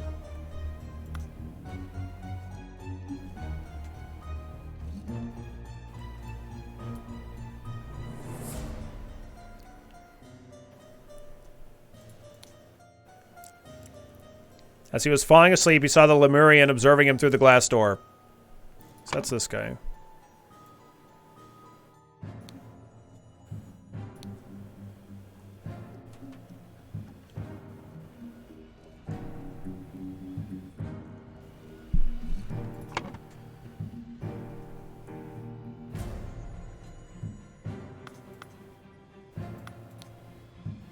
Oh, God.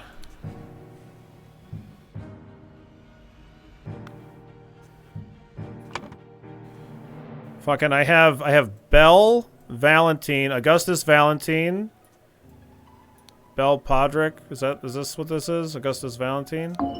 No.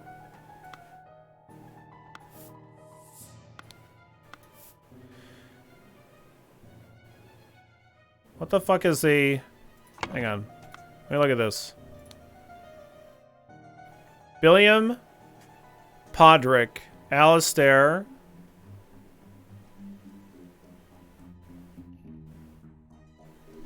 James, Ergen, the two Ergen, I don't know what the fuck his name, maybe his name is Ergen 2. It's Ergen 2, yeah, it's this way around, I think.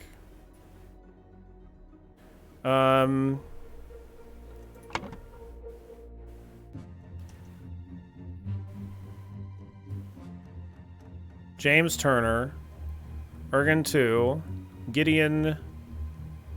I think it's Gideon Hill. Because they're Ergen and Gideon play together.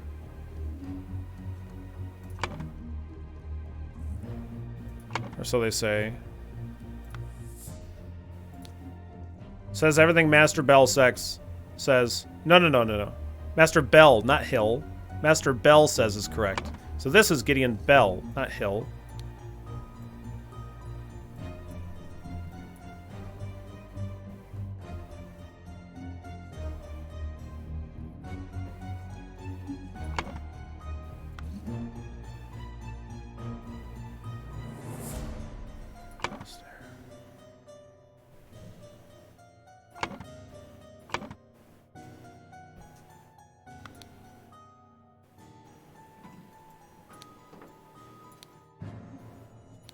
There we go.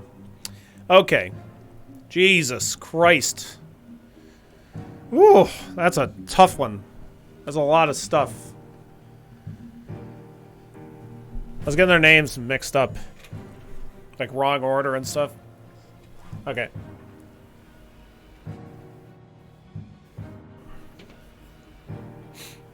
Okay. Augustus Valentine is a victim. The boomerang is the murder weapon, I assume, and the... his body was found by... Okay, Hardus is done, I think. Yeah, I think so.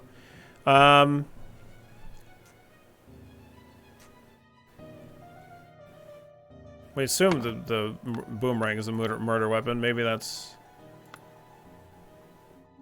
thing, I don't know.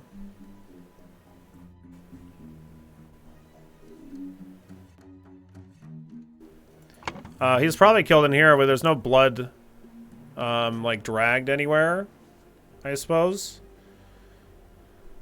But I don't know who found the body yet. I mean, we know that it's claimed that...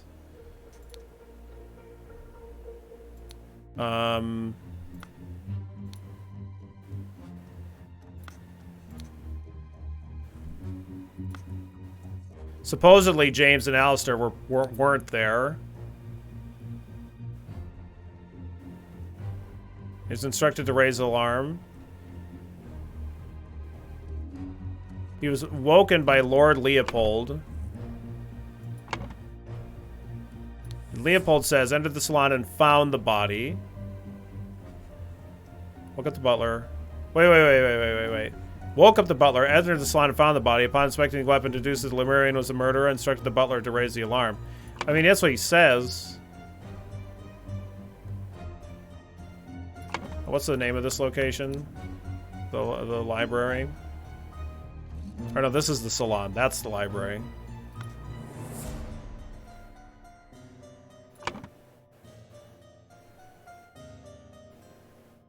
It doesn't look like he was dragged over there. But he could have been poisoned. Like, there's this other weird plant thing. So, like, I assume that, like, the people that drank the tea, like, that was because he drank that tea, right? Because, like, this guy, Leopold, I think they went falling asleep beside Lemurian, observing him through the glass door. Woke up, found the butler on the floor asleep. Upon inspecting the weapon, deduced that Lemurian was the murderer. Who is it that drank the tea? It says a glass of sherry with James in the library and became drowsy. Well,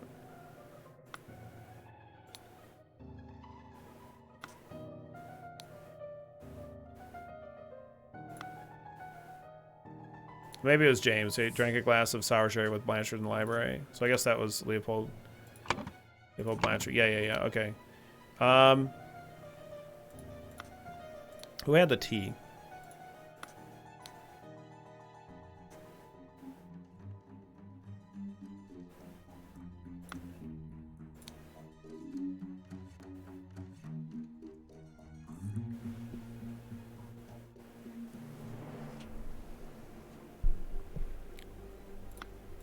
The alarm was raised by Mr. Hill.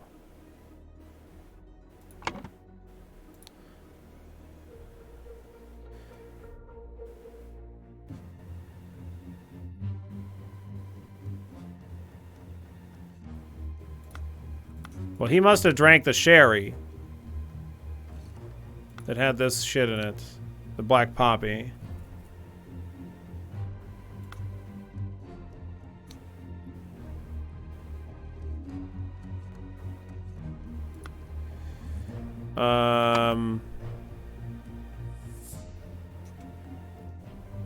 I mean, I guess I don't know. I don't know if it was actually in the salon, and I assume that. No. Padraig Hill didn't do it. He was woken up. They said that he was woken up, right? Suddenly overcame dizziness, fainted due to a weak heart, was woken by Lord Leopold, and instructed to raise the alarm.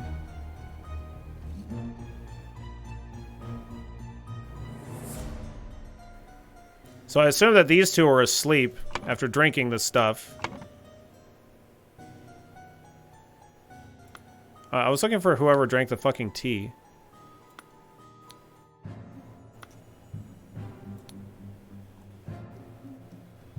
Ah, that's why. Okay, so he drank the tea.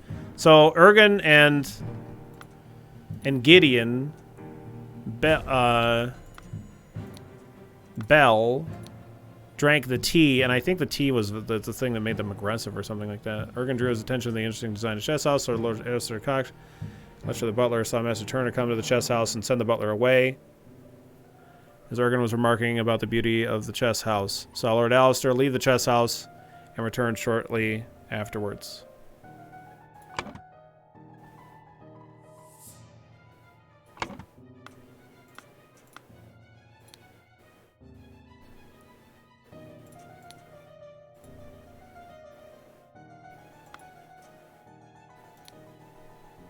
Yeah. The boomerang missing from the wall. The boomerang is the murder weapon, and the body was found by...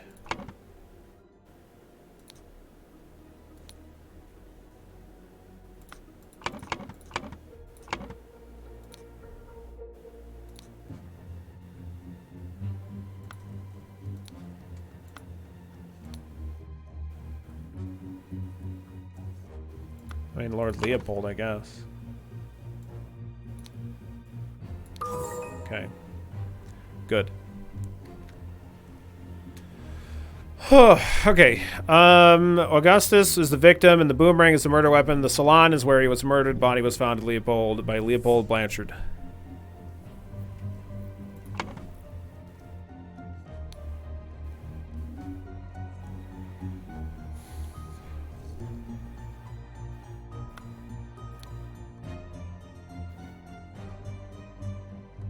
Okay. Yeah. That jives. That's fine. But he must have been murdered by this guy, by Turner, because he left and came immediately back.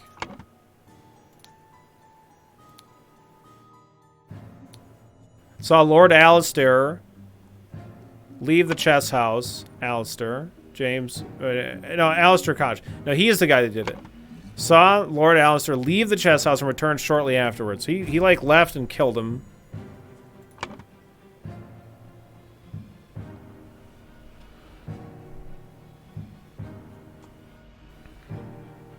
And came back or something, because he's claiming that they didn't leave, and like they played together and he was very close to winning when the alarm was raised. That's what happened. Anyway, so the general was... So, location of each suspect when the body was found. We know the general was in the chess when the body was found.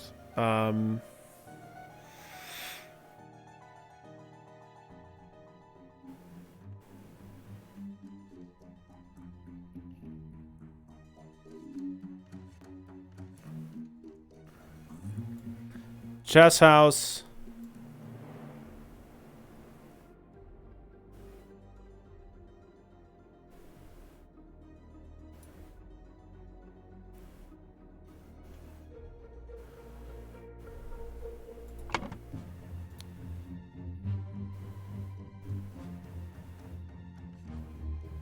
Bergen drew his attention to the interesting design. Chess house saw Mr. Turner come to the chess house and the butler away.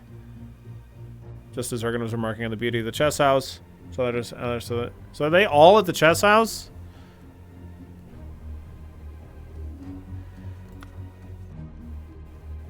No.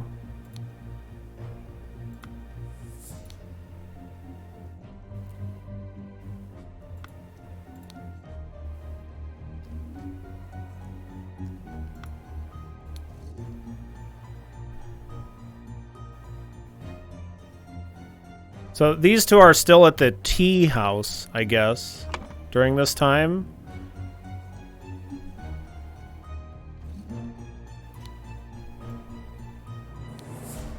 I guess.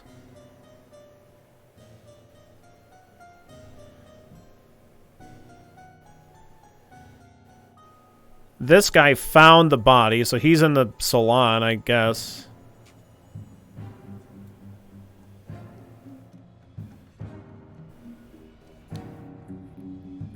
And he is in the library. The butler's in the library. The doctor and the gardener.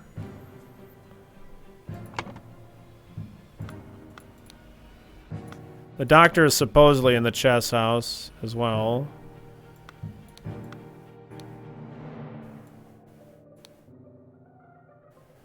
And the gardener is, where's the gardener? Roses. Supposedly.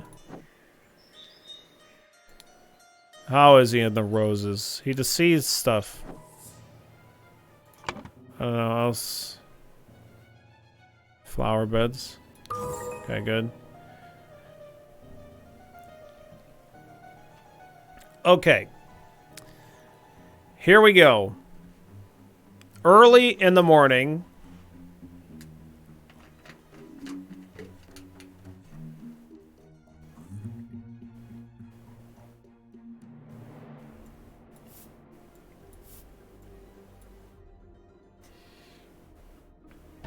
Blank blank blanked blank blank in the blank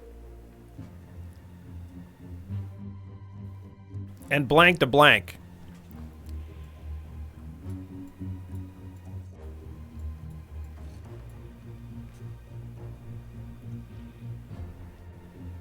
Meanwhile, in the blank, blank, blank, blanked, blank, blank, and blanked a Lemurian blank from the blank.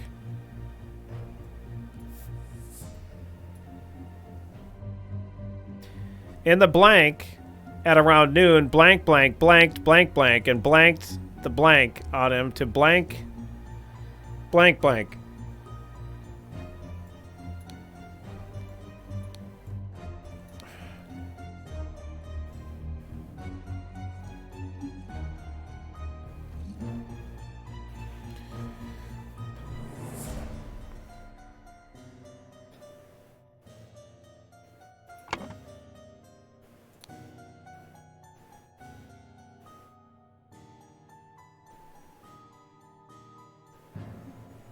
Okay.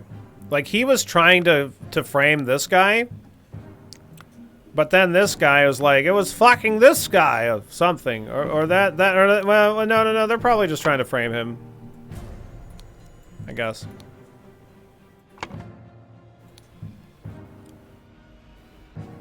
And that has to do with the,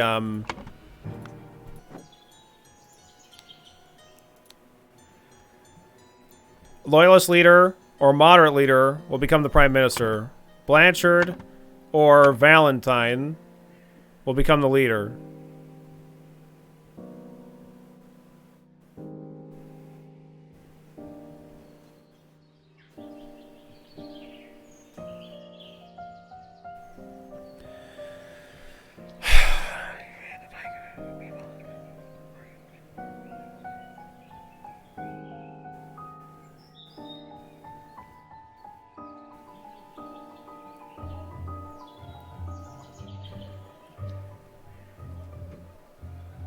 Fucking, okay, hang on. He planted the button on him to frame Leopold Blanchard. Okay. But it was Alistair that killed him.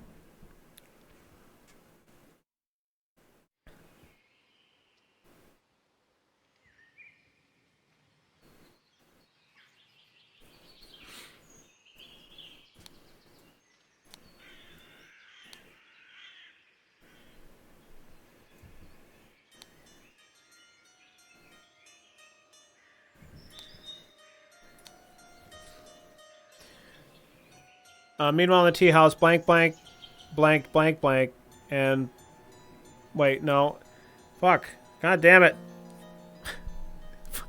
son of a bitch. Valentine is dead and Blanchard is framed for it. Gee, I wonder who will win the race now. What? That don't be ridiculous. That's crazy. What are you talking about?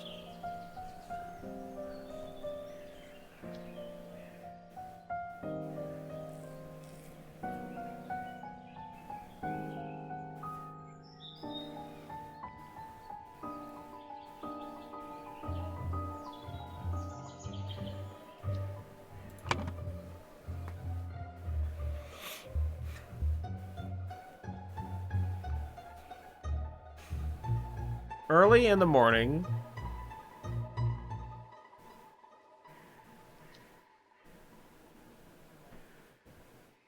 Fuck. This first sentence is really fucking with my head. Hang on a sec. Hang on a blank. Hang on a blank. Can we just blank for a second? Would you just blank? I'm really blanked here.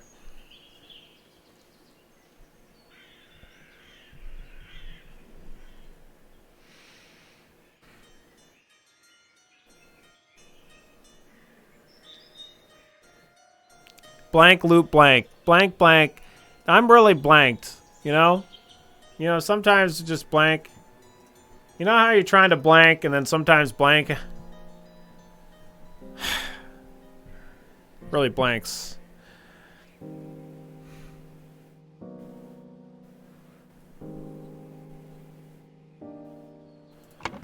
Okay. Fuck.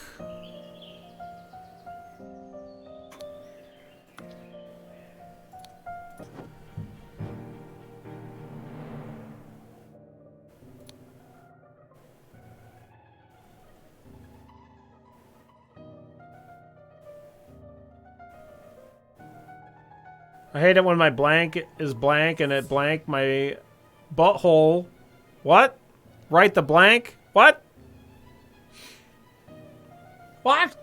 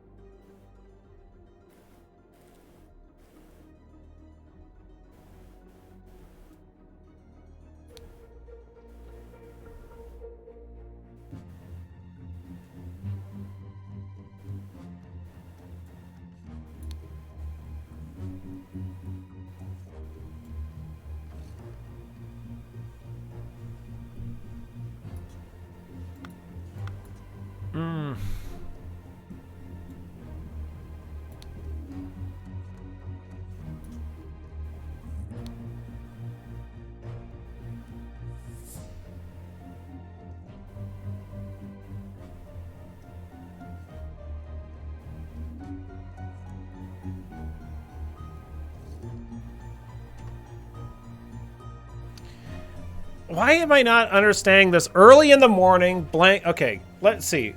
Okay, early in the morning. So the thing that we have for early in the morning, like the only thing that we have, I'm just like, early in the morning, Alistair and Fuckface and Turner. Alistair, James Turner.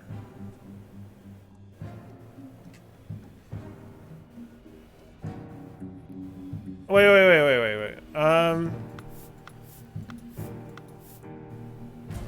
Leopold Blanchard.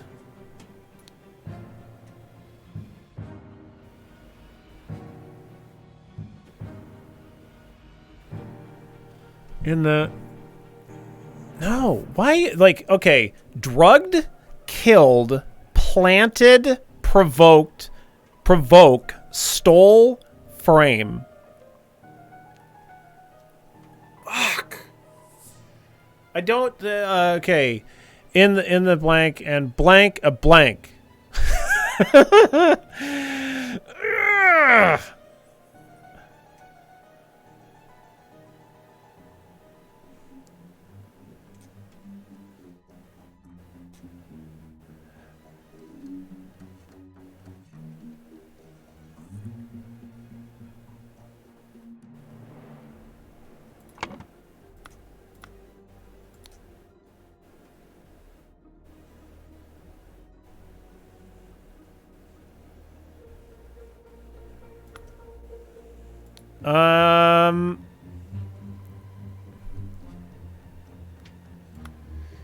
I don't fucking know. Okay.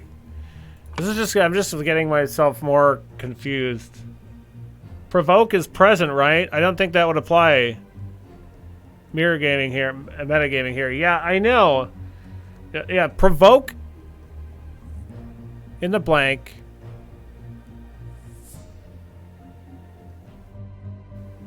This has got to be stole a Lemurian boomerang.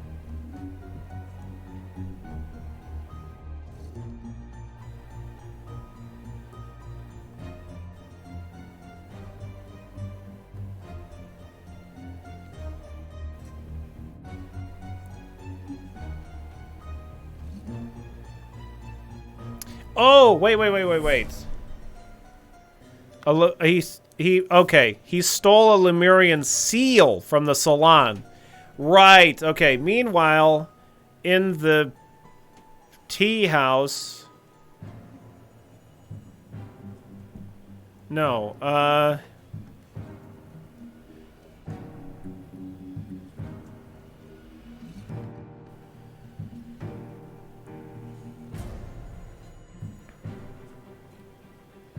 figuring out what it's asking you is half the struggle in this one. Yeah.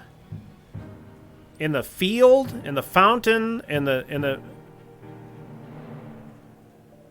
because we know that he stole this seal. And he was concerned.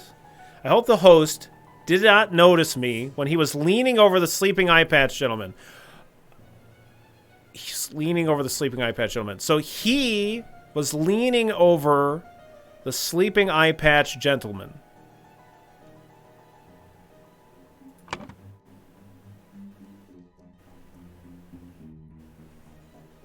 James Turner drugged Leopold Blanchard. No. Meanwhile, in the library. I think this is early in the morning. James Turner drugged Leopold Blanchard in the library.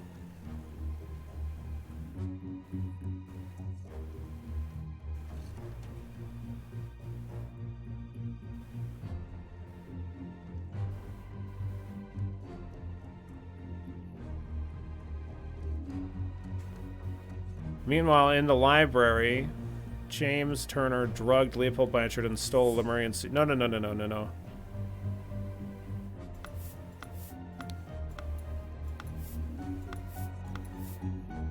Why did Podrick Hill drink tea then? He didn't drink tea. Podrick drank... He didn't... I don't think he drank tea. I think he drank this sherry that was drugged. He drank the same stuff that he did.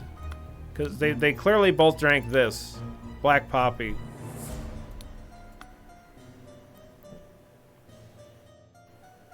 I think the sherry was the sleepy one, yeah.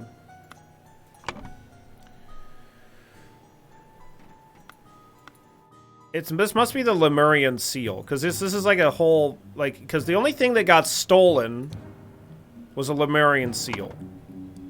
Like, there was... like, this boomerang didn't get stolen.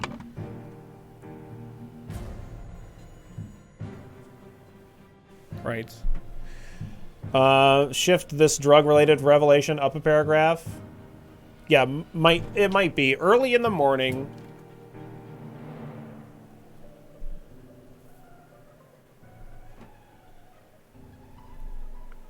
James Turner drugged Leopold Blanchard in the library and...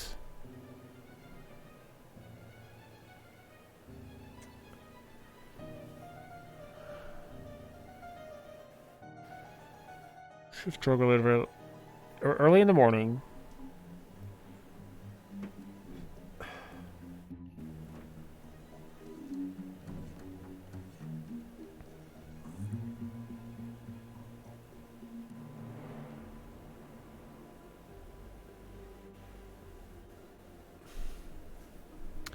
Like James Turner, but that didn't happen in the morning, right?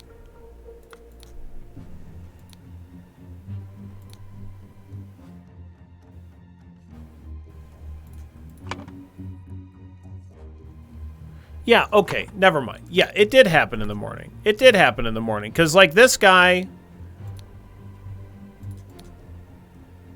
he entered the library to take away... Yeah. Okay. Okay.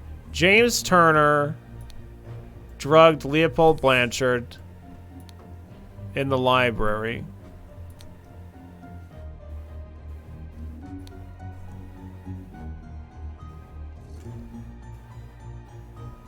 And stole a boomerang. I think. Well, and steal isn't right. It's his fucking house. I don't know. And blank to blank.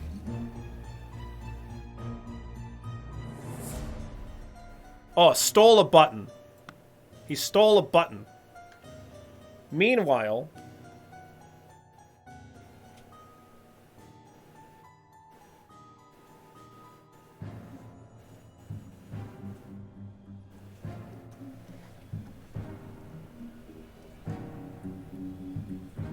Meanwhile, in the something, blank blank.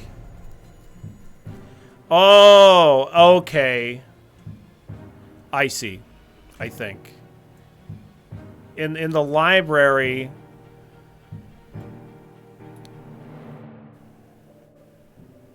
Wait, no. In the salon around noon, Alistair Koch killed Augustus Valentine and planted the button. I can only use the button once. Oh, no, yeah, no, never mind. Okay, good, we're good. Planted the button on him to frame Leopold Blanchard.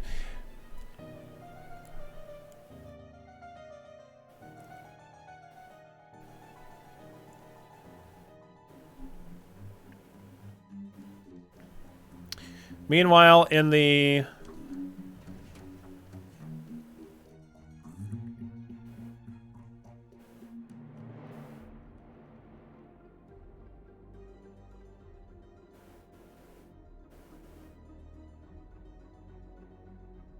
Blank, blank, blank, blank, blank. What is the operating word here? Killed, planted, framed. Drug, killed, planted, provoked, stole, framed. I'm gonna pull this because that might be wrong. Like the only Lemurian thing is either the boomerang or the seal. James Turner's in cahoots with Alistair Koch. Well, I think so because they were both like supposedly just playing chess all fucking day. Yeah, he definitely has a seal in his inventory. Hope the host did not notice me when he was leaning over the sleeping eye patch gentleman. So he was in the library. And he... Wait, this guy says that he saw him? Falling asleep, he saw the Lemurian observing him through the glass door. Woke up, found the butler on the floor asleep. So the butler, like, drank the stuff afterwards. Blah, blah, blah. Okay, so, meanwhile, in the library... He definitely stole his Lemurian seal. But who is in here?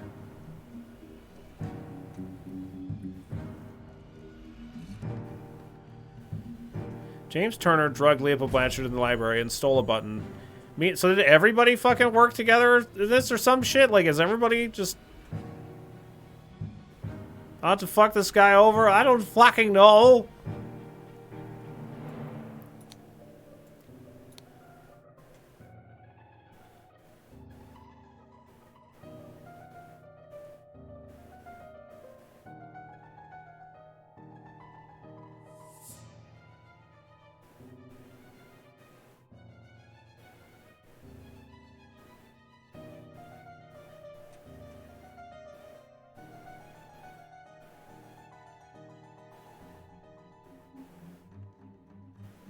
This is the salon. This happened in the salon. There's something you're missing is a bit of information still to figure out this paragraph unless you want this paragraph if you want to do some wild guessing. There's something in one of these things in the testimonies that I'm missing.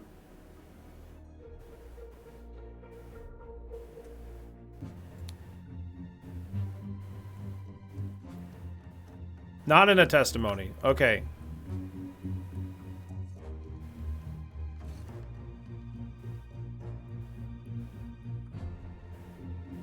Just something you can notice.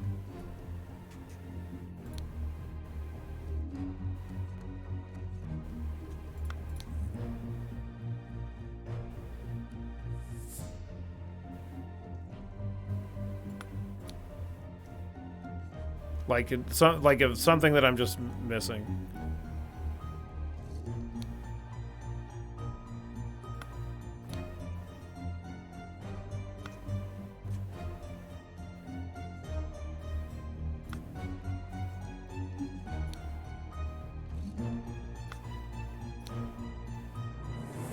Like I see red eyes. Red eyes.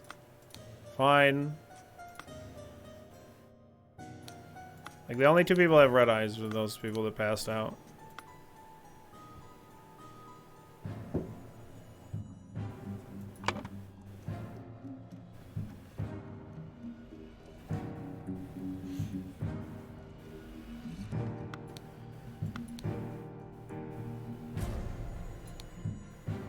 Did Ergen2 drug? Ergen2 drugged? No, that doesn't make sense. Wait. And he drugged something and stole a Lemurian seal from the salon. So if he drugged Podrick Hill, let me look at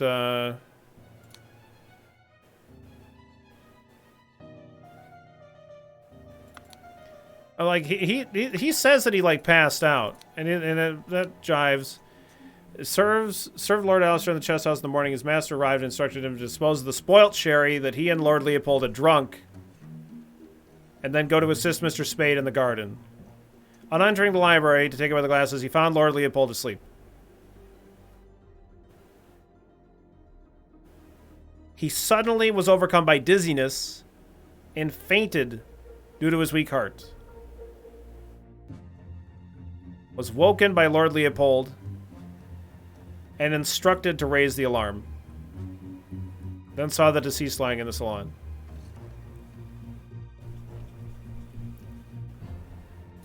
But he didn't...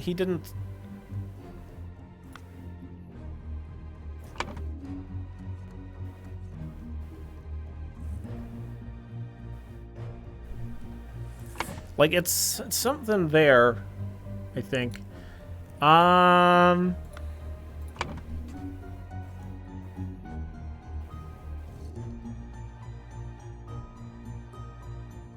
Let me just clear this out. I think that the most of this is right. Stole a Lemurian seal from the... Like, if we're gonna say stole a Lemurian seal, then Ergen 2 has to be here.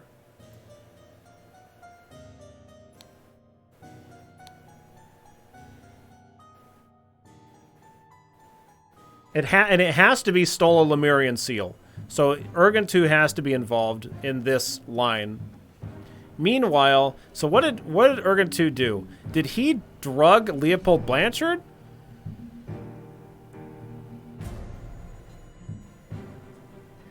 Like, this doesn't make any... It doesn't make any sense. Early in the morning... Wait, where did Leopold say that he passed out? Hang on a second.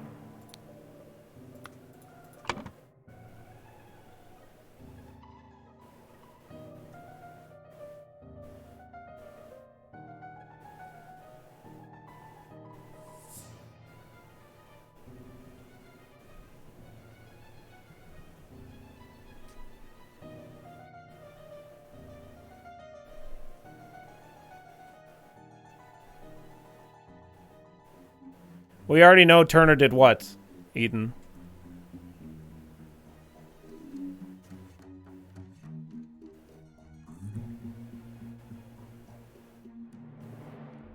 Wait, did he see Alistair go? We already know Turner did that. The Leopold stuff, sure. Hang on one second. Lord Alistair, leave the chess house. Yeah. Alistair definitely like did the planting and stuff like that. They like hatched their plan of the chess house. Okay. Meanwhile, okay, in the chess house.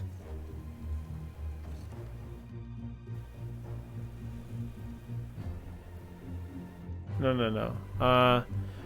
Ergen 2 wasn't in the chess house.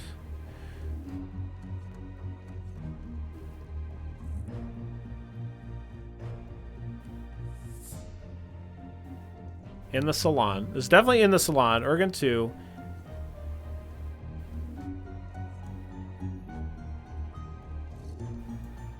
This can't be right. This can't be right. No. Yeah, I didn't think so. Okay. So this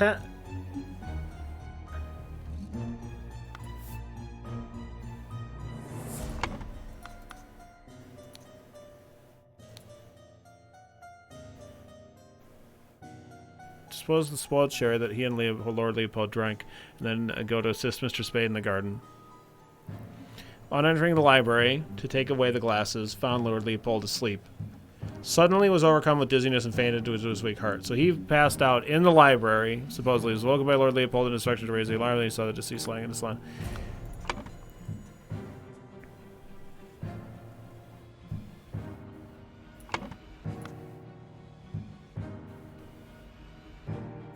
like I assume that like he came into the room and he fucking drank it, but like that's not like a part of the story. But that doesn't make any sense. Like that has to be in here.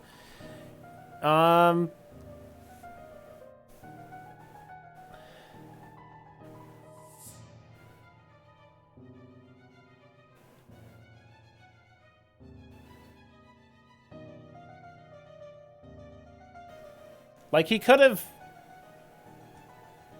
In the tea house, he could have drugged Gideon Bell, I guess, but like that doesn't make any sense. No, that doesn't make any sense. Why are his eyes not fucking red?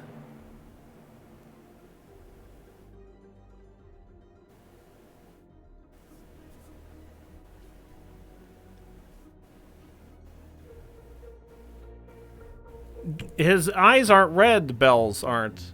Let me hang on. Okay. Oh, maybe is there a flower hint that has to do with blinking? That might be it. Okay, I'll look at it. Brotherhood members Alistair and James plotted to turn the ruling moderate. Yeah, okay, I didn't realize that there was something to do with blinking. That's what I was missing. Okay, I should have reread that fucking flowers thing. Brotherhood members Alistair and James plotted to turn the ruling moderate and loyalist parties against each other. Over the course of the weekend at James's manor, Alistair murdered moderate leader and James framed the loyalist leader. An illusion of unity with the universe, increased appetite, hiccups, sleepiness, whites of eyes get a pink tint, Lemurian lichen, hyperconcentration of one thing, loss of perception of time, rapid blinking. Okay.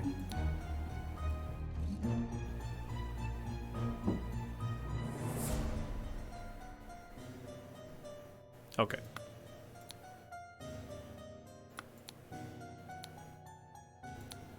Yeah, I just was missing it. Yeah, I should have just reread that. Like, I never went back and looked at that. I just was like, sleepiness and aggression. I thought there was going to be something, I was presuming that there was going to be something involving the aggression thing that was causing what's-his-face to, like, be upset with the other guy. And, like, that was going to be part of the thing they had to figure out, but it didn't end up being anything to do with it.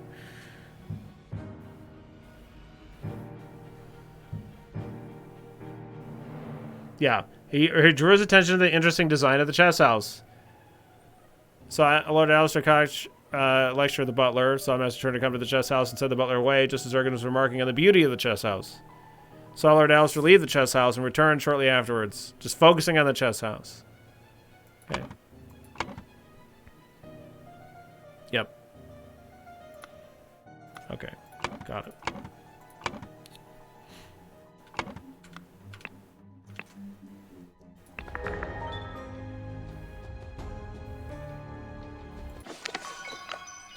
You have proven that I can trust you.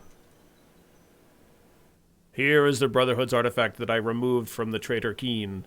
Let me educate you how it works. I set it to take heat from this cup of water. Then I change the symbols and use the idol to give the heat to something else. But there's much more that the idol can do. Alright.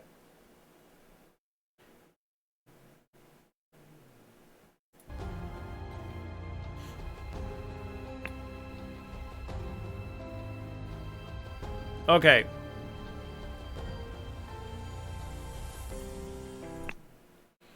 The triumph of order.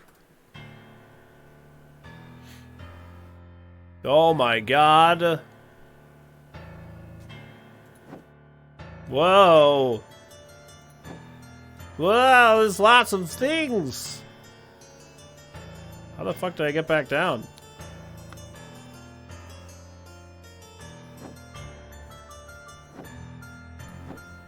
Alright. Oh my god.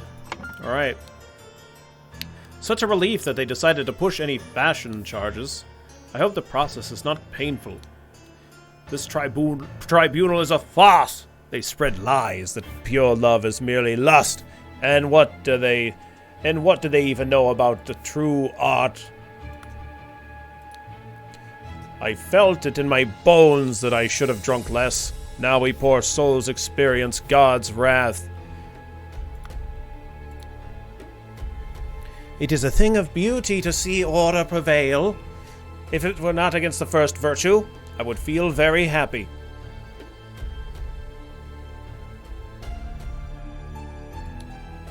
Nicholas, I'd wager you feel the new regime towards your diligence now. So tell me why I saw you spend more than 3 shillings on new clothes after I asked you to lend me money, and you said that you had none to spare. I suggest you lend me some now, unless you want me to write up an official report about your 4th virtue breach. Your beloved brother. Nicholas Maker, 1757. Record keeper of the Order Party. History of infraction and obedience.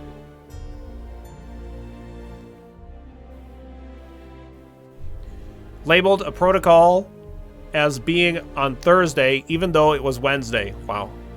Took a double-length lunch break at the office. Outrageous. Loyal service in low-ranking position to the Order Party, plus 10 merit. Okay.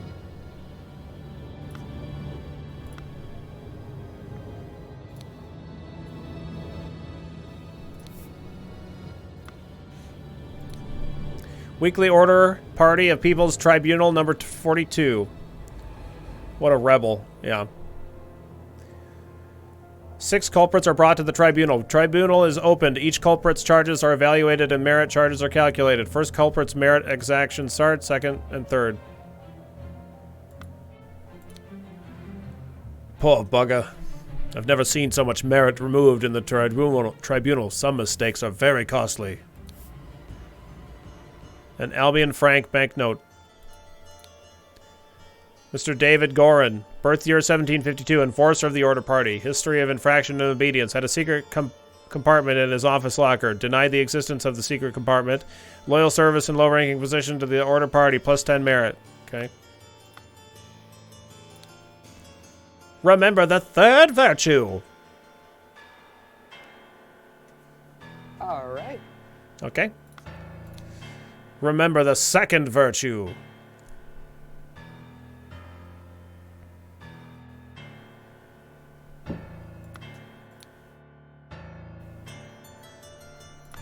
Okay. The man is not breathing. No apparent wounds. Prince of Dusk. Like night, I am dark and full of terror. I do not fear love. Do not make that error. When you know my name, just look for my face.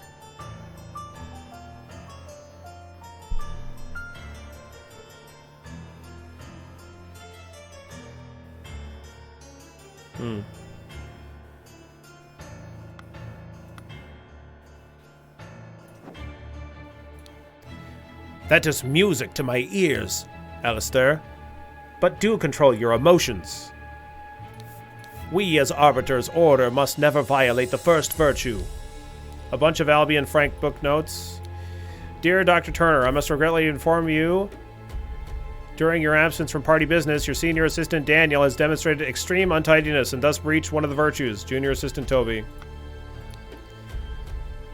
Dr. James Turner, birth year 1747, Arbiter of the Order Party, history of infraction and obedience, drank a full bottle of brandy at a picnic, kept the book Legacy of the Rose Dynasty in his study. Loyal service to the Order Party in high-ranking position, plus 20 merit. Total merit, plus 12.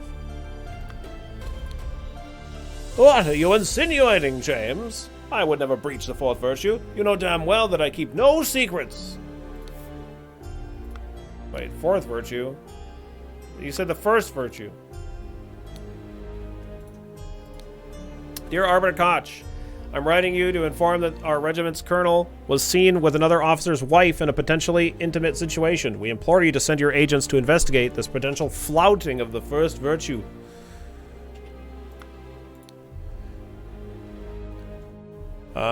Slapped a sergeant in anger. Listened to marching music in his manner. Loyal service to the Order Party. Plus 20 merit. Okay, damn. Fangar Quinn. Don't look, chat. Mr. Fangar Quinn, birth year 1760, claimed he had no wife. Had a painting depicting a naked person in his house. Broke his wife's favorite teapot in anger. Was observed spending a night with a neighbor's wife. Wow.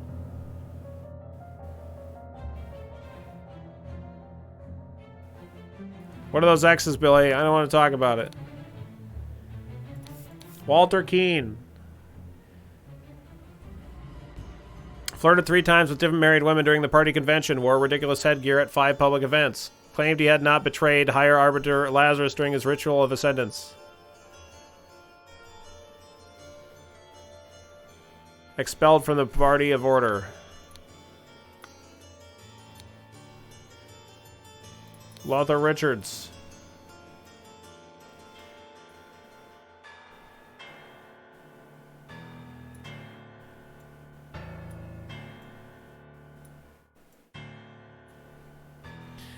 Held a dinner party with a few years ago where he offered large amounts of wine to his guests, got angry during the questioning and shouted at the High Arbiter, revealed the whereabouts of the hiding fugitive and dissident daughter, married Mary and her husband Peter, evaluated it as plus 15 merits.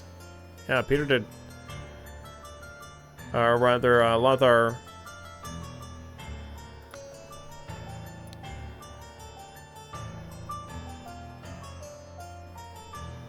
He got plus 15.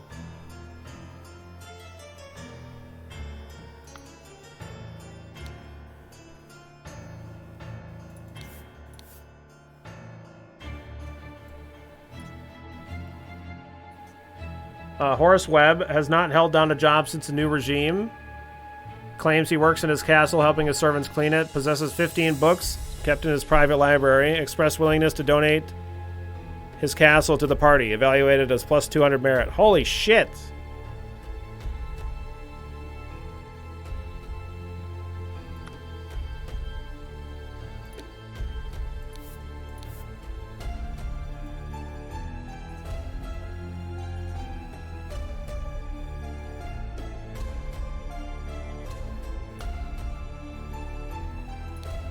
Is it Lothar Richards, not Richards Lothar? I don't know.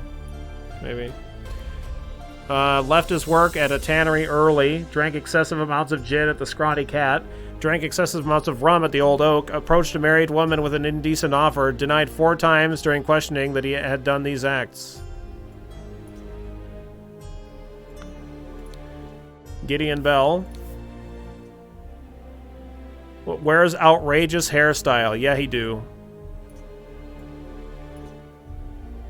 Broke down in tears 10 times during the questioning. Has refused to start working. Evaluated as 5 instances of job skipping. Rejected the High Arbiter's request that he share information of a secret entrance at the castle of his cousin, the Sovereign.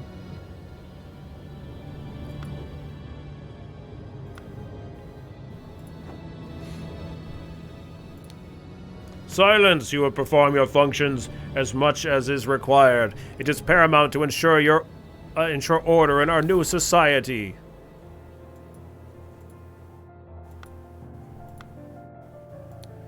Remember the second virtue. Store confiscated objects and evidence according to the virtue breached.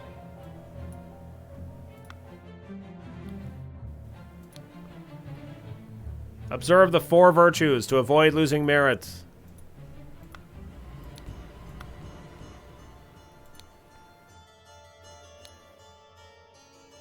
Opium, brandy... Invoice. Blackbroke Farm. 3 pounds of butter, 25 pence. Delivery, 6 pence. Total cost, 29 pence. What? What is fucking the second one? Like, don't be bad at math?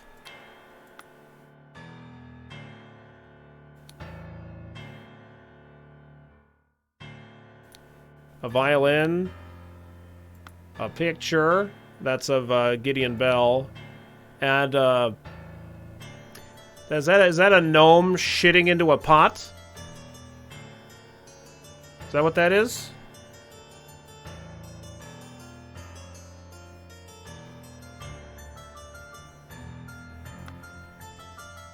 I feel like that should be a plus virtue. Second one's probably lies. Yeah, you're probably right. I was just being an ass. This is like the arts in general, I guess. Oh, sorry. There's a portrait of Gideon Bell painted by Jasmine Nightwings in 1794. Okay.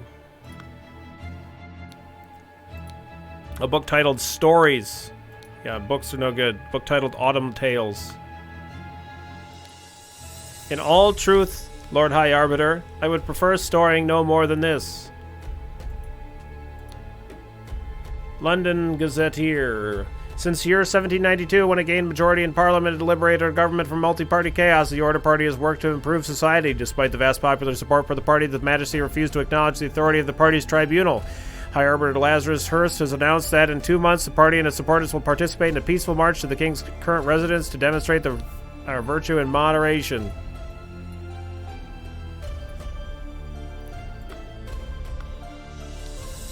I am honored to help the party upkeep the 4 virtues.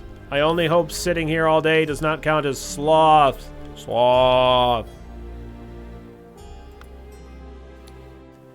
There are worse jobs than this one. And thank God tobacco is not considered an indulgence. A bit boring, though. Too bad a literature is forbidden. Okay.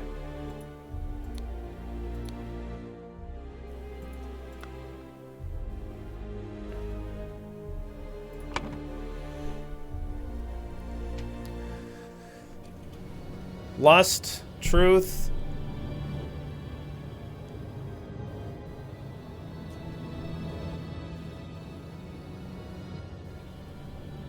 Or, lies. Yeah, we got a lot of stuff. Oh my god, what is this? What is this? Oh my god, we got numbers.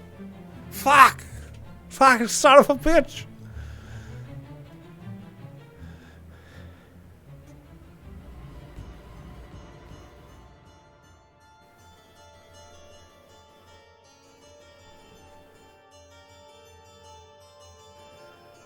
All right.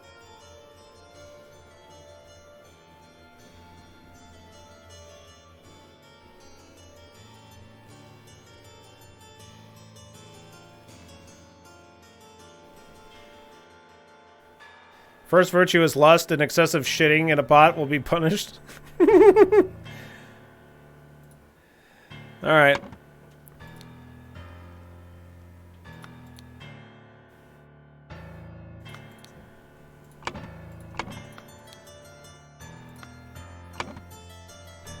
Okay.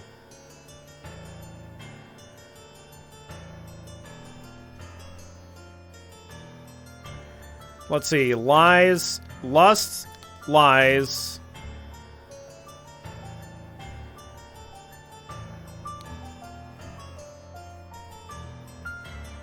Vulgar. This is vulgar literature.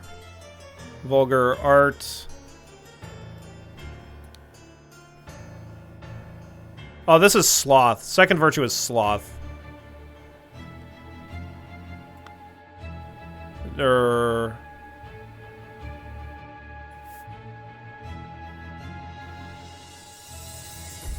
I think, or something like that. Let's see. Moderate, or second virtue is, first virtue is moderation, I think.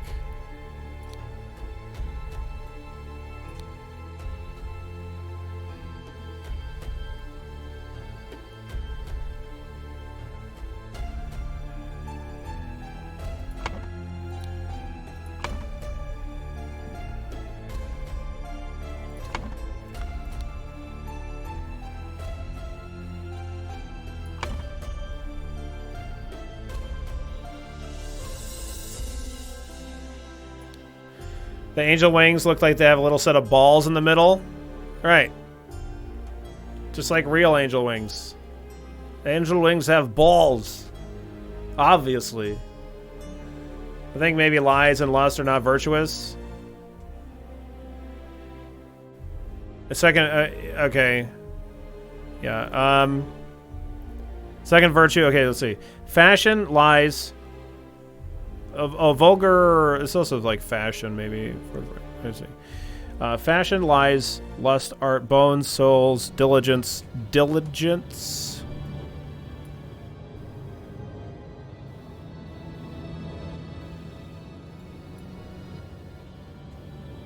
Diligence.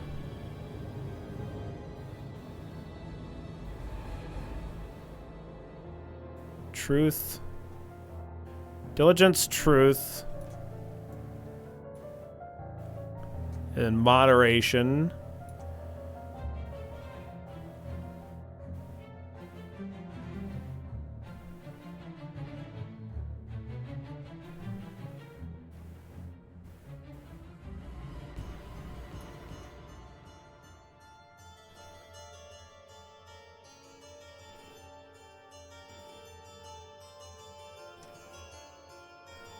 Is it merit?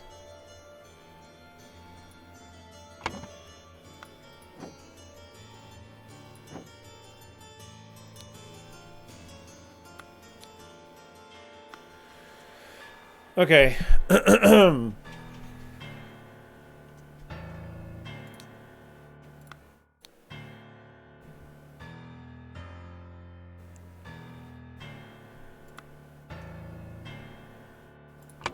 The virtue of not being a donkey floozy. That's such bullshit. I want to be a donkey floozy. Okay, let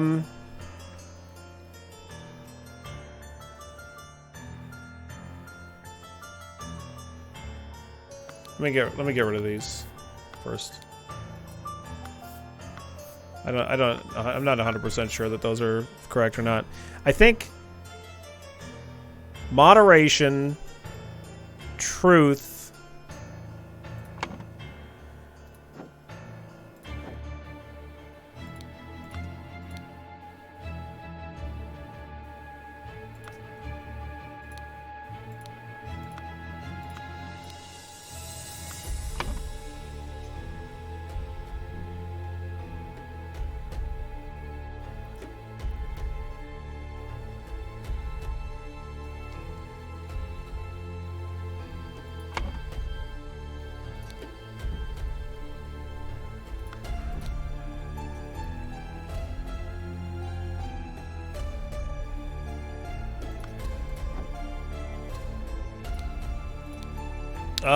claimed he had no wife. Wait, okay, hang on, let me see here. That is music to my ears, Alistair, but do control your emotions. We as Arbiter's Order must never violate the first virtue. I would never breach the fourth virtue. You know damn well that I keep no secrets, so the fourth one is truth. This one is truth. Diligence and merit, maybe? Moderation, diligence, merit, and truth? What is merit? I don't... Is that right? Let me look at this. Fashion, lies, lust, art, bones, souls. Excessive bones will be punished. Indulgence, franks, emotions, music, untidiness, secrets, years, mistakes, idle, literature, diligence, truth, sloth, moderation, and merit. Like, moderation makes sense.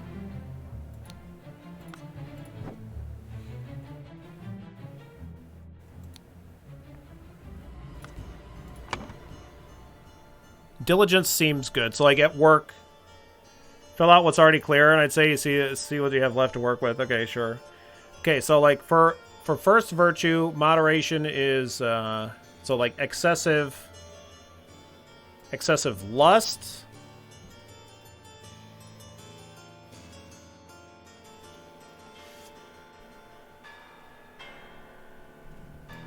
Excessive emotions. Excessive bones will be punished.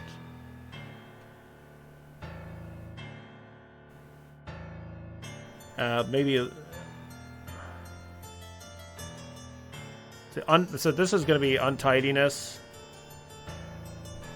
This might be excessive sloth. Excessive ham is punishable? It doesn't say that. All secrets will be punished. We'll get rid of that. Indulgence. Lust, emotions, and indulgence will be punished. That's got to be that one, right? So diligence is got to be sloth.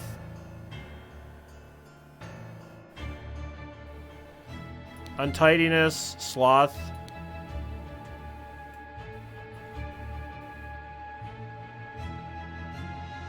And idle will be punished.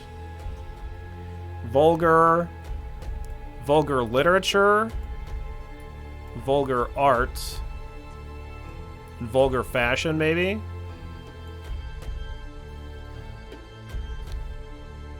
Bins are a good thing to check as you're going. Right. Like, this one's excessive. Like, I don't think there's drinking anywhere here. Franks, lies, music, bones. Bones! Mistakes. Oh, this is... I think that mistakes might be one for second virtue. Indulgence probably covers the booze, yeah. Mistakes also works. Let's see. Fourth virtue is truth. So, like... So, like, in the fourth thing, there's books. It's like truth, all secrets, all lies.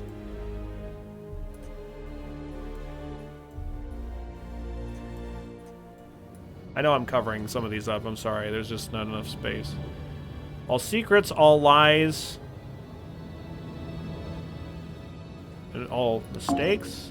No. Okay. Let's just go through here. First virtue is moderation. I think that makes sense. Excessive lust, excessive emotions, and excessive indulgence will be punished. Okay, good. Second virtue is diligence. At work, untidiness, sloth, and maybe it's probably mistakes. I feel like this is probably mistakes, not idle. Untidiness, sloth, and mistakes. Because, like, we see the, like, this one, the sloth, right? Like, gotta be that. Mistakes at work. That was, like, there's an error in the, like, a discrepancy in the numbers. Okay, so the third virtue is merit. I don't know if this is right.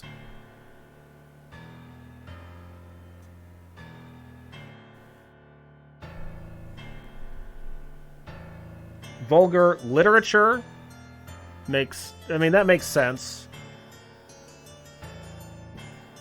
Vulgar beauty or fashion, vulgar fashion makes sense. Vulgar literature also seems like vulgar music. I don't know.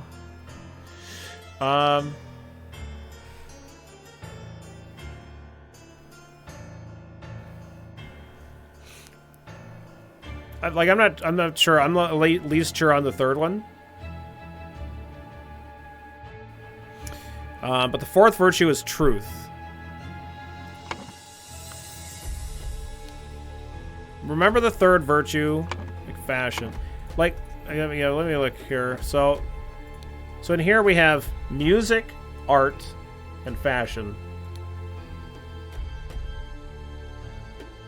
I would say, right? Music, art, and like and another note says that his hair is fucked up or whatever, like Gideon Bell wears an outrageous hairstyle, broke down in tears 10 times during the questioning, has refused to start working, and rejected the High Arbiter's request to share information.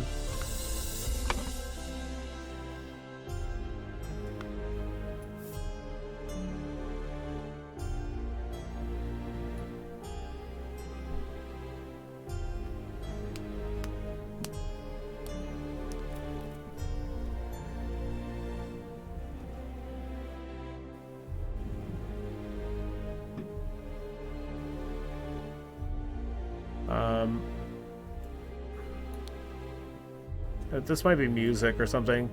Merit's not a virtue. Merit is a score of a virtue.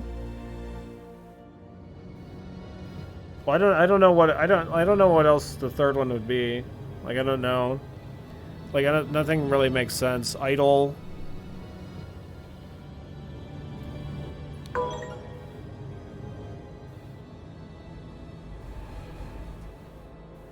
So, we've got it mostly right.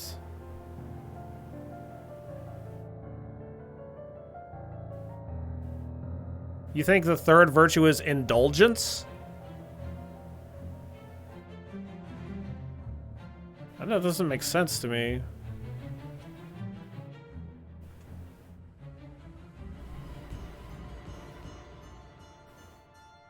I mean, the fourth virtue is truth. All secrets, lies, and literature. That makes sense.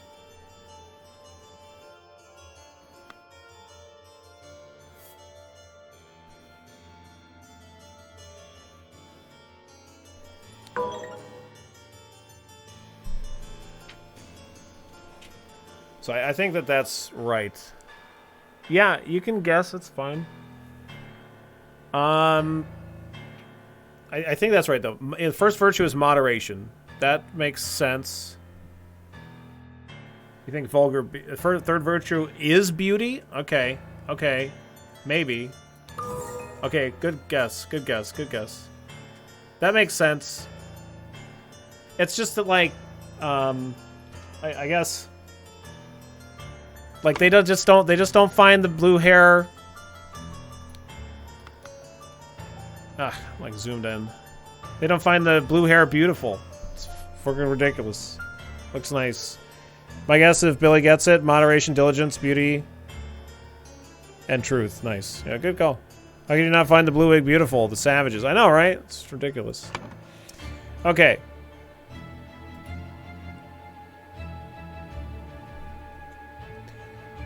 Bum bum bum bum bum bum bum bum bum.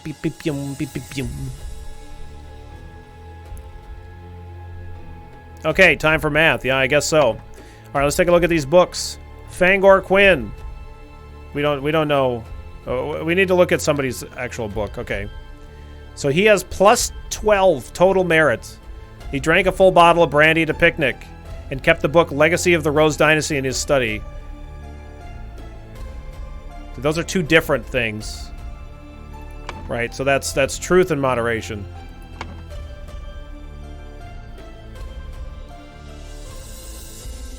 So I want two of the same is what I want. Okay. Slapped a sergeant in anger and listened to a marching music in his manner. This is two different things as well. I'm going to start with trying. I don't know if there's two of the same thing.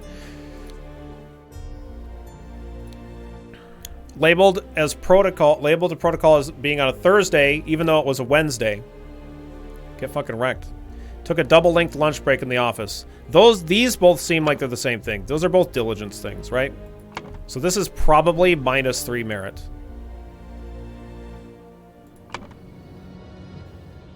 That's my guess. Okay. Now what do we got here? Has a secret compartment in his office locker and denied the existence. So the lies might be -1. I think those are both truth things. Secrets and lies. I think that makes sense. Anybody else have any books?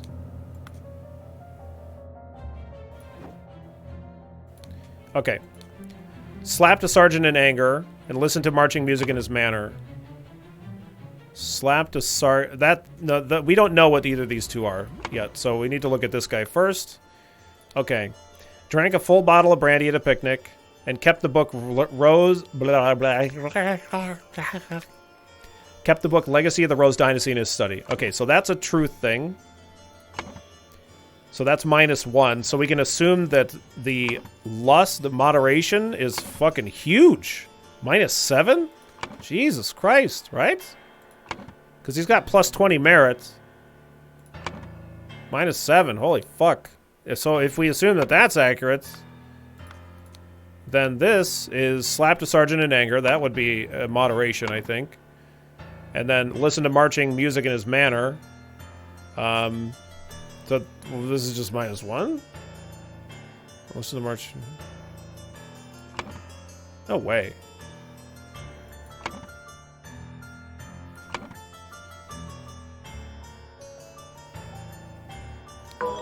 Okay.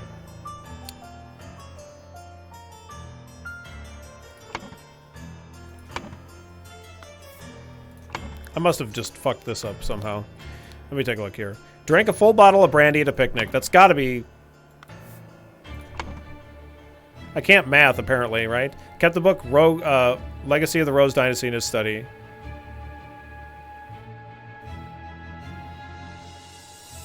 Look at that very last one again.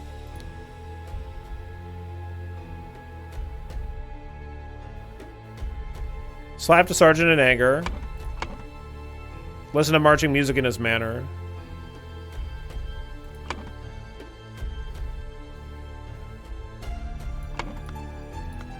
Yeah. Drank a full bottle of brandy at a picnic. Kept the book Legacy of the Rose Dynasty in his study.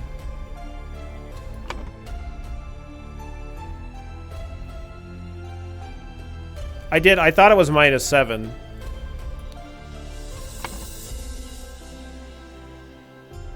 Which seemed insane. But that's right, right? Well, I'm not asking if it's right, but it's a... Yeah, that's right. Okay, so let's go back here. Okay, he has +20, and he listened to marching music in his manner. We don't know what that is. Slapped a sergeant in anger.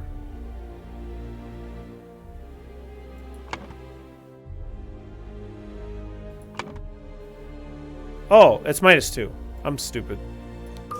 I'm dumb. Sorry. Yeah, I just math. I was told there wouldn't be math. Okay. Like, I don't know how to get to 9. 7, 8, 9. Okay. I don't have to know that number. Okay, so now we have to figure out what these people have. So we have Fangor Quinn.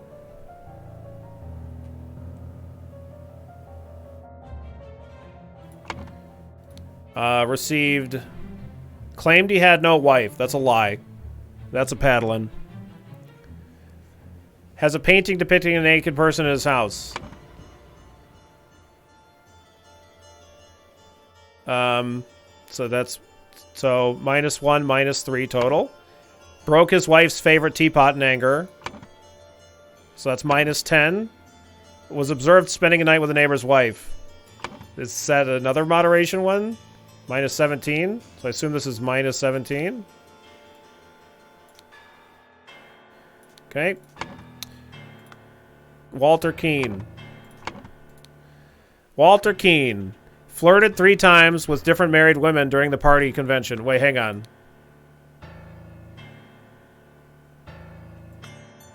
These are just all one claim, right? Yeah. Okay. Flirted 3 times with different married women during the party convention. So is that 21? I might be 21. Wore ridiculous headgear at 5 public events.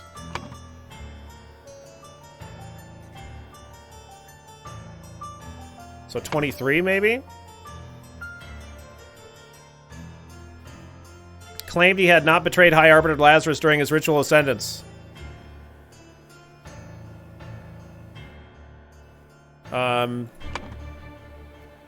-24? Is that right? We're gonna find out. Nope. Oh, 5! Oh, 5 events! Oh, right! Oh, yeah. Oh my god. Dude, this guy is a fucking psycho! What are you doing? You're fucking up! Jesus Christ!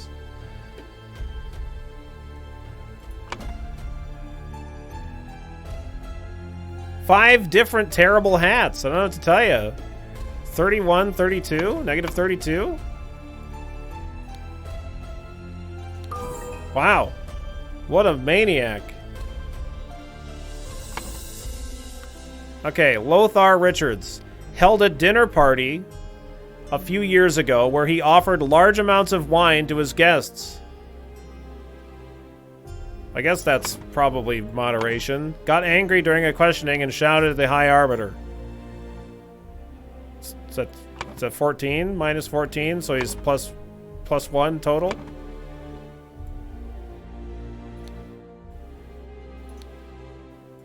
Maybe?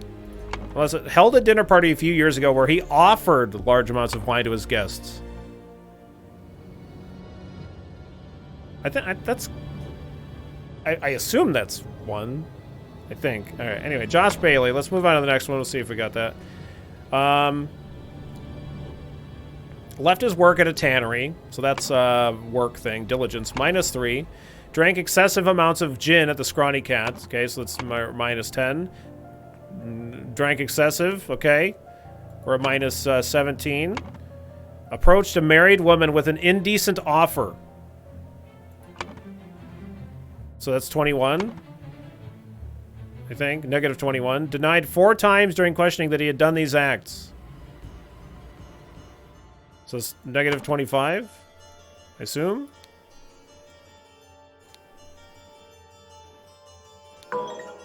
Nope.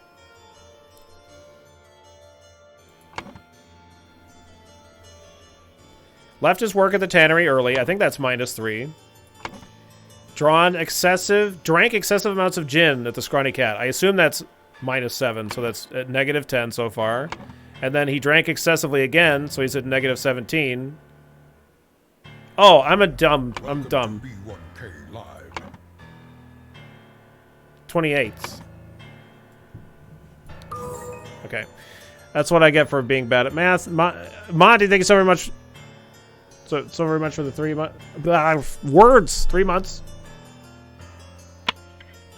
Thank you so very much for the 3 months, Monty. Please do not leave any love lying around. Make sure you pick it up and take it with you. Please also ensure that your tray table is in the upright and locked position. Failure to do so may result in loss of limb. Thank you. Appreciate it. Hope you're having a good day, Monty.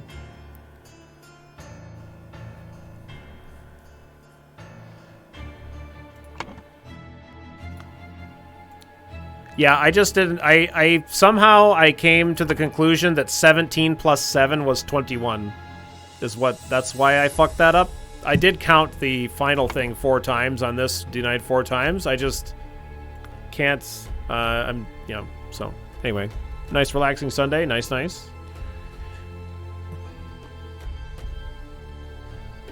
Alright, we're on to Horace Webb. Has not held down a job since the new regime.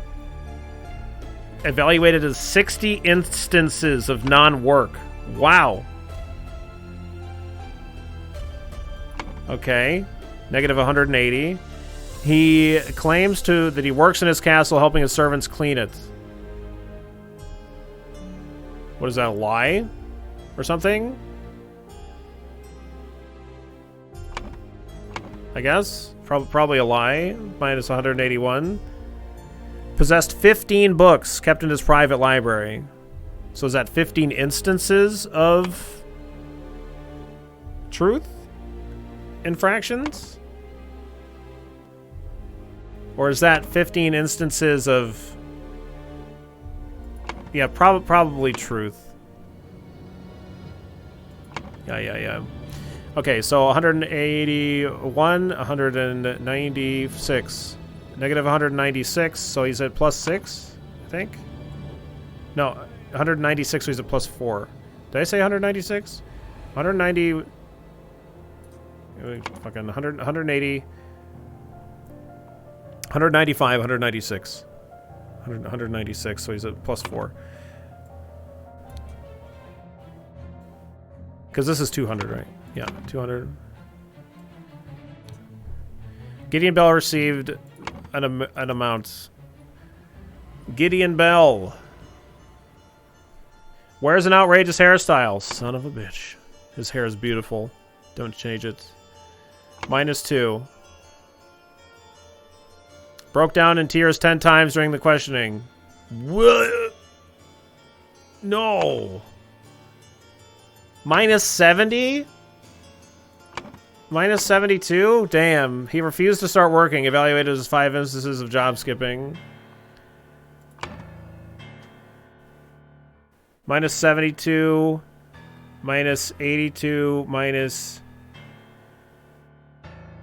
-87. Rejected the High Arbiter's request that he share information of a secret entrance of the castle of his cousin and the Sovereign.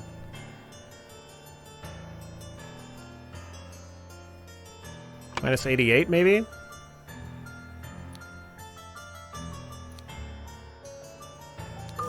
Okay.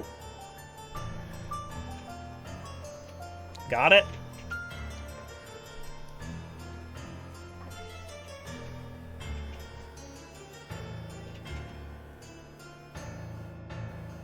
Gideon on the all-time world record demerit train. Yeah, it sucks. Poor Gideon. Okay, how many days have passed? That was in like this newspaper thing this kid had.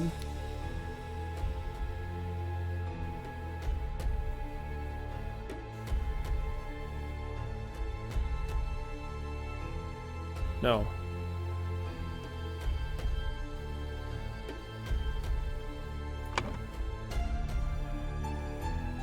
Blank. Oh, years. I thought it was days. I thought this was already filled in as days for some fucking reason. Okay, so 3 years since Order Party has seized power. During a tribunal, Gideon Bell is judged to have the largest souls deduction. Merit deduction. Where's the merit word? There it is. Largest merit deduction in tribunal history. And to execute his punishment,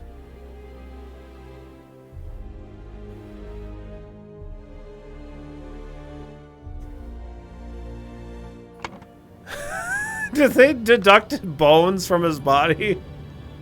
I'm sorry, Gideon, we're going to have to deduct your bones. No, it looks like he deducted his ears. To execute his punishment, the idol was used on him, I think.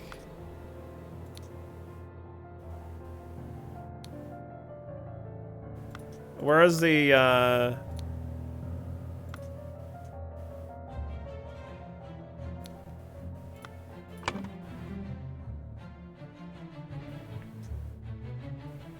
He lost.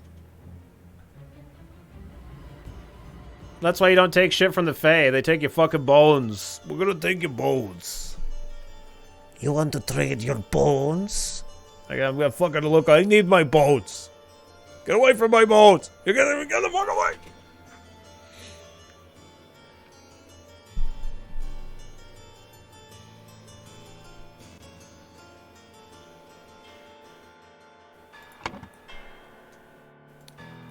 Such a relief that they decided to not push any fashion charges. I hope the process is not painful.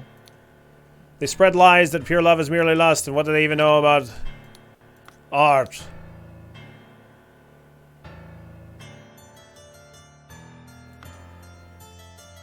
Is that why Tony only had 2 toes? The others got taken? No, Tony's got all 10 toes. Why does everybody think Tony's only got 2 toes? So just Tony 2 toes.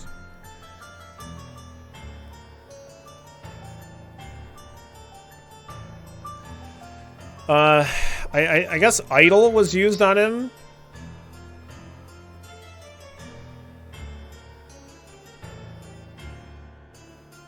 Hang on. There's got to be something more accurate here.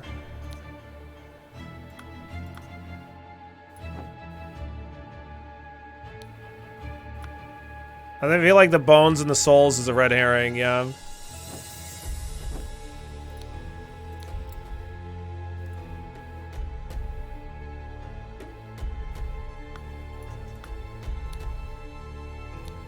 I'm writing this to inform you the regiment's colonel was seen with another officer's wife in a potentially intimate situation.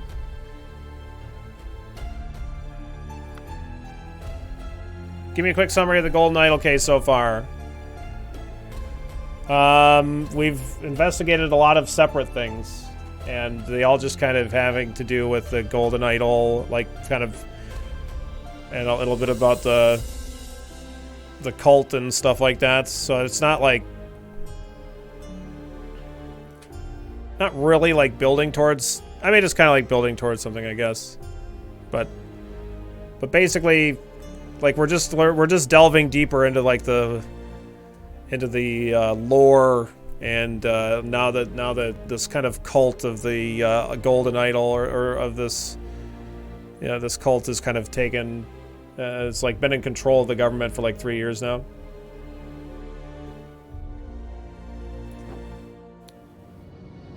Okay, the idol was used to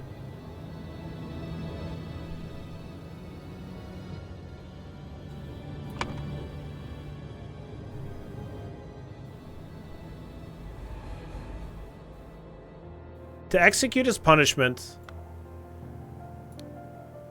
The idol was used on him, but it's weird, like this is weird wording, right?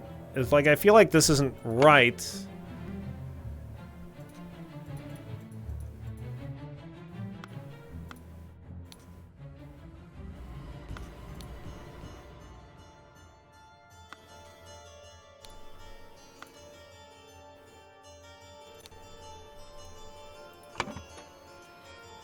To execute his punishment, idol was used on him, and he lost. This is weird. This is really weird wording. So, like, I assume that he lost. They just took away 88 years from him, is what I assume.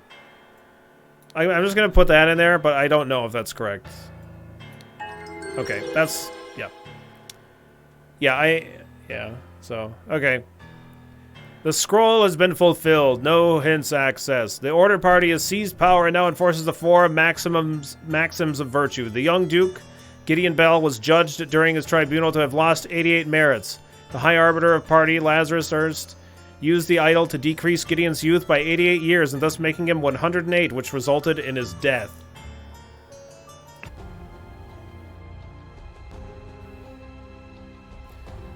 The slight delay in the peaceful march to the King's Castle. Okay, here we go.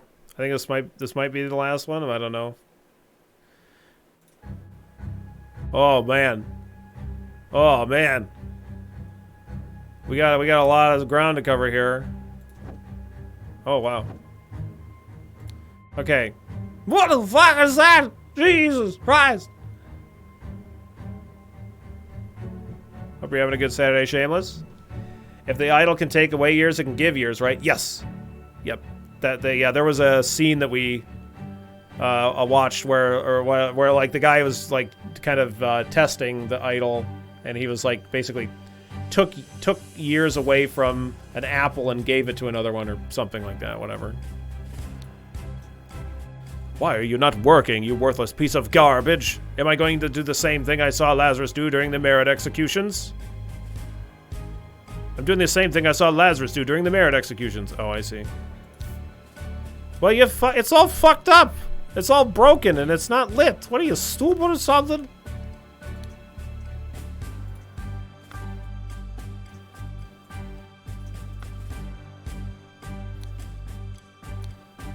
This regime has to fall. It's taken everything from me.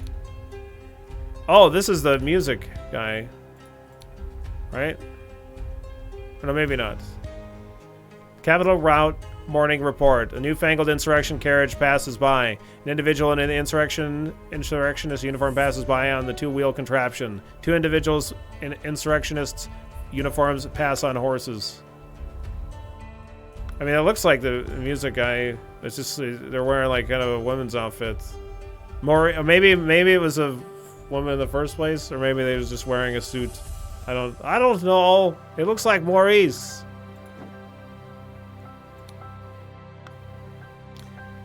Yes, Comrade Lazarus has not yet returned for several hours. Comrades Alistair and James have gone to find him.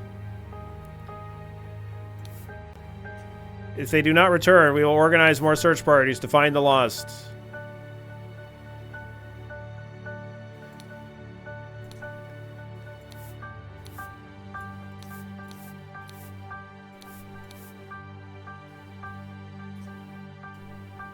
I'm going to put all these behind my camera here. These are just locations. Oh my god, there's a lot. Okay. Lazarus Erst.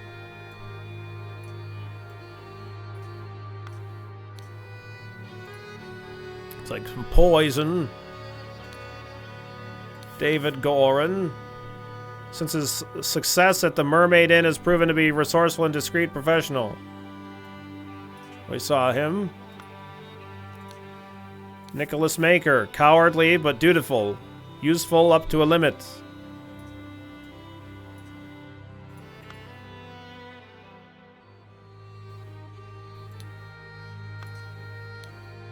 Alistair Koch. Alistair Dick. Billy is hiding things. -1 merits to Gryffindor. Son of a bitch. Pompous and vain, but being a military man is ready to obey and ready to kill. James Turner. Greedy and hedonistic. Requires constant material motivation to cooperate. Walter Keane. Ambitious and inventive, but treacherous as many smart people are. Treacherous. Lazarus, you took 32 things from me. I demand you return them. If you refuse, I will make the story of your true origins known to the other party leaders. At 11:30 on May 15th, meet me at the place the idol was stolen from our brotherhood and poor Willard Wright met his death. Come alone and bring proof. Something personal of yours to give to the veiled woman. Tie your reply to the pigeon and release it from the cage. It will find me. Okay.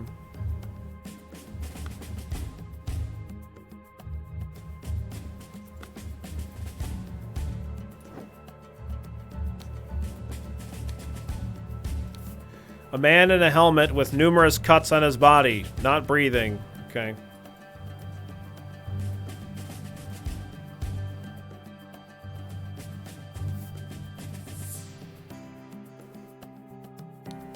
Slightly dented saber with some blood on it. Not found! Life not found! Belchester Castle, Blackfields, Crow Towers, Woodshires. Port.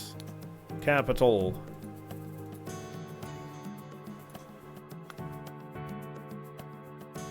He's sleeping, right? Yep. Oh, shit.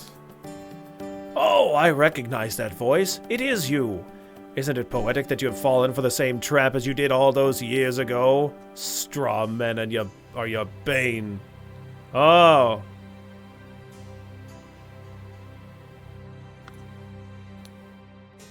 Damn you, you cunning devil. Ugh. You'll find me in the place where we two first met. There we can talk.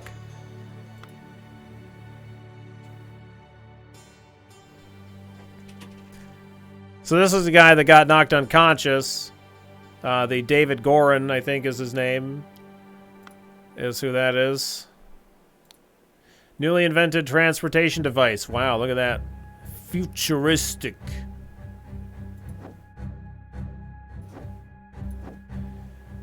Oh, yeah, the straw man. Look at that. A scarecrow with a hole through its head.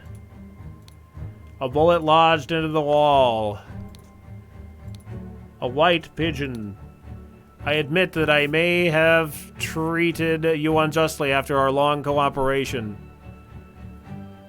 I will come alone, in peace, so we can discuss your compensation.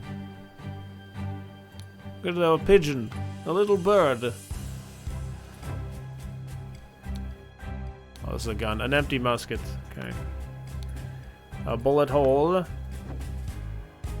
I'm missing something here.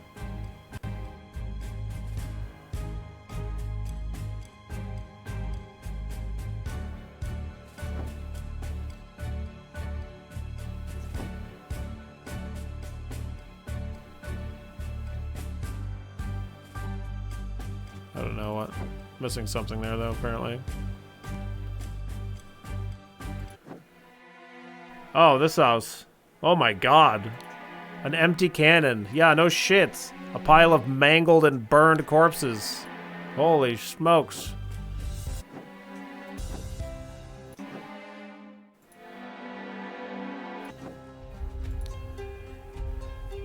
Oh my god.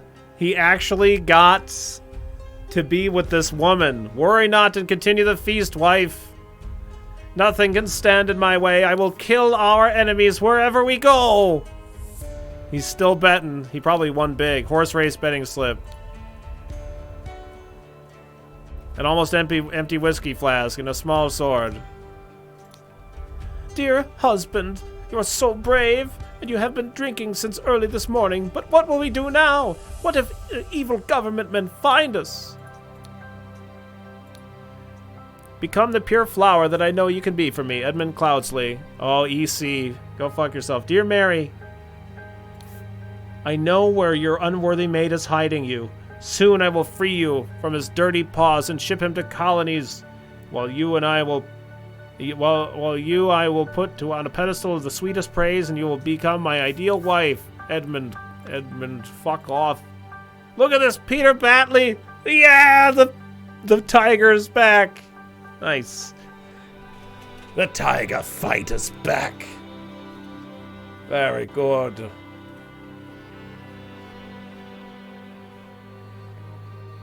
For you, I would fight a tiger and win. Peter Batley.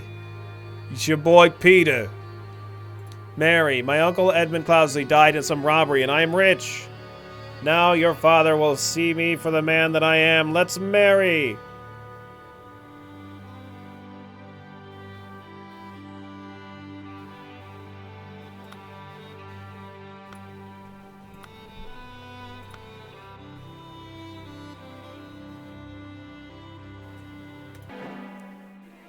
Oh, this is back.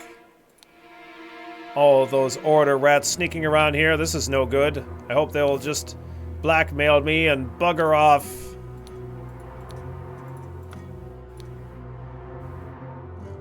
Ada Baker and Walter Knott.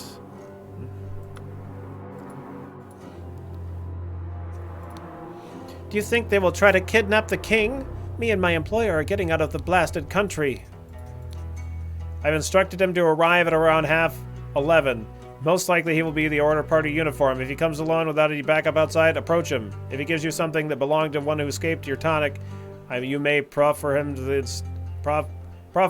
instructions slip I gave you. Conceal your face. He may recognize you. Oh, she's got Edmund Cloudsley's fucking handkerchief. But I heard rumors you lost a cannon while gambling. Nonsense, I'm not an idiot, but real men like us could beat those order party ninnies even without any weapons.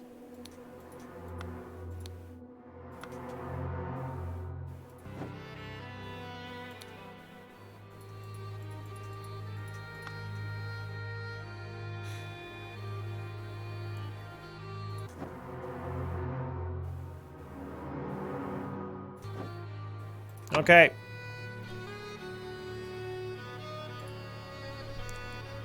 What is this? Oh, okay. Early in the morning, before noon, in the afternoon.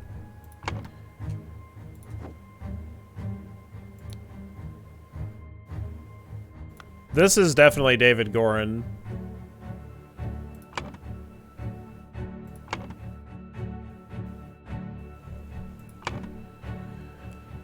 Okay. Early in the morning, blank went to the blank. To blank because blank. Because blank wanted to blank the blank.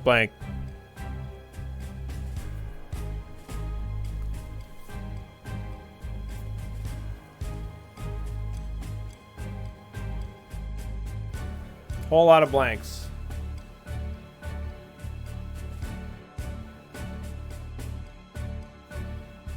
Before noon, blank and blank went out to try and blank. Instead, they found blank at the blank. On the way back, they started to blank over it. In the afternoon, blank went to the blank to blank because blank had tried to blank to get his blank.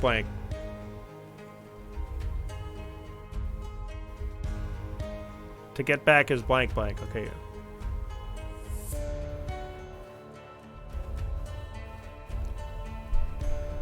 Starting to blank out. Yeah, I understand.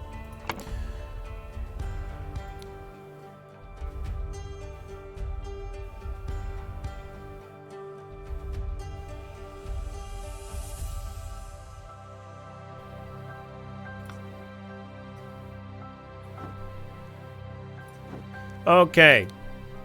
Comrade Lazarus has not yet returned for several hours. Comrades Alistair and James have gone to find him.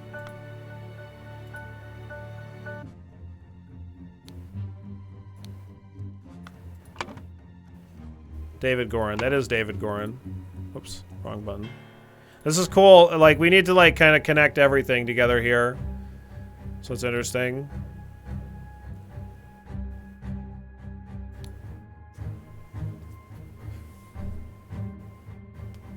The climax episode for sure, yeah.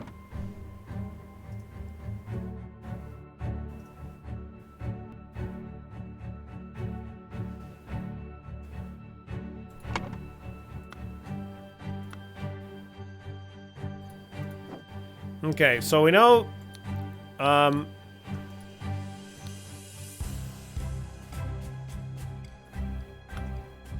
I don't know who this is for sure. I don't know.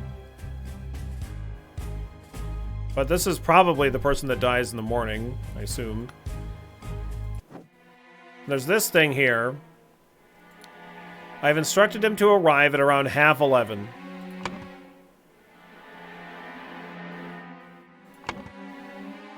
Most likely he will be in Order Party uniform. If he comes alone, without any backup outside, approach him. He's one of the search party, I guess.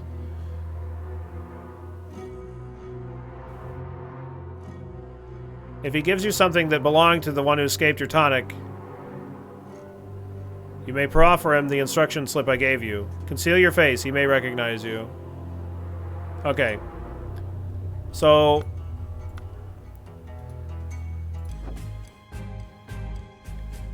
whoever it was, whoever it is that they're talking about, this is not talking about Edmund Cloudsley.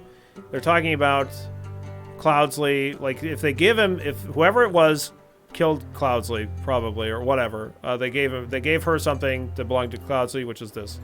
So whoever it is has a note. You may proffer him the instruction slip I gave you. So somebody has instructions on them. So is that this? You'll find me in the place where we first two met. There we can talk. So this guy where we first two met, that's not here. Yes, it is. Okay. So that's here.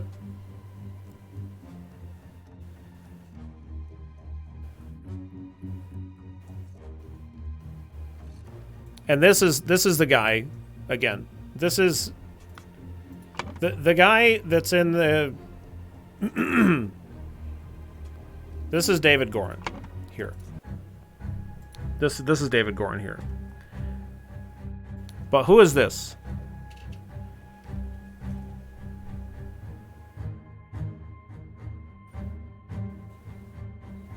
He's a level 2 initiate. He's a level 2 guy. A level 2 Dark Hand.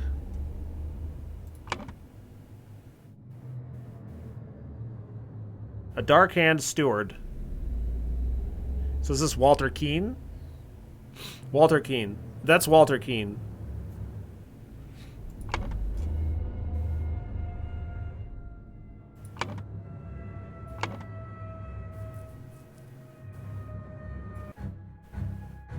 Okay.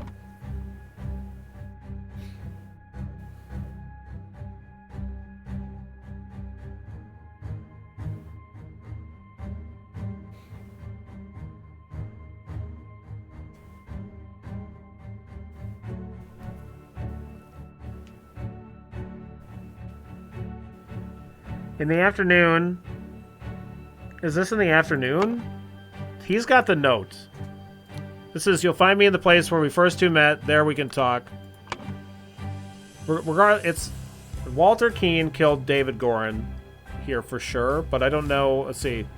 I don't know when this has happened. I assume this is the most recent thing that's happened, so it has to be in the afternoon. So is this Walter Keane killed David Gorin at, what is this location? this house? What is this called? The Cloudsley Cabin.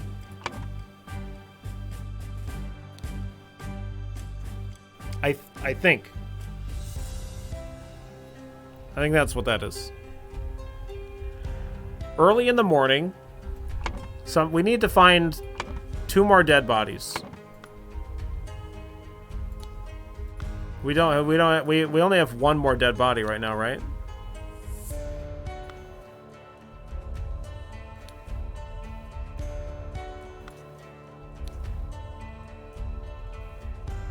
We have this dead body.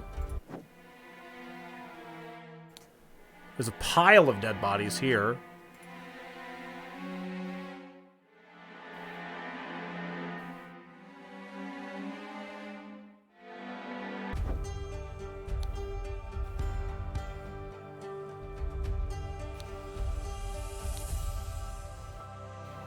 Worry not and continue the feast. Continue the feast, wife. Nothing can stand in my way. I will kill our enemies wherever we go. My dear husband, you are so brave and you have been drinking since early this morning, but what will we do now? So, you know what? I assume that Peter Batley, killed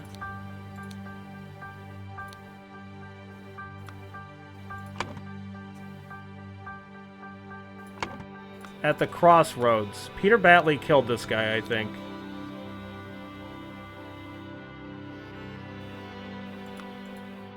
And they're looking for him.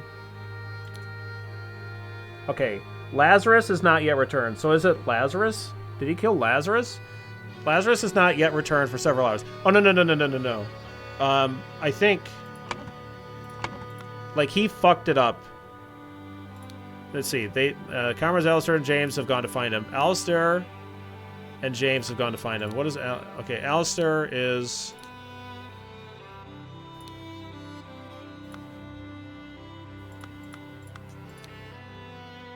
Alistair and James. So make sure that Alistair and James. Okay, so James is... That's Alistair Crotch.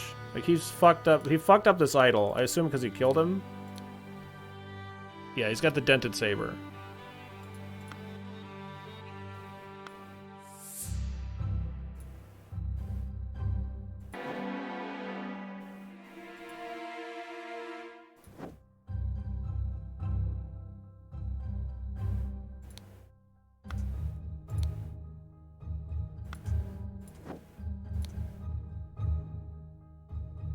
Alistair and James went to find him. Did Alistair kill James while they were out looking for him? Did you click on the horse? No. I can't click on the horse. There's nothing to click on. I think Loverboy used the cannon to kill everyone at the manor to get his lover back. Oh, that could be. Could be.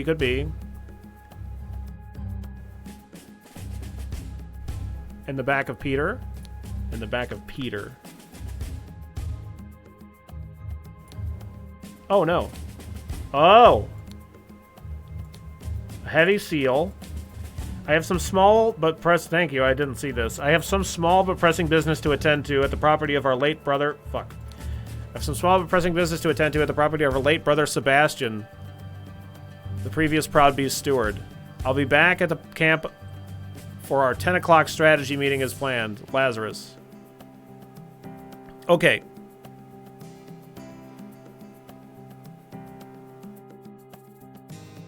Okay. So this is at the property of our late brother Sebastian. I have some small pressing business to attend to at the property of our late brother Sebastian. So that's way here back at the beginning. Sebastian Cloudsley. So that is here. So okay, now that makes sense. Okay, yep. So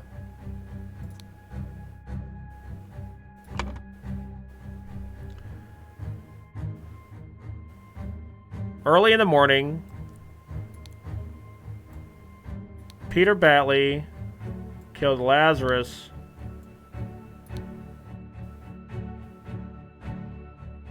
What's that at the manor? What's the name of that?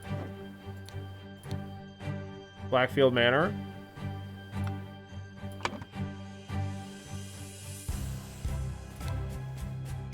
I think, right? Like, and a whole bunch of people, but like, that's the main person. So he's been missing. And then Koch killed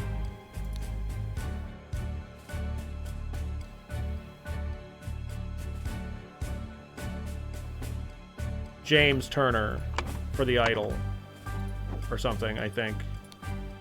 Or maybe. I don't know. Let's put that in. Koch at the crossroads. Okay, that's good. Okay, got it. Nice.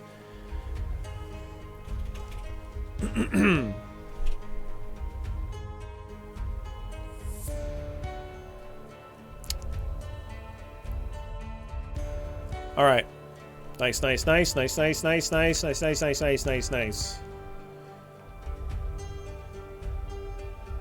Early in the morning, blank went to the blank to...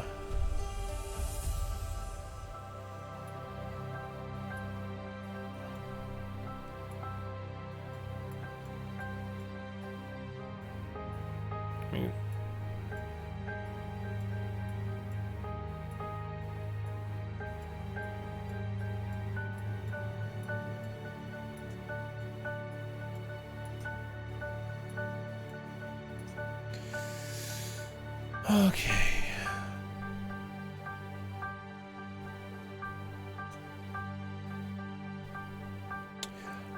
Before noon, Alistair and James went out to try and find Lazarus Hurst. Instead, they found the golden idol at the crossroads, maybe? Or, well, no, at the, at the manor. Yeah.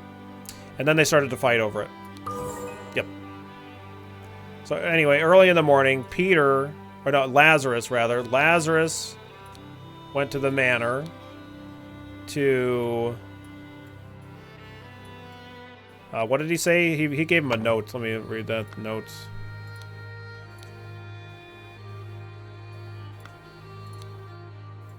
No. What's on the horse? Small and pressing business to attend to at the property of our late brother Sebastian, the previous Proud Beast steward. I'll be back at the camp for 10 o'clock. Strategy meeting is planned. He went to the manor to...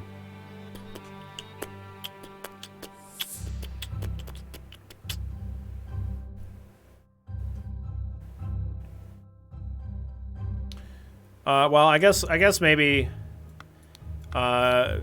Peter went to the manor to kill Lazarus Hurst because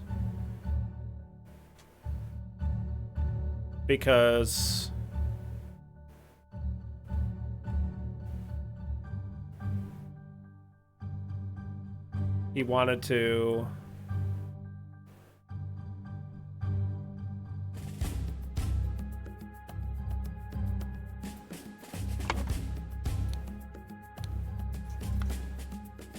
horse looks sad. Sorry, horse.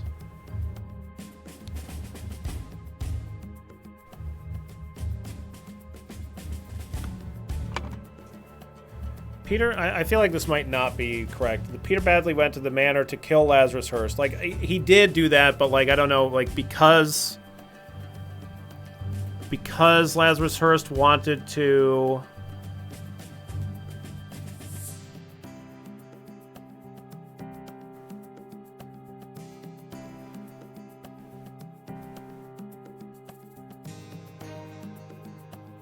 There's more information here. Let me look at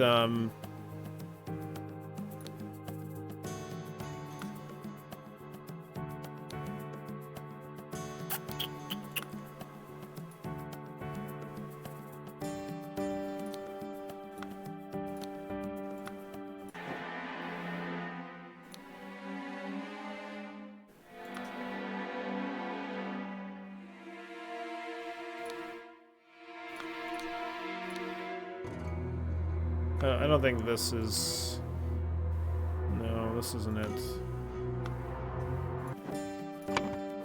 I'm not sure. In the afternoon, David Gorin went to the cabin to...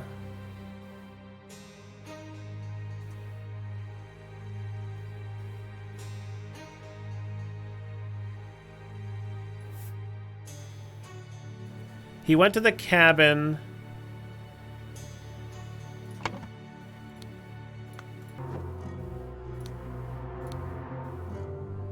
around half 11. Most likely he will be in the order party uniform. If he comes alone without any backup outside, to approach him.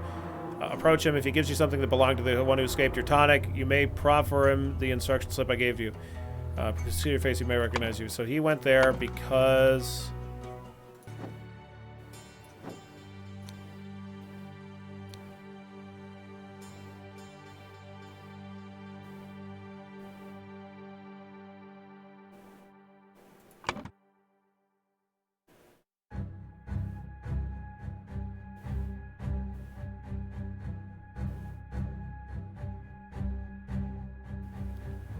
he wanted to talk.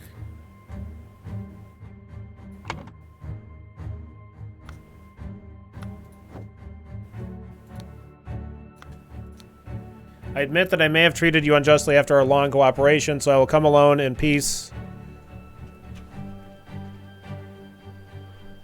So we can discuss your compensation. He wanted to find...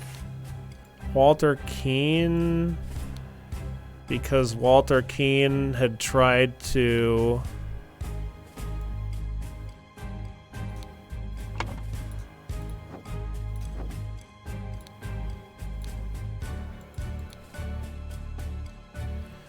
Lazarus, you took 32 things from me. I demand you return them. Okay, no. This is different. 32 things from me. I demand you return them. If you refuse, I will make the story of your true origins known to the party leaders. At half 11, meet me at the place. The idol was stolen from our brotherhood, and poor Willard Wright met his death. Willard Wright met his death.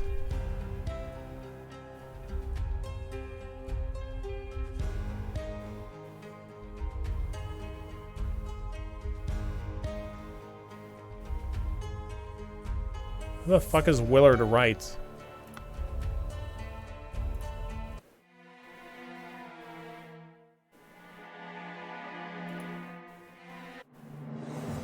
Oh, that's this fucking guy. This guy here. Where did Willard Wright die? I don't remember. This is Willard Wright, right?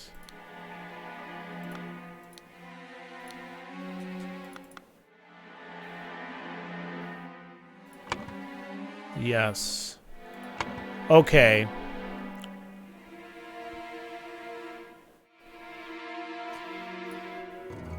Okay. So why is the other guy there, though? Lazarus, you took 32 things from me. I demand you return them. If you refuse, I will make the story of your true origins known to the party leaders. At half 11 on May 15th, meet me at the place the idol was stolen from our brotherhood, and poor Willard Wright met his death. So that was at the bar, but it wasn't Lazarus that went there. At least I don't think.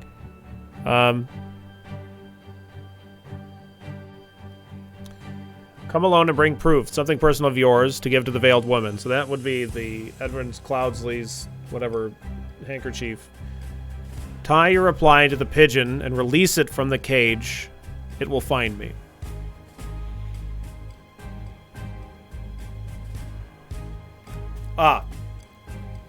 No. Tie your reply to the pigeon. So he did that. So he tied the reply to the pigeon and released it. So David Gorin went to the cabin to find Lazarus Hurst.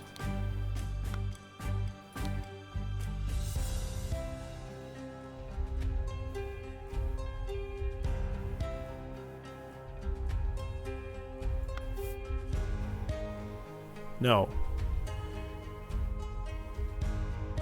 He went to find David Gorin. He went to find Walter Keane because Lazarus had tried to... No.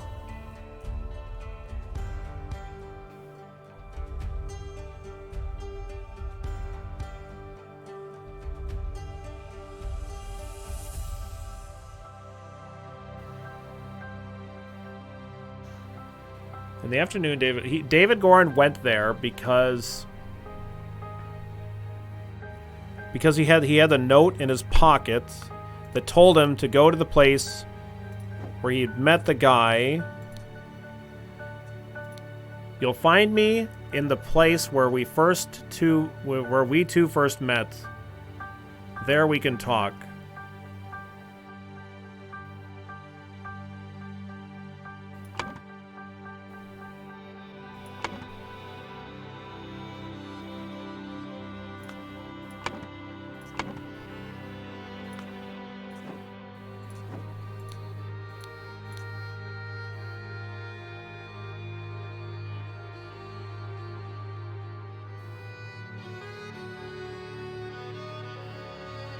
Ah, okay. He took his ideal years from him. No, that's not right. To get back his... Like, I thought that, yeah, because he's pissed because he took his year, like, his life away or something. His lost years. But he can't... Oh, yeah. His lost years, because the idol took the years from him.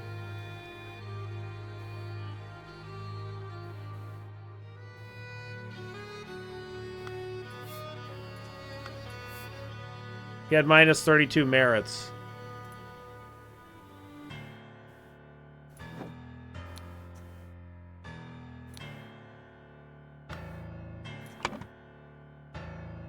Yep.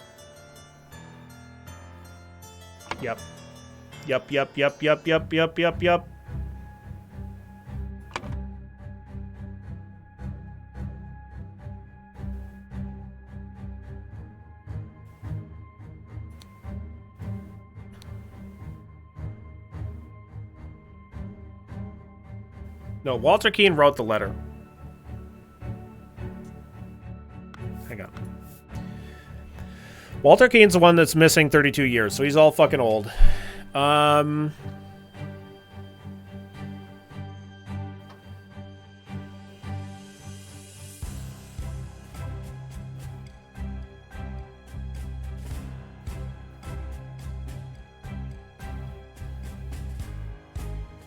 Yes, fucking okay. David Gorin went... Fuck. Come on. Lost 32 years. Billy's mind is fried already. Yeah. We've been going on this for almost 7 hours. But this is I assume the last one, so I want to get it done. Even though it's 7. In the afternoon, he went to the cabin. Who the fuck did he... Who went there to find who? Because, like, supposedly Lazarus was the one that was going there to find Walter Keane. Right? But, like, that's not who fucking went there. Because, like, this letter was written to Lazarus.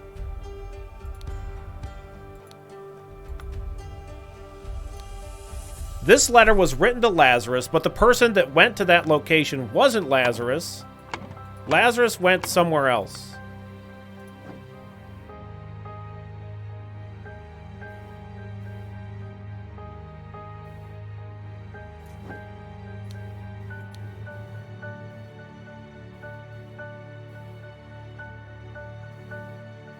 Lazarus was going to go there, but he was very dead at that morning.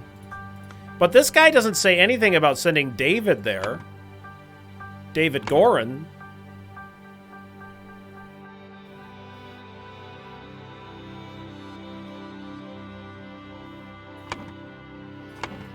So I don't know why David Gorin is there, and how David Gorin intercepted who was supposed to be Lazarus. Because, like, this... Maybe Lazarus told another guy to go. Yeah, okay. Yeah, maybe.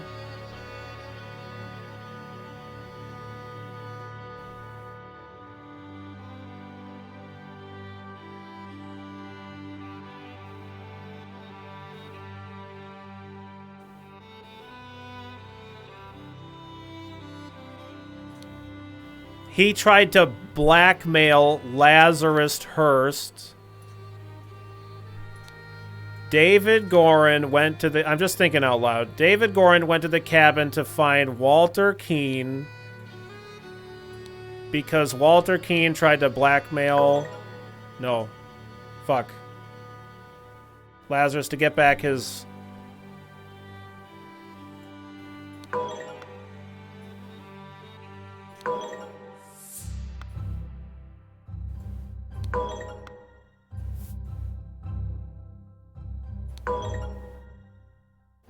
Fuck.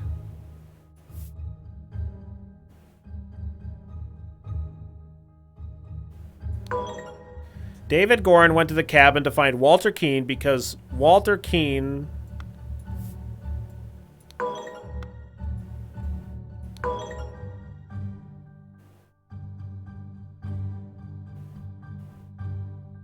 He tried to kill him?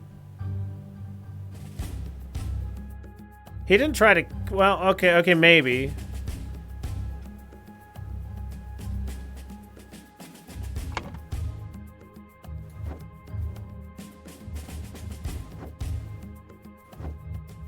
Okay, sure.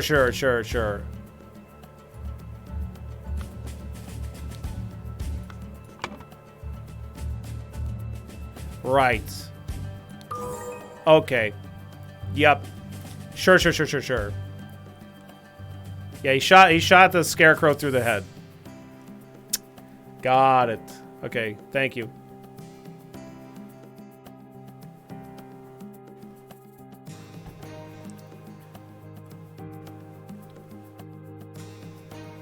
Okay. So,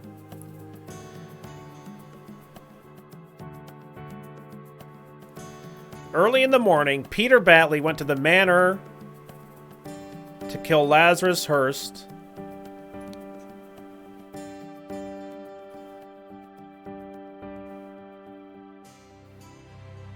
I think. I know that he did. I know that he went there and he killed him, but I don't. Let me double check this note. I have some small but pressing business to attend to at the property of our late brother Sebastian, the previous Proud Beast steward. I will be back at the camp for our 10 o'clock strategy meeting as planned. Lazarus.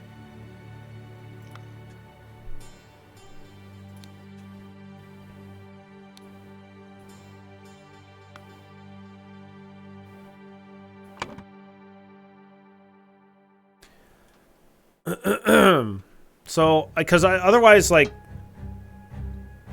so what did Lazarus want to do? If this is it, because he wanted to blank the blank.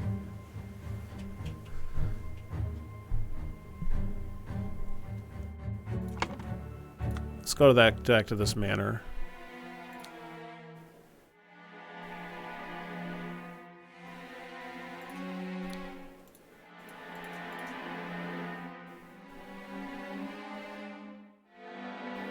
They went here. But yeah, Lazarus didn't seem to have any interest in the woman, though.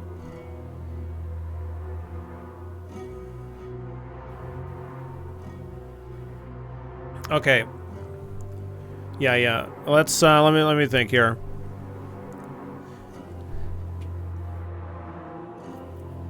I assume that this is still Lazarus Hearst. He wanted to kidnap the ideal wife. Let me what does Lazarus want?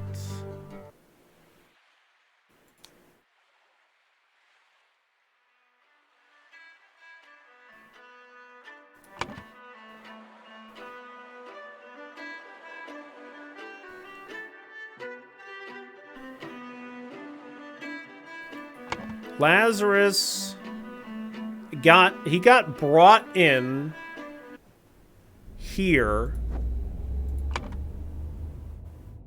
Lazarus is the guy.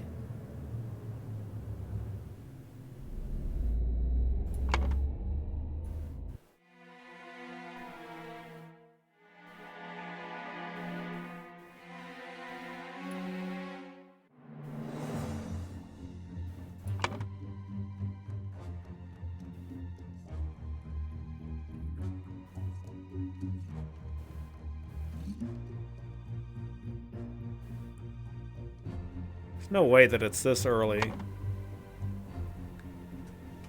Isn't there one before this beginning one?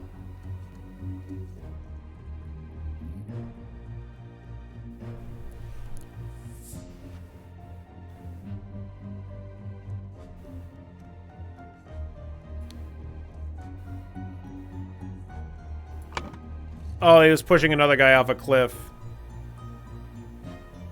Gotcha. Is this... It's not Adam Pear. It doesn't look... Maybe it is.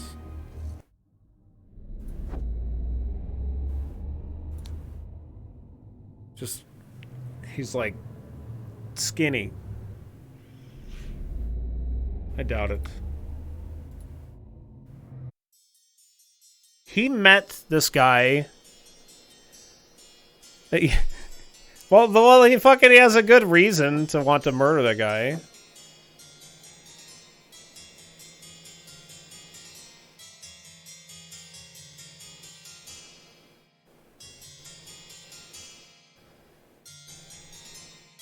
He gets introduced. They get introduced to each other.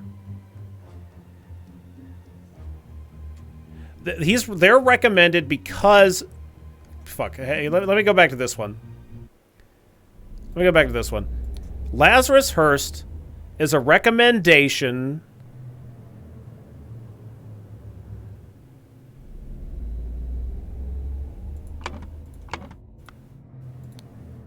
based on from Walter Keane.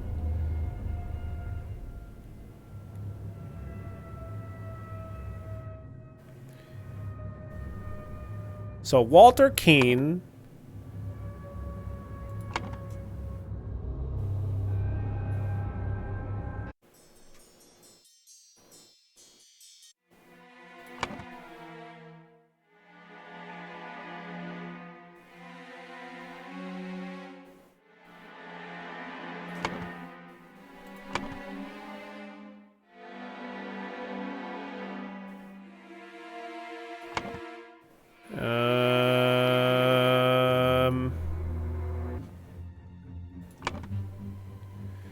Walter Keane is the fucking... is this guy.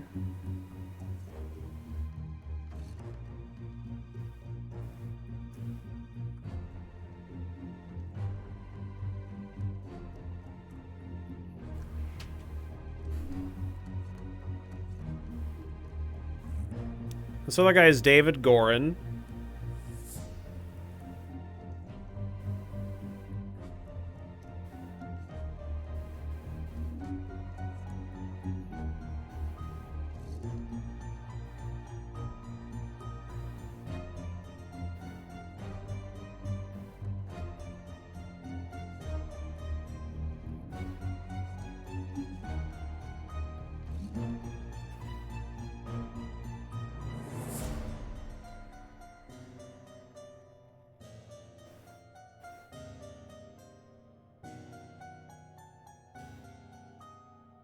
And this guy is this...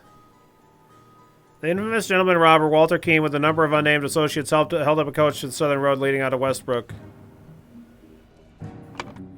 Edmund Cloudsley needed a corpse. Walter Keane, along with accomplices, delivered a coffin. Upon entering, Hardy Abe suddenly clubbed David Gorin. Meanwhile, Edmund Cloudsley... Why did Walter Keane and David Gorin work together in this later one?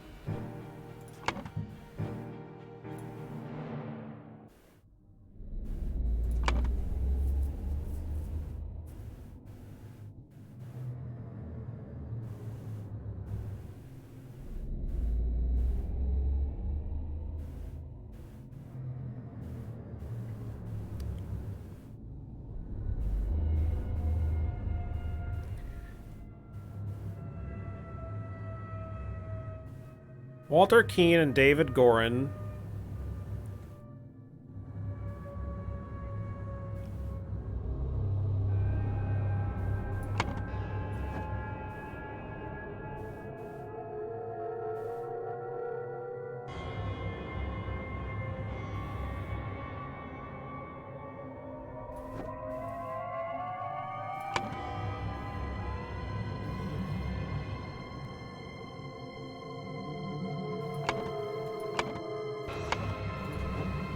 Who the fuck are you? I have signaled the Griffin who I am. I accept my fate, whatever it may be.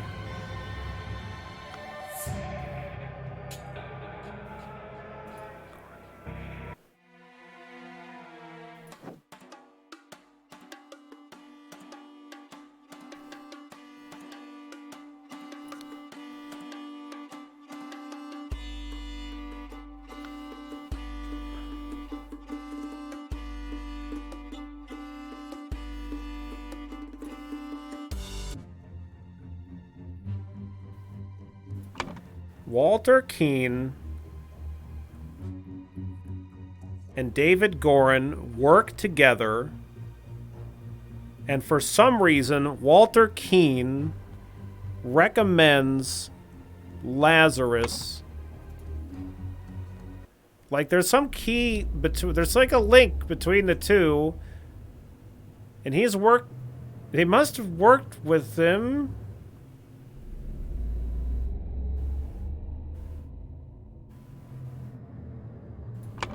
Lazarus.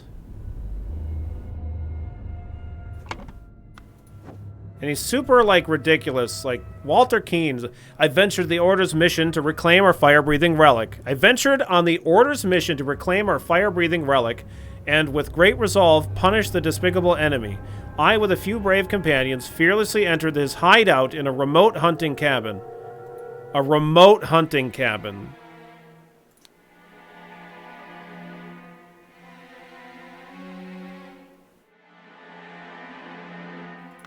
So he killed him to take the idol.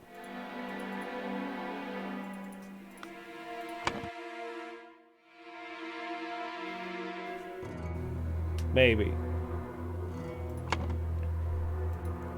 Okay. No, but how does it... No. That doesn't make sense, because they went to a remote cabin to steal the idol.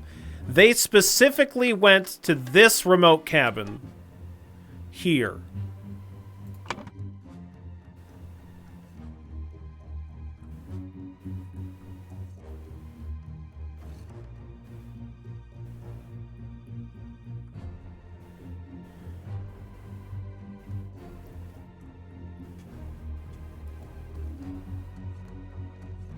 And he says that David Gorin helped him.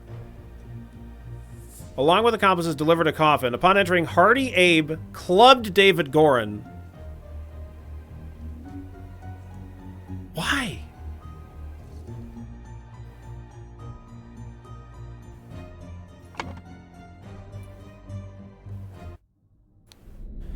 With a few brave companions, fiercely entered his hideout in a remote hunting cabin, but the devil had prepared a treacherous trap, and an explosion slaughtered my dearest friends as we entered his study. Okay. That's true. Thanks to my sturdy physique, I survived the blast, only to be assaulted by the enemy's lackey, assassin warrior David Gorin, and a pack of bloodthirsty hounds. Okay. But David Gorin and him work together, so that's not true. After an hour of fight, I received numerous deadly wounds, in spite of which I prevailed and defeated my assailants with my martial training. I discovered the enemy's dead body, slain by the trap of his own making. Also seems questionable. Maybe... I am forced to go into hiding because the government's watchmen are tracking me. Once I have recovered from my deadly wounds and shaken off the watchmen, I will send you the next report. May the Griffin awaken, Walter Keane. Okay. Now let's read this one. Masters, I must apologize 1,000 times for my absence, but my road to recovery was full of peril and valor that cannot be sufficiently conveyed in writing. The government dogs and spies chased me tirelessly, and I was forced to seek refuge in Aquitania to recover my from my still dire wounds. There I finally bested my pursuers with the help of Lazarus Hurst. Lazarus Hurst, a young, resourceful gentleman whom I met in a remote manor one dark winter's night.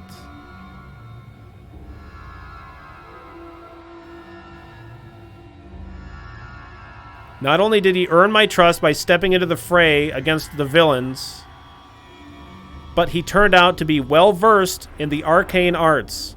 Of course, not yet close to your skills. I have finally recovered and plan to return to Albion. I suggest that Lazarus would be a fine addition to the Order. I vouch for him and will invite him to undergo the appropriate trial. Okay, so like, is this Lazarus? I think this is Lazarus.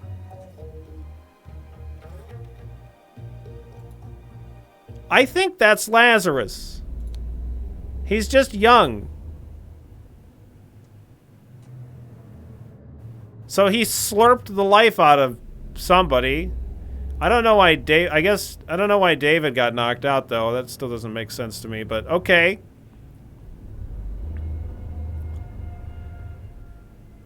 Okay. Okay, let's go to this. Early in the morning, Peter Batley went to the manor to kill Lazarus Hurst because Lazarus Hurst... He wanted the wife!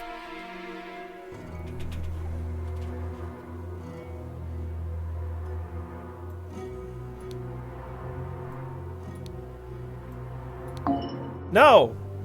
Wait.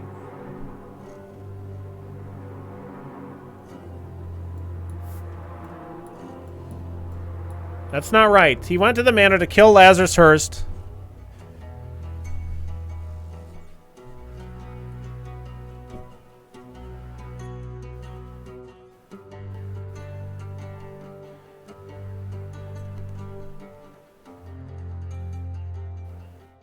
Early in the morning, Lazarus Hurst went to the manor.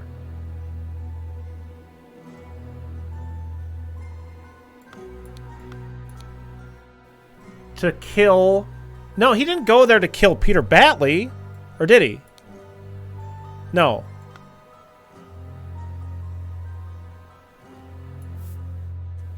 No, it's more than two wrong things. So we have more than two.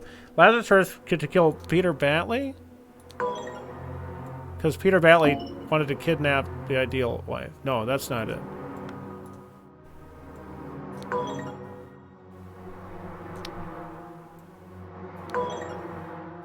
Ideal body, maybe? The ideal wife is currently married to Peter Batley.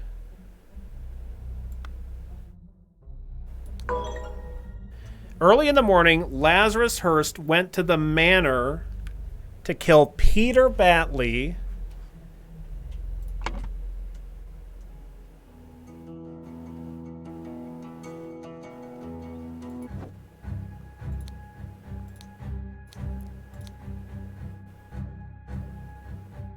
I know where your unworthy mate is hiding you. Soon I will free you from his dirty paws and ship him to colonies while I put you in the pedestal of the sweetest praise and you'll become my ideal wife. Ideal wife.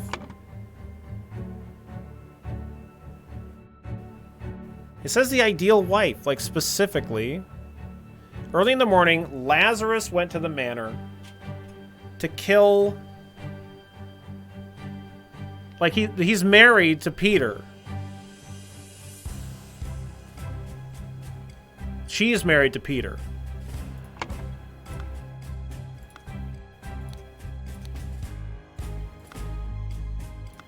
Dear husband, you are so brave and you have been drinking since early this morning, but what will we do now? Went to the manor.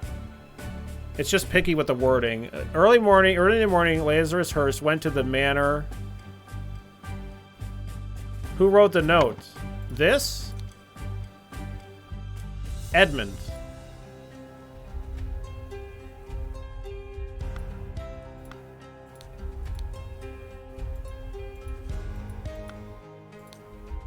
That's Peter. This is Edmund. Lazarus Hearst went to the manor to kill Peter Batley because... but Edmund isn't a name that I can use here. Let me make sure that I have this. That's the manor.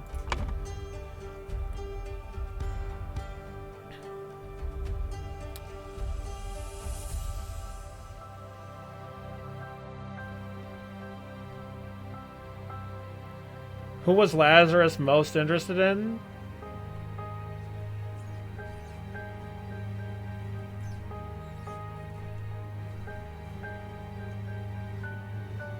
It's looking for their name.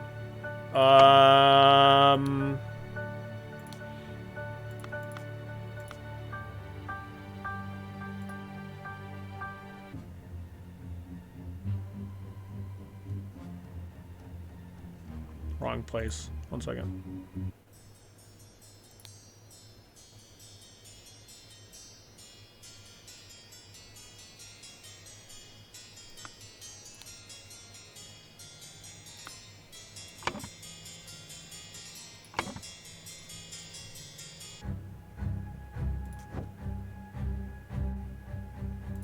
Mary. What the fuck was her name? Mary Richards? I don't have that name though. Or do I?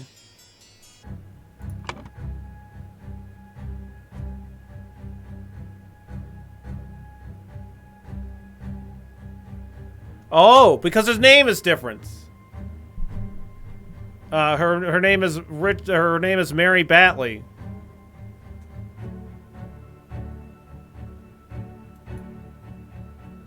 Early in the morning, Lazarus went to the manor to kill Peter Batley because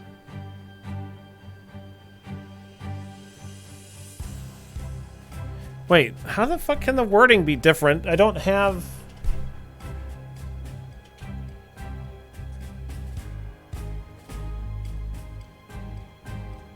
No, that doesn't make sense.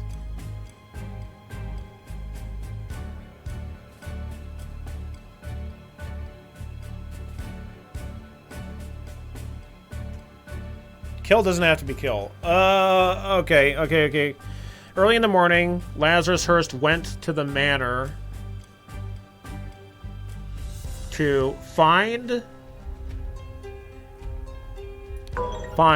It must be find Mary Batley. Fuck, okay.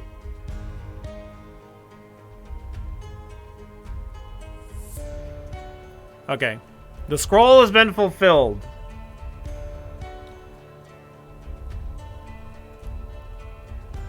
Those eyes, Peter. Look at that. That's a real man right there. Peter's not fucking around. Before storming the king's castle with the Order Party, Lazarus Hearst led his men to Sebastian Cloudsley's old manor in order to kidnap his long-lost love, Mary Batley. Richards, who was hiding there with her husband, Peter Batley. Upon entering the manor, Lazarus and his troops were confronted by a drunk Peter and the cannon he had won while gambling. She did say that he lost a cannon. Upon entering the manor, Lazarus and his troops were confronted by a drunk Peter and the cannon he won while gambling. Peter blew up Lazarus, breaking the idol, and then he fled the scene with Mary. Nice.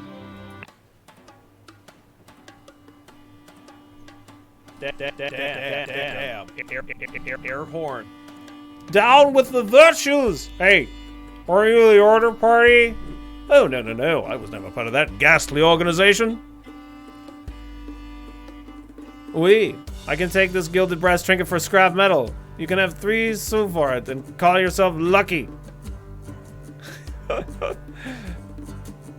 Oh my god.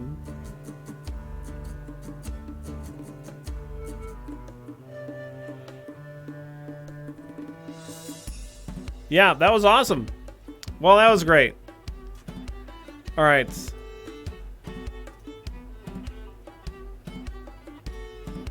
There's a little epilogue, okay. Little post-credit scene.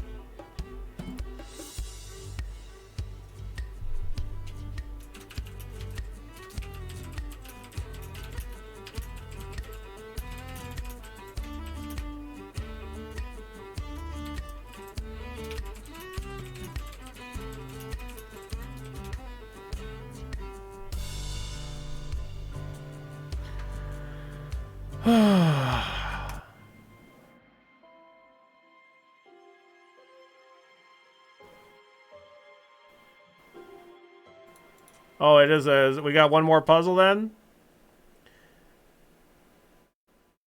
When they don't show Edmund's body, I was like, that isn't right. No, yeah, I didn't really think about it.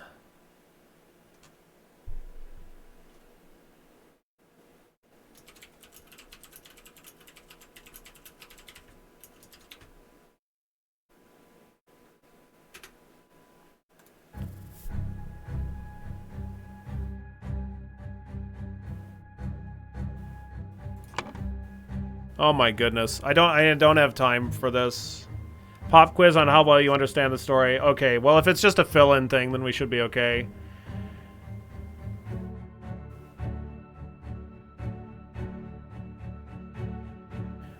Blank left the idol to the Sebastian Cloudsley.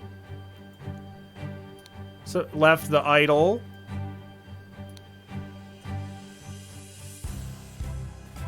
to the Brotherhood, or whatever the idol, whatever the organization is called. I think it was the Brotherhood, but in his will,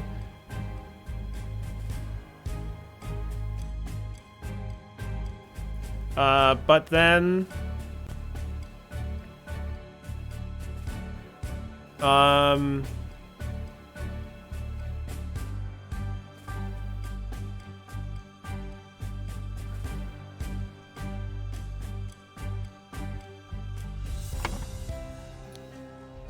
I think I need more. Oh no, we have all 27. Witness the power of the idol in my hands and swear loyalty to Lazarus Hurst. We will build the ideal society. But this is Peter Batley's orders, right? But then he was on Peter Batley's orders.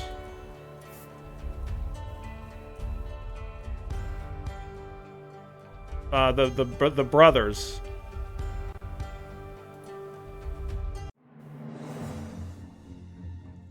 Oh, this is the next part of the story? I thought this was a synopsis.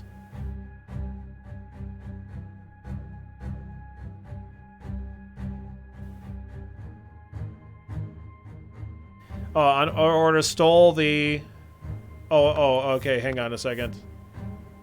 Sebastian Cloudsley left the idol to the Brotherhood in his will, but then someone on someone's orders stole the idol. Oh, okay.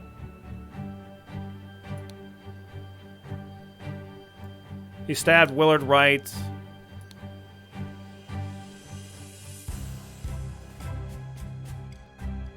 The Brotherhood.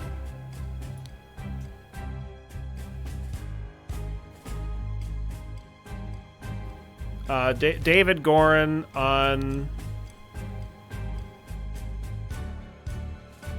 the assassin warrior David Gorin.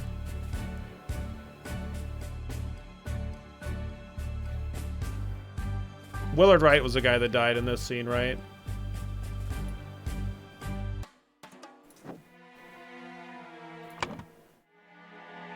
No.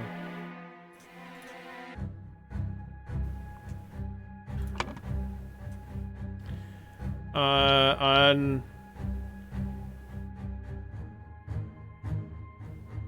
the Brotherhood tasked someone to recover the idol, but his attempts were fruitless. This is the what's this guy's name? I keep forgetting this. This guy's Walter Keane.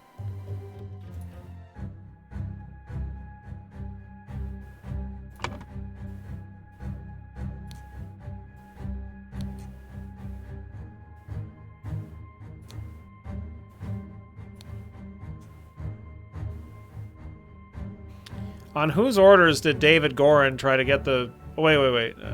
So let's the idol to the Brotherhood in his will, but then David Gorin, on someone's order, stole the idol.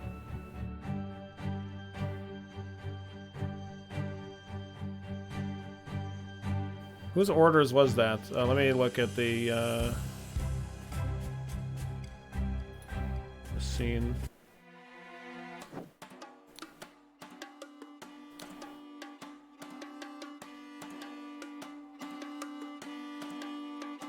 Who's the head of the trading company?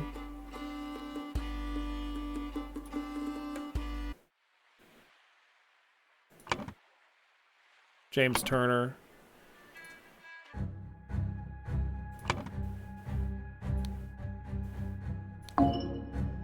Fuck. I need help. I need to finish this because I gotta fucking get going. I don't. Edmund Cloudsley.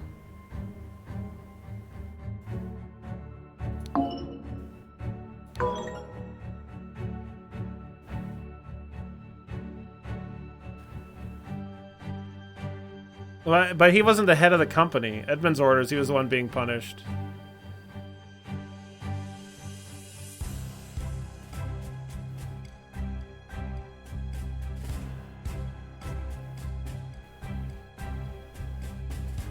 Oh, right. Okay, yep. Okay, got it. David works for Edmund. Right. Okay, thank you. All right. I'll ask for help on the other ones if I feel like I need it, but I just don't want to spend too much time on it. During one attempt, they were captured.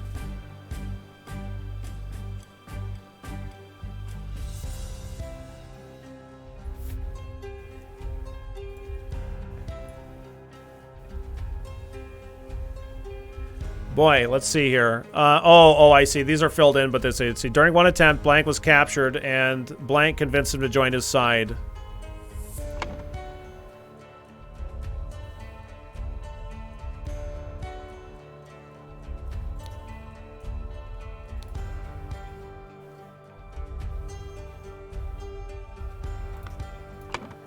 Fuck. Okay. Convinced him to join his side. Blank used the idol to make himself young. Edmund Cloudsley.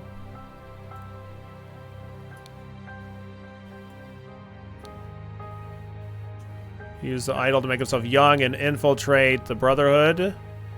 Okay, during one attempt,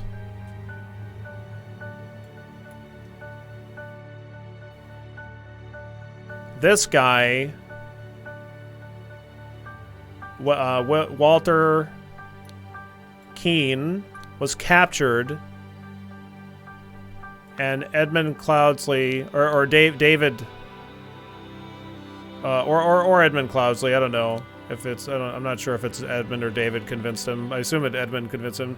Edmund used the idol to make himself young and infiltrate the Brotherhood under the new identity of Lazarus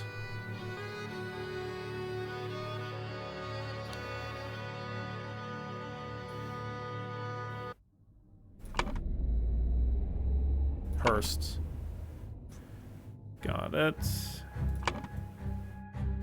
Then he claimed to be Griffin Reborn and transformed the Brotherhood into the Order Party. Nice. Okay, the Brotherhood Masters. Lazarus Hurst. And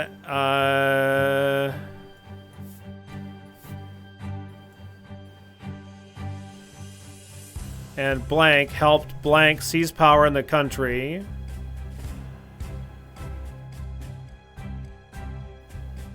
Who's the Masters? Oh wait, I think this is actually in this one.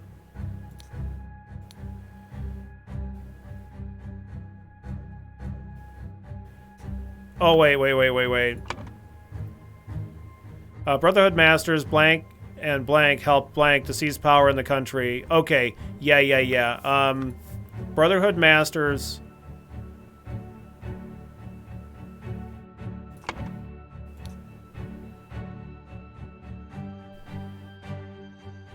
Alster and James.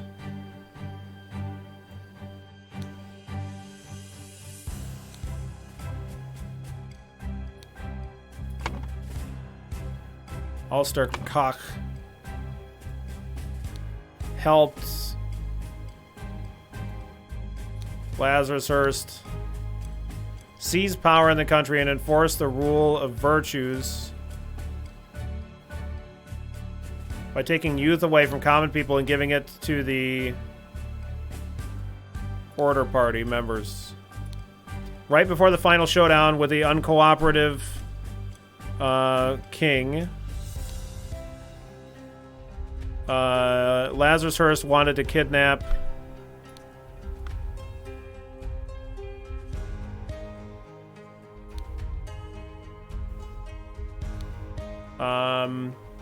Mary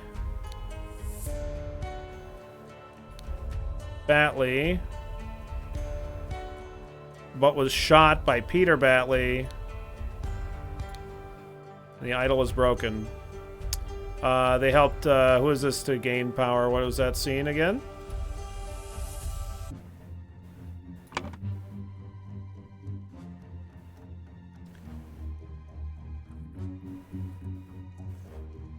Who do they help gain power? Alistair? Alistair and Podrick. Move down, it doesn't look... You moved it down? Wait, what?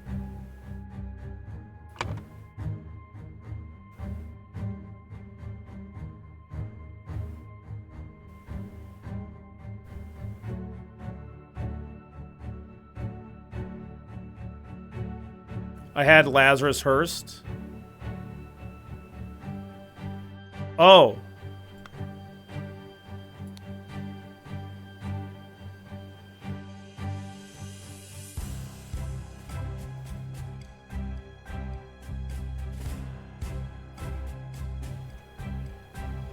You have to pick from a different tab or it moves it.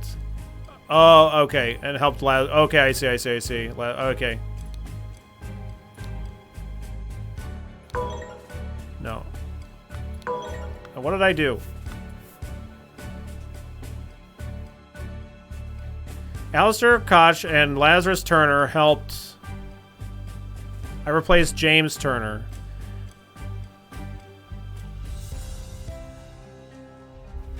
You put Lazarus on James by mistake. God damn it. Oh, I see. Yep. Okay, where's James? I see. There we go.